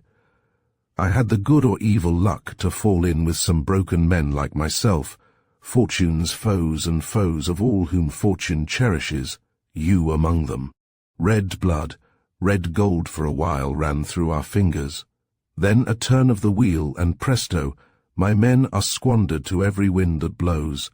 I am a fugitive, with a price upon my head. And with one comrade, whom, believe me, wealth is too poor to buy. A heart above rubies. Even so, to such alone would I confide my present purpose. You must know that my brother was a student of magic of no mean repute, and before we quarrelled had given me some insight into its mysteries. Now that I near the end of my tether, I have summed up all the little I knew, and am resolved to make a desperate cast in this mountain of despair. In a word, I intend to hold converse with my dead sweetheart before I die. The devil shall help me to it for the love he bears me. You would invoke the enemy of all mankind, him and none other. I shudder not, nor seek to turn me from it. I have gone over it again and again. The gates of hell are set no firmer than this resolve. God keep hell far from you when you call it. I had feared my science was of too elementary an order to conduct an exorcism under any but the most favourable circumstances. Hence our journey hither. This place is one of those where parliaments of evil are held, where dead and living meet on equal ground. Tonight is the appointed night of one of these great Sabbaths. I propose to leave you here with the horses. I shall climb to the topmost peak, draw a circle that I may stand in for my defence, and with all the vehemence of love deferred, pray for my desire. May all good angels speed you, nay, I have broken with such. Your good wish, Enno, is enough. But did we not hear talk in the town about a hermit that spent his life upon the mountain top, atoning for some sin in day-long prayer and mortification? Can this evil fellowship of which you speak still hold its meetings upon a spot which has been attached in the name of heaven by one good man? Of this hermit I knew nothing until we reached the town. It was then too late to seek another workshop. Should what you say be correct, and this holy man have purged this plague spot, I can do no worse than pass the night with him and return to you. But should the practices of witch and wizard continue as of yore, then the powers of evil shall draw my love to me, be she where she may. Aye, be it in that most secret nook of heaven, where God retires when he would weep, and where even archangels are never suffered to tread. Oh, all good go with you. Farewell, Enno, and if I never return, count my soul not so lost but what you may say a prayer for it now and again. When you have leisure, I will not outlive you. The passionate words were lost on Hagek, who had already climbed so far as to be out of hearing. He only knew vaguely that something was shouted to him, and waved his hand above his head for a reply. On and on he climbed. Time passed, the way grew harder. At last exhausted, but fed with inward exultation, he reached the summit. It was of considerable extent, and extremely uneven. The first thing our hero noticed was the cave of the hermit. It could be nothing else, although it was closed with an iron door. A new departure, thought Hagek to himself, as he hammered upon it with the pommel of his sword, for a hermit's cell to be locked in like a fortress. "Open, friend," he cried, "in heaven's name, or in that of the other place, if you like it better." The noise came from within of a bar being removed. The door opened. It revealed a mere hole in the rock, though large enough, it is true, to hold a considerable number of persons. Furniture was conspicuous by its absence. There was no sign even of a bed, unless a coffin that grinned in one corner served the occupant's needs. A skull, a scourge, a crucifix, a knife for his food. What more does such a hermit want? His feet were bare, his head was tonsured, but his eyebrows were long and matted, and fell like a screen over burning maniacal eyes. A fanatic, every inch of him. He scrutinized the invader from top to toe. Apparently the result was unsatisfactory. He frowned. "A traveller," said he, "and at this unholy hour. Back, do you not know the sinister reputation of this time and place? I know your reputation to be of the highest, Reverend Father. I could not credit what rumour circulates about this mountain top, when I understood that one of such sanctity had taken up a perpetual abode here. My abode is fixed here for the very reason that it is a realm of untold horror. My task is to win back, if I can, to the dominion of the church this corner, which has been so long unloved that it cries aloud to God and man. This position of my own choice is no sinecure. Hither at stated times the full brunt of the Sabbath sweeps to its rendezvous. Here I defy the Sabbath. You see that mighty door? I had wondered, but feared to ask, what purpose such a barrier could serve in such a miserable place. You may be glad to crouch behind it, if you stay here much longer. At midnight, Legion, with all the swirl of all the hells at his back, will sweep this summit like a tornado. Were you of the stuff that never trembles, yet you shall hear such sounds as shall melt your backbone. Avoid hence while there is yet time. But you, if you remain here, why not I? I remain here as a penance for a crime I did, a crime which almost takes prisoner my reason. So different was it from the crime I set out to do, so deadly death to all my hopes. I am on my knees throughout the whole duration of this pandemonium that I tell you of, and count thick and fast my beads during the whole time. Did I cease for 1 second to pray, that second would be my last. The roof of my cavern would descend and efface body and soul. But you, what would you do here? I seek my own ends, for which I am fully prepared. To confer with a shade from the other world, I place my own soul in jeopardy. For the short time that must elapse, before the hour arrives when I can work, I ask but a trifle of your light and fire. The will-o'-the-wisp be your light, St. Anthony's your fire. Do you not recognize me? The wild knight bent forward and gazed into the hermit's inmost eye, then started back, and would have fallen had his head not struck the iron door. This recalled him to his senses, and after a moment he stood firm again, and murmured between his teeth, "My brother!" "Your brother," repeated the holy man, "your brother, whose sweetheart you stole and drove me to madness and crime. I drove you to no madness, I drove you to no crime. The madness, the crime you expiate here, were all of your own making. She loved me, and me alone. You shed her blood, by accident I confess, yet you shed it, and not all the prayers of your lifetime can gather up 1 drop of it. What soaked into my own brain remains there forever, though I have sought to wash it out with an ocean of other men's blood." "And I," replied the hermit, and he tore his coarse frock off his shoulders, "I have sought to drown it with an ocean of my own." He spoke truth. Blood still oozed from his naked flesh, ploughed into furrows by the scourge. "You, that have committed so many murders," he continued, "and who have reproached me so bitterly for one, all the curses of your dying victims, all the curses I showered upon you before I became reformed, have not availed to send you yet to the gibbet or to the wheel. You are one that, like the basil plant, grows ever the rifer for cursing. I remember I tried to lame you, after you left home, by driving a rusty nail into one of your footsteps, but the charm refused to work. You were never the worse for it that I could hear. They say the devil's children have the devil's luck. Yet some day shall death trip up your heels." "Peace, peace," cried the wild horseman. "Let ill will be dead between us, and the bitterness of death be past, as befits your sacred calling. Even if I see her for 1 moment tonight, by the aid of the science you once taught me, will you not see her for eternity in heaven some near day?" "In heaven," cried the hermit, "do I want to see her in heaven? On earth would I gladly see her again, and account that moment cheap if weighed against my newly discovered soul. But that can never be. Not the art you speak of, not all the dark powers which move men to sin, can restore her to either of us as she was that day. And she loved you. She died to save you. You have nothing to complain of. But to me she was like some chaste impossible star." "I loved her most," muttered the outlaw. "You loved her most," screamed the hermit. "Hell, sit upon your eyes. Put it to the test. Look around. Do you see anything of her here?" The other Hagit gazed eagerly round the cave, but without fixing upon anything. "I see nothing," he was forced to confess. The hermit seized the skull and held it in front of his eyes. "This is her dear head," he cried, "fairer far than living red and white to me.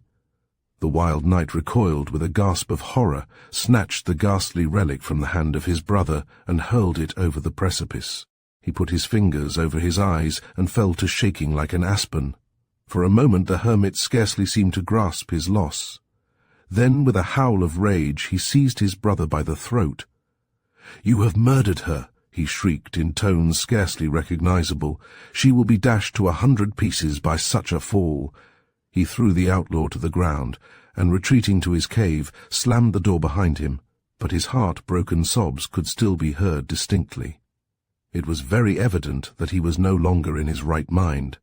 The wild knight rose somewhat painfully, and limped to a little distance where he perceived a favourable spot for erecting his circle. The sobbing of the crazed hermit presently ceased. He was aware that his rival had entered upon his operations. The hermit opened his door that he might more clearly catch the sound of what his foe was engaged upon. Every step was of an absorbing interest to the solitary as to the man who made it. Anon the hermit started to his feet. He fancied he heard another voice replying to his brother. Yes, it was a voice he seemed to know. He rushed out of the cave. A girlish figure clad in a stained dress was clasped in his brother's arms. Kiss after kiss, the wild knight was showering upon brow and eye and cheek and lip. The girl responded, as the hermit had surely seen her do once before. He flew to his cave. He grasped the knife he used for his food. He darted like an arrow upon the startled pair. The woman tried to throw herself in front of her lover, but the hermit, with a coarse laugh, "Not twice the dagger seeks the same breast," plunged it into the heart of her companion. The wild knight threw up his arms, and without a cry fell to the ground. The girl uttered a shriek that seemed to rive the skies, and flung herself across her dead. The hermit gazed at it stupidly and rubbed his eyes. He seemed like one dazed, but slowly recovering his senses. Suddenly he started, came as it were to himself, and pulled the girl by the shoulder. "We have not a minute to lose," he cried. "The great Sabbath is all but due. If his body remains out here 1 second after the stroke of 12, his soul will be lost to all eternity. It will be snatched by the fiends who even now are bound to it. Do you not see yon shadowy hosts? But I forget, you are not a witch." "I see nothing," she replied sullenly, rising up and peering round. The night was clear but starless. "I have been a wizard," he answered, "and once a wizard always a wizard, though I now fight upon the other side. Take my hand and you will see." She took his hand and screamed as she did so, for at the instant there became visible to her these clouds of loathsome beings that were speeding thither from every point of the compass. Warlock and witch and wizard rode post on every conceivable graceless mount. Their motion was like the lightning of heaven, and their varied cries, owlet hoot, caterwaul, dragon shout, the horn of the wild hunter and the hurley of risen dead, vied with the bay of Cerberus to the cell-seen moon. A forest of whips was flourished aloft. The whir of wings raised dozing echoes. The accustomed mountains shook and shivered like a jelly with the fear of their onset. The girl dropped his hand and immediately lost the power of seeing them. She had learned at any rate that what he said was true. "Help me to carry the body to the cave," cried he, and in a moment it was done. The corpse was placed in the coffin of his murderer. Then the hermit crashed his door to its place. Up went bolts and bars. Some loose rocks that were probably the hermit's chairs and tables were rolled up to afford additional security. "And now," demanded the man, "now that we have a moment of breathing space, tell me what womankind are you whom I find here with my brother? That you are not her. I know, woe is me, that I have good reason to know, yet you are as like her as any flower that blows. I loved her, and I murdered her, and I have the right to ask, who and what are you that come to disturb my peace? I am her sister." "Her sister? Yes, I remember you. You were a child in those days. Neither I nor my brother, God rest his soul. Neither of us noticed you. No, he never took much notice of me. Yet I loved him as well as she did." "You, too, loved him," whispered the hermit, as if to himself. "What did he do to be loved by 2 such women?" Yes, I loved him, though he never knew it, but I may confess it now, for you are a priest of a sort, are you not? You that shrive with steel, you are bitter like your sister. She was always so with me. I owe you my story, she replied more gently, when she died and he fell into evil courses and went adrift with bad companions. I found I could not live without him, nor with anyone else, and I determined to become one of them. I dressed in boys' clothes and sought enlistment into his company of free lances. He would have driven me from him, saying it was no work for such as I, yet at last I wheedled it from him.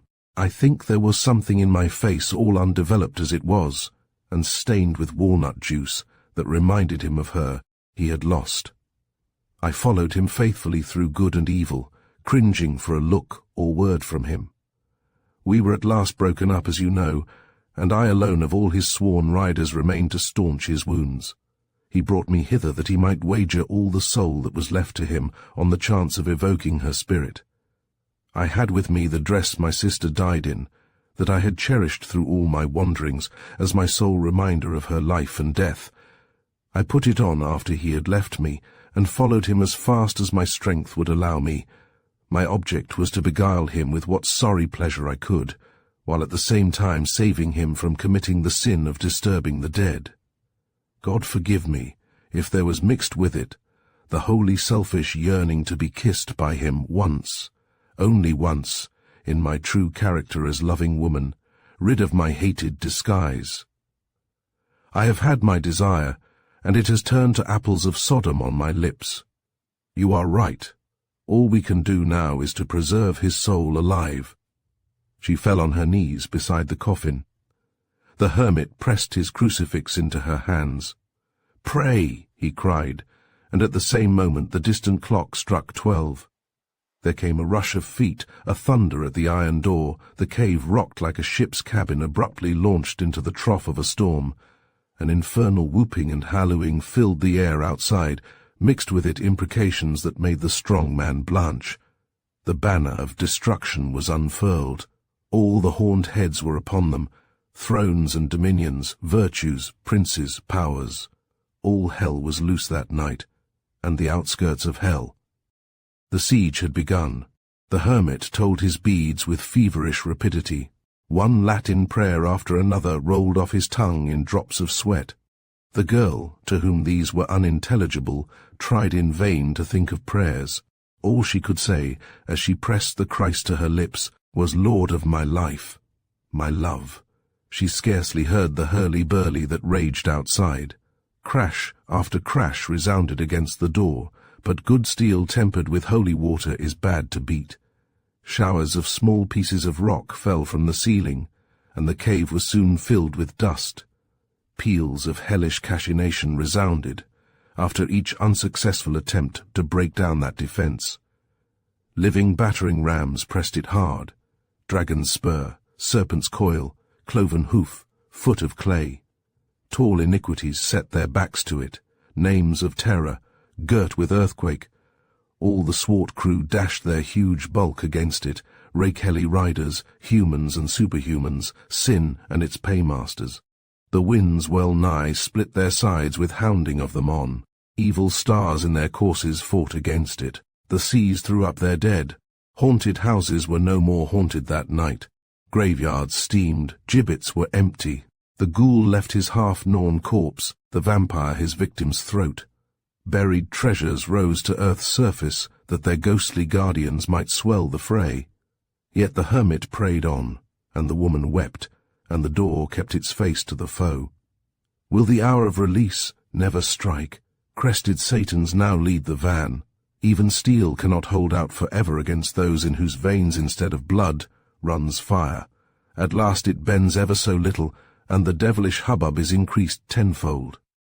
"Should they break open the door," yelled the hermit, making a trumpet of his hands, yet she could not hear what he shouted above the abominable din, nor had he time to complete his instructions.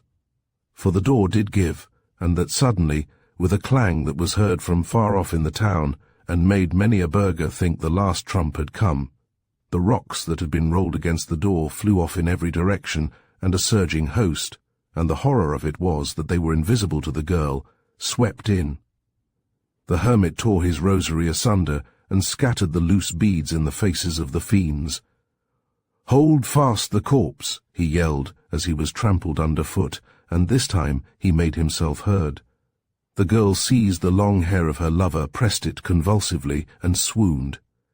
Years afterwards, as it seemed to her, she awakened and found the chamber still as death, and, yes, this was the hair of death which she still clutched in her dead hand. She kissed it 100 times before it brought back to her where she was and what had passed. She looked round then for the hermit. He, poor man, was lying as if also dead, but when she could bring herself to release her hoarded treasure, she speedily brought him to some sort of consciousness. He sat up, not without difficulty, and looked around. But his mind, already halfway to madness, had been totally overturned by what had occurred that woeful night. "We have saved his soul between us," she cried. "What do I not owe you for standing by me in that fell hour?" He regarded her in evident perplexity. "I cannot think how you come to be wearing that blood-stained dress of hers," was all he replied. "I have told you," she said gently, "but you have forgotten that I cherished it through all my wanderings as my sole memento of her glorious death." She laid down the last drop of her blood for him. She chose the better part. "But my God, what in the world is to become of me?" "I had a memento of her once," he muttered. "I had her beautiful head, but I have lost it." "That settles it," she said. "You shall cut off mine." Chapter 6. The Devil's Debt. Somewhere about the Middle Ages, somewhere in a medieval town, there lived a man who walked always on the shady side of the way. None of his neighbors could have assigned a reason why he should only tread where the lapse of time leaves no trace on the dial, yet so it was. None had ever seen him in sunshine. This man was known by the name of Porphyro, though we may reasonably doubt if it was given to him in baptism, for he belonged to a class that baptized toads by night at their Sabbaths in mockery of the baptism of babes by day. In a word, Porphyro was a wizard, and for one circumstance which will presently be mentioned was perhaps better known among his like than any practicer of the black art before or since. There was, and likely enough still is, in Europe, a university of the occult sciences buried underground, carved out of the roots of mountains, far from the hum of men. Here taught weird professors, eerie, eldritch, elf-locked. Here came weird students to tread the intoxicating winepress of magical study. Your true wizard is set apart from birth by some particularity which bespeaks his vocation. To the university came representatives of every class which felt this call. Here was the demoniac and the stigmatic, the abortion and the albino, the hermaphrodite and the changeling, the hag-ridden and the pixie-led, sleepwalker, Caesarean, Sunday child, seventh son, and he that is born with the call. This motley crew was of as many hues as there are ends of the earth. Many tongued as Mithridates, all wrote their notes by common consent in the lingua angelorum. The university boasted a laboratory of at least 100 paces in length, and proportionately broad and high. A mock sun gave it cold light by day, and a mock moon by night. Here experiments in exorcism were conducted, of course under the strictest supervision of the principals. Here the students learned that the ghosts of dead men having, always some of the old Adam that was unpurged from them, are easier to call back to us than elemental spirits can be wrenched from their eternal spheres. The most trivial task, and therefore that of the junior classes, was to reincarnate some self-harm, set in 4 cross-roads, whose soul still hovered like a noxious gas about the only body where it could hope to find toleration. The pupils were very properly forbidden to incur the danger of repeating these experiments in private. Nevertheless, something of the kind went on under the rose. As a rule, the novices, and these were after all the lucky ones, ignominiously failed in their attempts to storm the outworks of hell. They knew how to call spirits from the vasty deep, but the spirits refused to come when they did call them. One youth, however, boasted that he had raised the devil, or at any rate, a devil. He described him to his bosom friends nearly as follows: a great and full stature, soft and phlegmatic, of colour like a black obscure cloud, having a swollen countenance, with eyes red and full of water, a bald head, and teeth like a wild boar. One of the listeners, doubtless jealous, attempted to cheapen this success of his companion by remarking that an exorcist, if worth his salt, should be able to make the spirit appear in what guise he chose. Then, by the belt of Venus, swore a third, I would command it to appear as a lovely girl, with longer hair and smaller feet than any on this top, which the Almighty set spinning and dubbed Earth. Another poor fellow appears to have been so inflamed with the suggestion of this rustler that he tried to bring it into the sphere of practical politics. He was never seen alive again.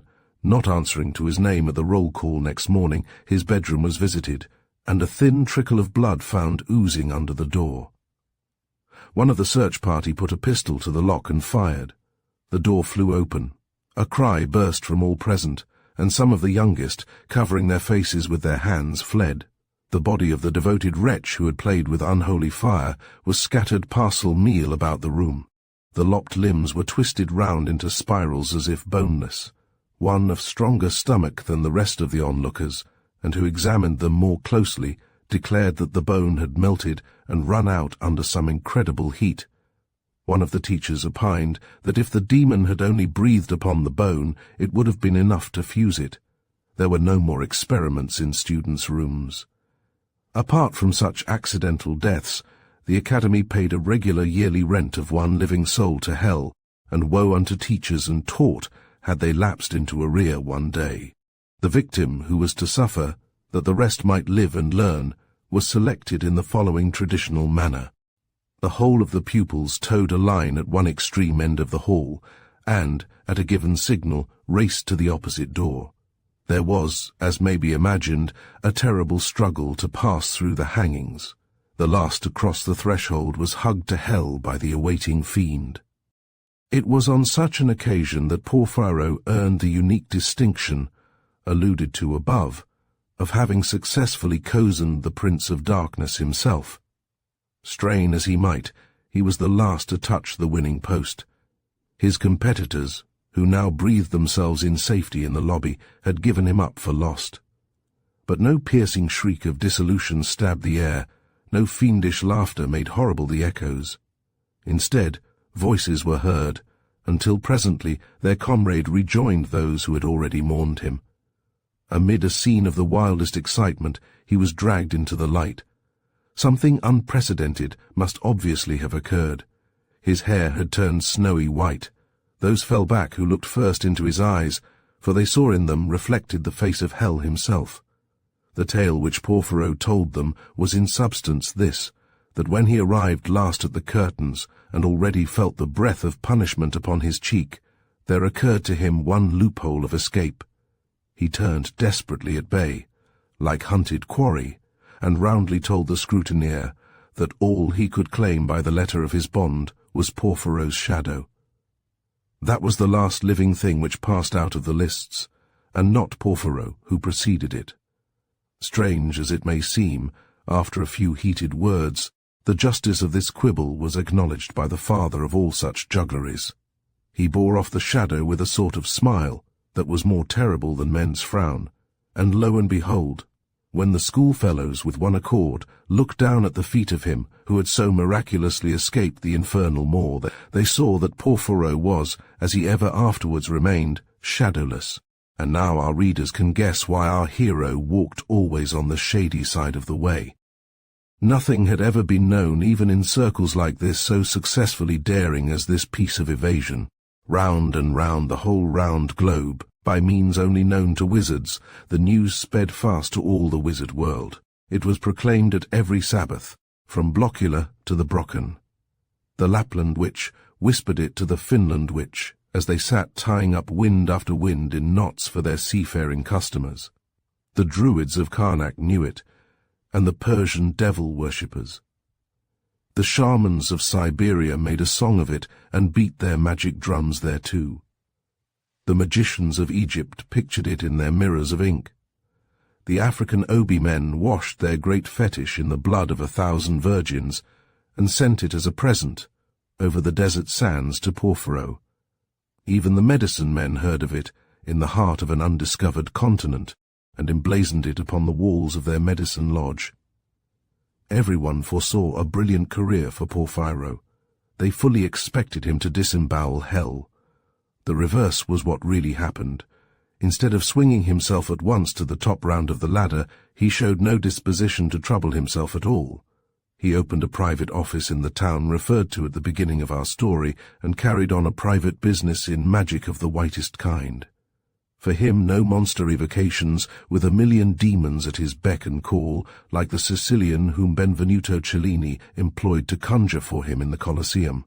Porphyro refused in the most stiff-necked manner to exercise on any terms for anyone. He confined himself solely to pettifogging business, such as writing talismans, and reckoning magic squares, drawing horoscopes, and casting schemes of geomancy, poisoning rivals for lovers, or close-fisted relatives for spendthrift heirs. Need we state in black and white the reason concealed from everyone else, why he held his hand from higher things? Oh, the humiliation of it! He was afraid. Yes, Porphyro was afraid. Even he who had plucked a hair from the devil's beard, for that very reason he was afraid. He had saved his soul alive, losing only a shadow of little moment to him, but in return he had incurred the eternal enmity of one whose grudge had once shaken the high heavens. The general adversary of all mankind was first and beyond all things most ferociously Porphyro's adversary, unhappy Porphyro, who had already given Seisin to hell, Porphyro with one half of him already in the living devil's clutch, who never slept but he dreamed of the tortures his poor shadow suffered at the hands of those that lovingly work evil. Tortures, which were but foreshadowings of his own. No wonder Porphyro dared not invoke even the least of spirits. He knew too well that the mightiest of them would appear with no greater calling than a word. But there was one antidote which wrestled with the nightshade in his cup. One star of the right colour appeared above his horizon. There was a woman in his town, one only for him a princess, and the ward of a king, an exquisite beauty. From the first time he saw her, he loved her with a passion which reproached his meaner self. She fed upon his sighs, without knowing that the air she breathed was full of them. In any case, he would never have dared to speak to her. It was sufficient daily bread to him to see her move. He hung upon her footsteps, he kept pace with her in her rides, running ever in the shadow, because he himself had no shadow to call his own. Yet he forgot, while looking at her, this one great fact of his life. Even in his dreams she presently held his hand while he suffered. And he dreamed of her thus, till he set his teeth in his pillow. Gradually her little mouth sucked up all the breath of his body. He wrote poems about his princess and swallowed them. Often he took no other food for days. He made philtres which would infallibly have caused her to love him, had he not ruthlessly thrown them all away as soon as made. He constructed an image of her in wax, and worshipped it 5 times daily. It was this which wrought his downfall. Certain of his clients they had not paid him denounced him as a sorcerer. Without notice he received a domiciliary visit from the authorities. Apart from other evidence which the house contained, the wax image of the princess was discovered, and he was at once charged with intending to make away with her life. Oh, the irony of fate! He who would have cheerfully laid down his own for her, being forcibly removed from his house, the secret he had so long kept was discovered, and this shadowlessness, though accounted for in 100 ways, all wide of the truth, was added at once to the long list of crimes in his indictment. At the preliminary examination, he would confess nothing. He was accordingly imprisoned, pending the preparation of tortures to shake his resolution. With the aid of these refinements, he might be made to confess anything, even that he had attempted the life of his best beloved. The scaffold loomed before him, and oh, that her name should be bandied about in such context. Meanwhile Porphyro sat, body and soul in darkness. He saw none but the jailer, who brought him food once daily, with a finger ever on his lips. Rats there were, and such small deer, but with these he could hold no converse, although in his youth he had met with men who professed to teach their languages. Porphyro was fain to chatter constantly to himself, that he might have no time to think. He played his school games over again, rehearsed his school tasks to imaginary masters, held imaginary conversations with clients and with his parents long dead, and with his princess who was more than parent and more than dead to him. He wooed her in 1,000 ways, now as an emperor, raising her to his level, now as the meanest of her grooms to whom she sweetly condescended. Now he was a soldier, better used to red lips of wounds than red lips which wound. Now he was a scholar, who forgot all wisdom save hers. Now he was a miser, who came like Jupiter in a shower of gold. Thus riotous reigned carnival before his coming Lent. And now comes the strangest part of all this strange eventful history. He fancied once or twice that he was replied to as he spoke. Again and again he groped all over the blind prison, and felt no one. Yet there was of a surety a tongue which answered him. And the weirdness of it was that, turn though he might, it always spoke from behind him. Again he searched the litter of the dungeon, and again without result. The voice was at first unintelligible, like the murmur of the sea, yet with a cadence which soon struck his ear as strangely familiar. He had heard it only once before, but it had been in that cockpit underground where he had fought a main which had coloured his whole life.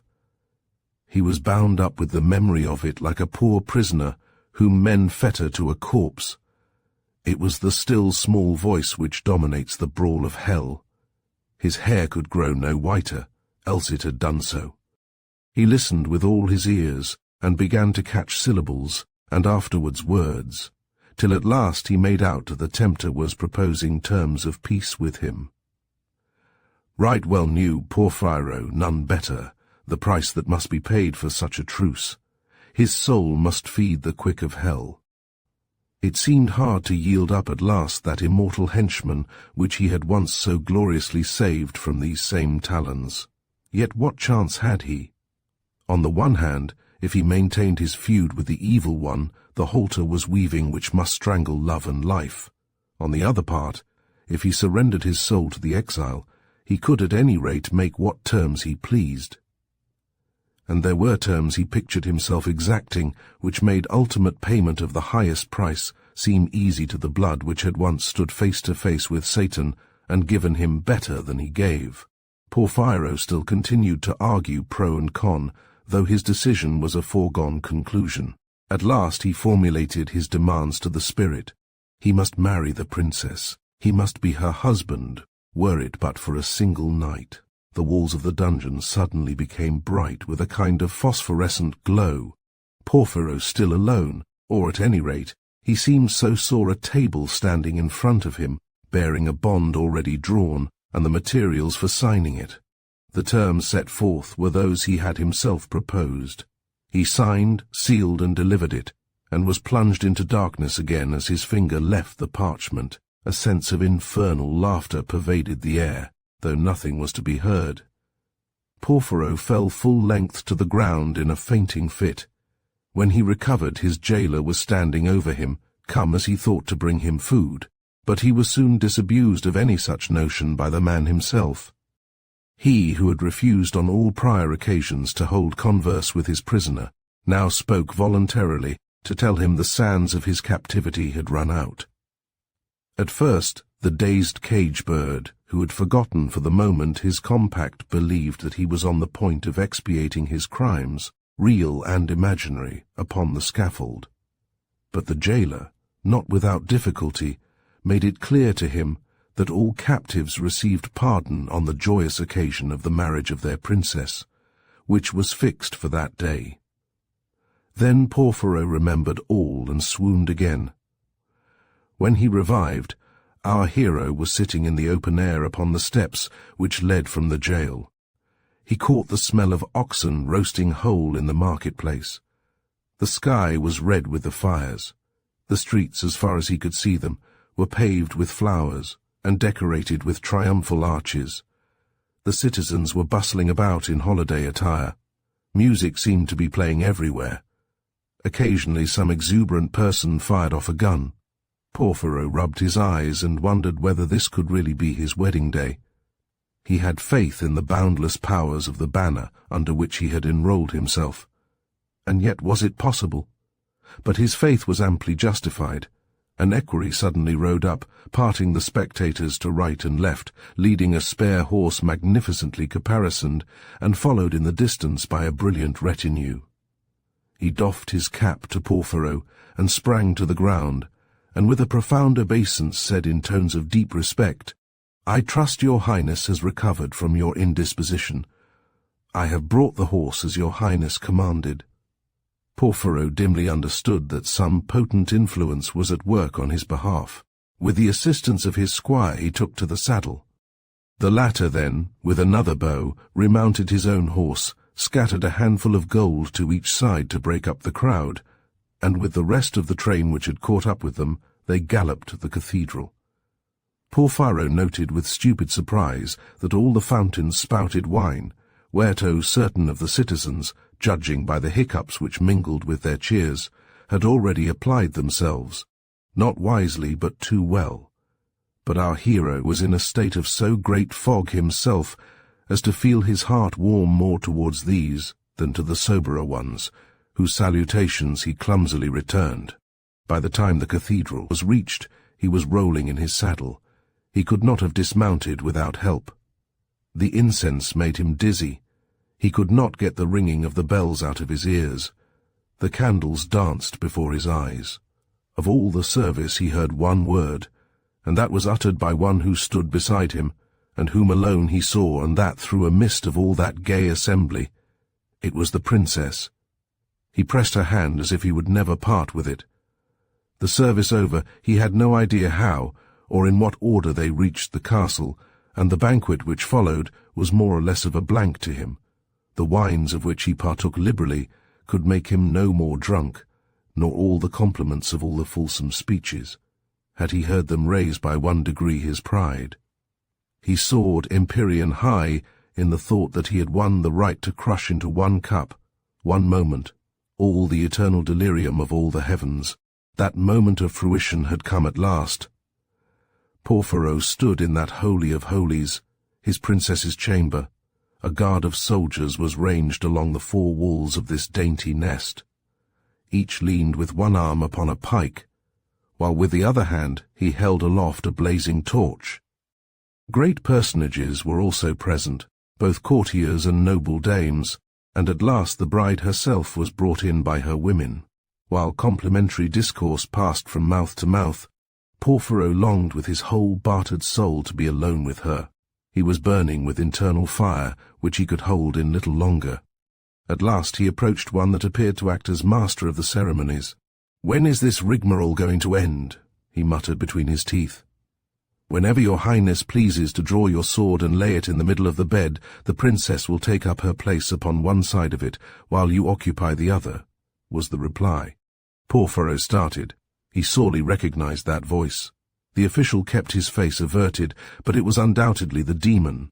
"What mean you by this gabble of naked swords between me and her?" thundered Porphyro, unheeding who might hear.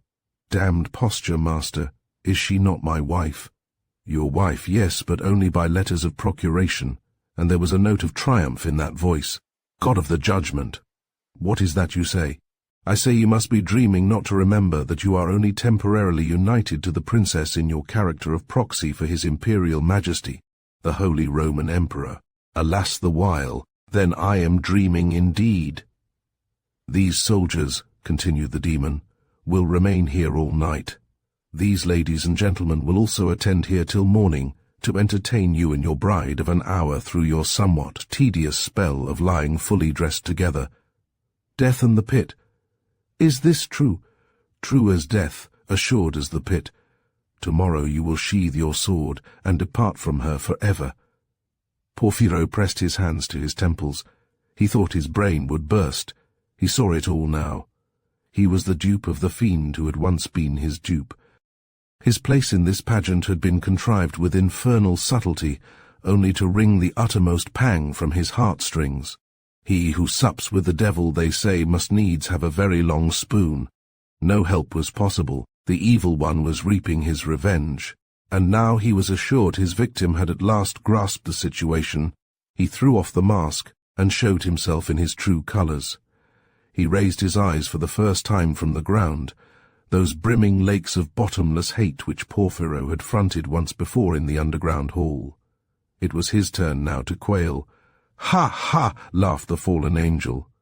"By mine ancient seat in heaven, and that is an oath I never lightly take, as you may confess, have I not bested you, friend Porphyro? He laughs best who laughs the last, is it not so? But what about that bond registered between us in hell's chancery?" cried Porphyro, in a voice which would have melted triple brass. "Your bond?" shrieked Beelzebub.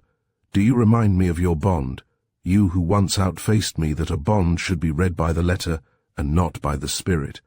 I have come round to your views, and I now fling that word back in your teeth. You have had your bond to the letter, and now go and kill yourself, for there is nothing more for you to do." Porphyro bent like a broken reed. He had found his overmastering fate. His hopes were ash. He breathed in gasps. He staggered to the window and threw open the casement. A great pitiful star looked in, but to his eyes it appeared red and bloodshot. He turned round again to the room. He wished to see once more before he died that mistress of his soul for whose sake he had flung it away. But the figure of his master had swelled, and was swelling so rapidly in size that it seemed to fill every available corner of the room. Porphyro raised his hands to heaven and called upon his lady's name. 3 times he called it, and then sprang out of the window. The princess, who had grasped nothing of what had passed, ran to the shutter and looked out just in time to hear the splash of his body as it fell into the moat. It was the first sign of interest in him which she had shown. You have just experienced the haunting beauty of James Platt's Tales of the Supernatural, 6 romantic stories. Within these pages, Platt captured the eternal dance between romance and mystery, reminding us that the human heart often beats strongest in the presence of the unknown. We hope these stories stirred your imagination and carried you into worlds both enchanting and eerie. Thank you for joining us here at Storytime Haven. If you enjoyed this journey, be sure to subscribe and return for more timeless tales of wonder, passion, and the supernatural. Until next time, happy listening.